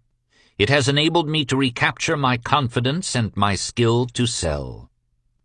I was overjoyed that I had been able even in a small way to repay him for the encouragement he had given me. Author's note: slave customs in ancient Babylon, though they may seem inconsistent to us, were strictly regulated by law. For example, a slave could own property of any kind, even other slaves, upon which his master had no claim. Slaves intermarried freely with non-slaves. Children of free mothers were free. Most of the city merchants were slaves. Many of these were in partnership with their masters and wealthy in their own right. End of note. One evening Swasti came to me in deep distress. "Thy master is in trouble. I fear for him. Some months ago he lost much at the gaming tables. He pays not the farmer for his grain nor his honey. He pays not the money-lender. They are angry and threaten him." "Why should we worry over his folly? We are not his keepers," I replied thoughtlessly. "Foolish youth, thou understandest not. To the money-lender didst he give thy title to secure a loan. Under the law he can claim thee and sell thee. I know not what to do. He is a good master. Why, oh why should such trouble come upon him?" Nor were Swasti's fears groundless. While I was doing the baking next morning, the money-lender returned with a man he called Sasi. This man looked me over and said I would do. The money-lender waited not for my master to return, but told Swasti to tell him he had taken me. With only the robe on my back and the purse of pennies hanging safely from my belt, I was hurried away from the unfinished baking. I was whirled away from my dearest hopes as the hurricane snatches the tree from the forest and casts it into the surging sea. Again, a gaming house and barley beer had caused me disaster. Sasi was a blunt, gruff man. As he led me across the city, I told him of the good work I had been doing for Nana Naid, and said I hoped to do good work for him. His reply offered no encouragement. "I like not this work. My master likes it not. The king has told him to send me to build a section of the Grand Canal. Master tells Sasi to buy more slaves, work hard and finish quick. Bah! How can any man finish a big job quick?" Picture a desert with not a tree, just low shrubs and a sun burning with such fury the water in our barrels became so hot we could scarcely drink it. Then picture rows of men going down into the deep excavation and lugging heavy baskets of dirt up soft, dusty trails from daylight until dark. Picture food served in open troughs from which we helped ourselves like swine. We had no tents, no straw for beds. That was the situation in which I found myself. I buried my wallet in a marked spot, wondering if I would ever dig it up again. At first I worked with good will, but as the months dragged on I felt my spirit breaking. Then the heat fever took hold of my weary body. I lost my appetite and could scarcely eat the mutton and vegetables. At night I would toss in unhappy wakefulness. In my misery I wondered if Zabado had not the best plan, to shirk and keep his back from being broken in work. Then I recalled my last sight of him, and knew his plan was not good. I thought of Pirate with his bitterness, and wondered if it might be just as well to fight and kill. The memory of his bleeding body reminded me that his plan was also useless. Then I remembered my last sight of Megiddo. His hands were deeply calloused from hard work, but his heart was light and there was happiness on his face. His was the best plan. Yet I was just as willing to work as Megiddo. He could not have worked harder than I. Why did not my work bring me happiness and success? Was it work that brought Megiddo happiness, or was happiness and success merely in the laps of the gods? Was I to work the rest of my life without gaining my desires, without happiness and success? All of these questions were jumbled in my mind, and I had not an answer. Indeed, I was sorely confused. Several days later, when it seemed that I was at the end of my endurance and my questions still unanswered, Sasi sent for me. A messenger had come from my master to take me back to Babylon. I dug up my precious wallet, wrapped myself in the tattered remnants of my robe, and was on my way. As we rode, the same thoughts of a hurricane whirling me hither and thither kept racing through my feverish brain. I seemed to be living the weird words of a chant from my native town of Harun, besetting a man like a whirlwind, driving him like a storm, whose course no one can foliate, whose destiny no one can foretell. Was I destined to be ever thus punished for I knew not what? What new miseries and disappointments awaited me? When we rode to the courtyard of my master's house, imagine my surprise when I saw Arad Gula awaiting me. He helped me down and hugged me like a long-lost brother. As we went our way, I would have followed him as a slave should follow his master, but he would not permit me. He put his arm about me, saying, "I hunted everywhere for thee. When I had almost given up hope, I did meet Swasti, who told me of the money-lender, who directed me to thy noble owner. A hard bargain he did drive, and made me pay an outrageous price, but thou art worth it. Thy philosophy and thy enterprise have been my inspiration to this new success." "Megiddo's philosophy, not mine," I interrupted. "Megiddo's and thine. Thanks to thee both, we are going to Damascus, and I need thee for my partner.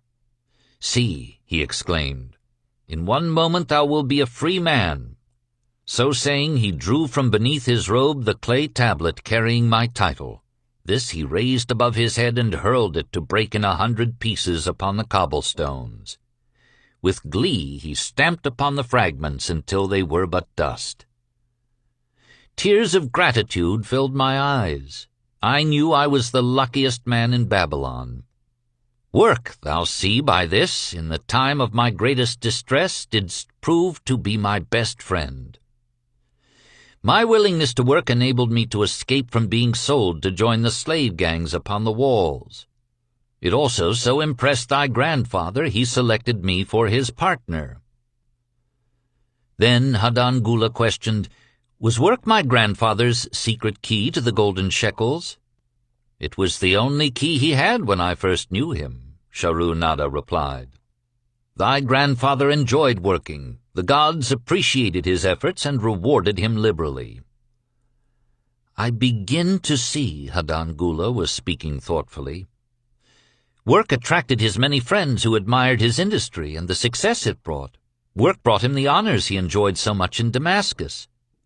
Work brought him all those things I have approved. And I thought work was fit only for slaves." "Life is rich with many pleasures for men to enjoy," Sharu Nada commented. "Each has its place. I am glad that work is not reserved for slaves. Were that the case, I would be deprived of my greatest pleasure. Many things do I enjoy, but nothing takes the place of work." Sharu Nada and Hadan Gula rode in the shadows of the towering walls up to the massive bronze gates of Babylon. At their approach, the gate guards jumped to attention and respectfully saluted an honored citizen. With head held high, Sharu Nada led the long caravan through the gates and up the streets of the city. "I have always hoped to be a man like my grandfather," Hadan Gula confided to him. "Never before did I realize just what kind of man he was. This thou hast shown me. Now that I understand, I do admire him all the more and feel more determined to be like him. I fear I can never repay thee for giving me the true key to his success. From this day forth I shall use his key. I shall start humbly as he started, which befits my true station better than jewels and fine robes." So saying, Hadan Gula pulled the jeweled baubles from his ears and the rings from his fingers. Then, reining his horse, he dropped back and rode with deep respect behind the leader of the caravan.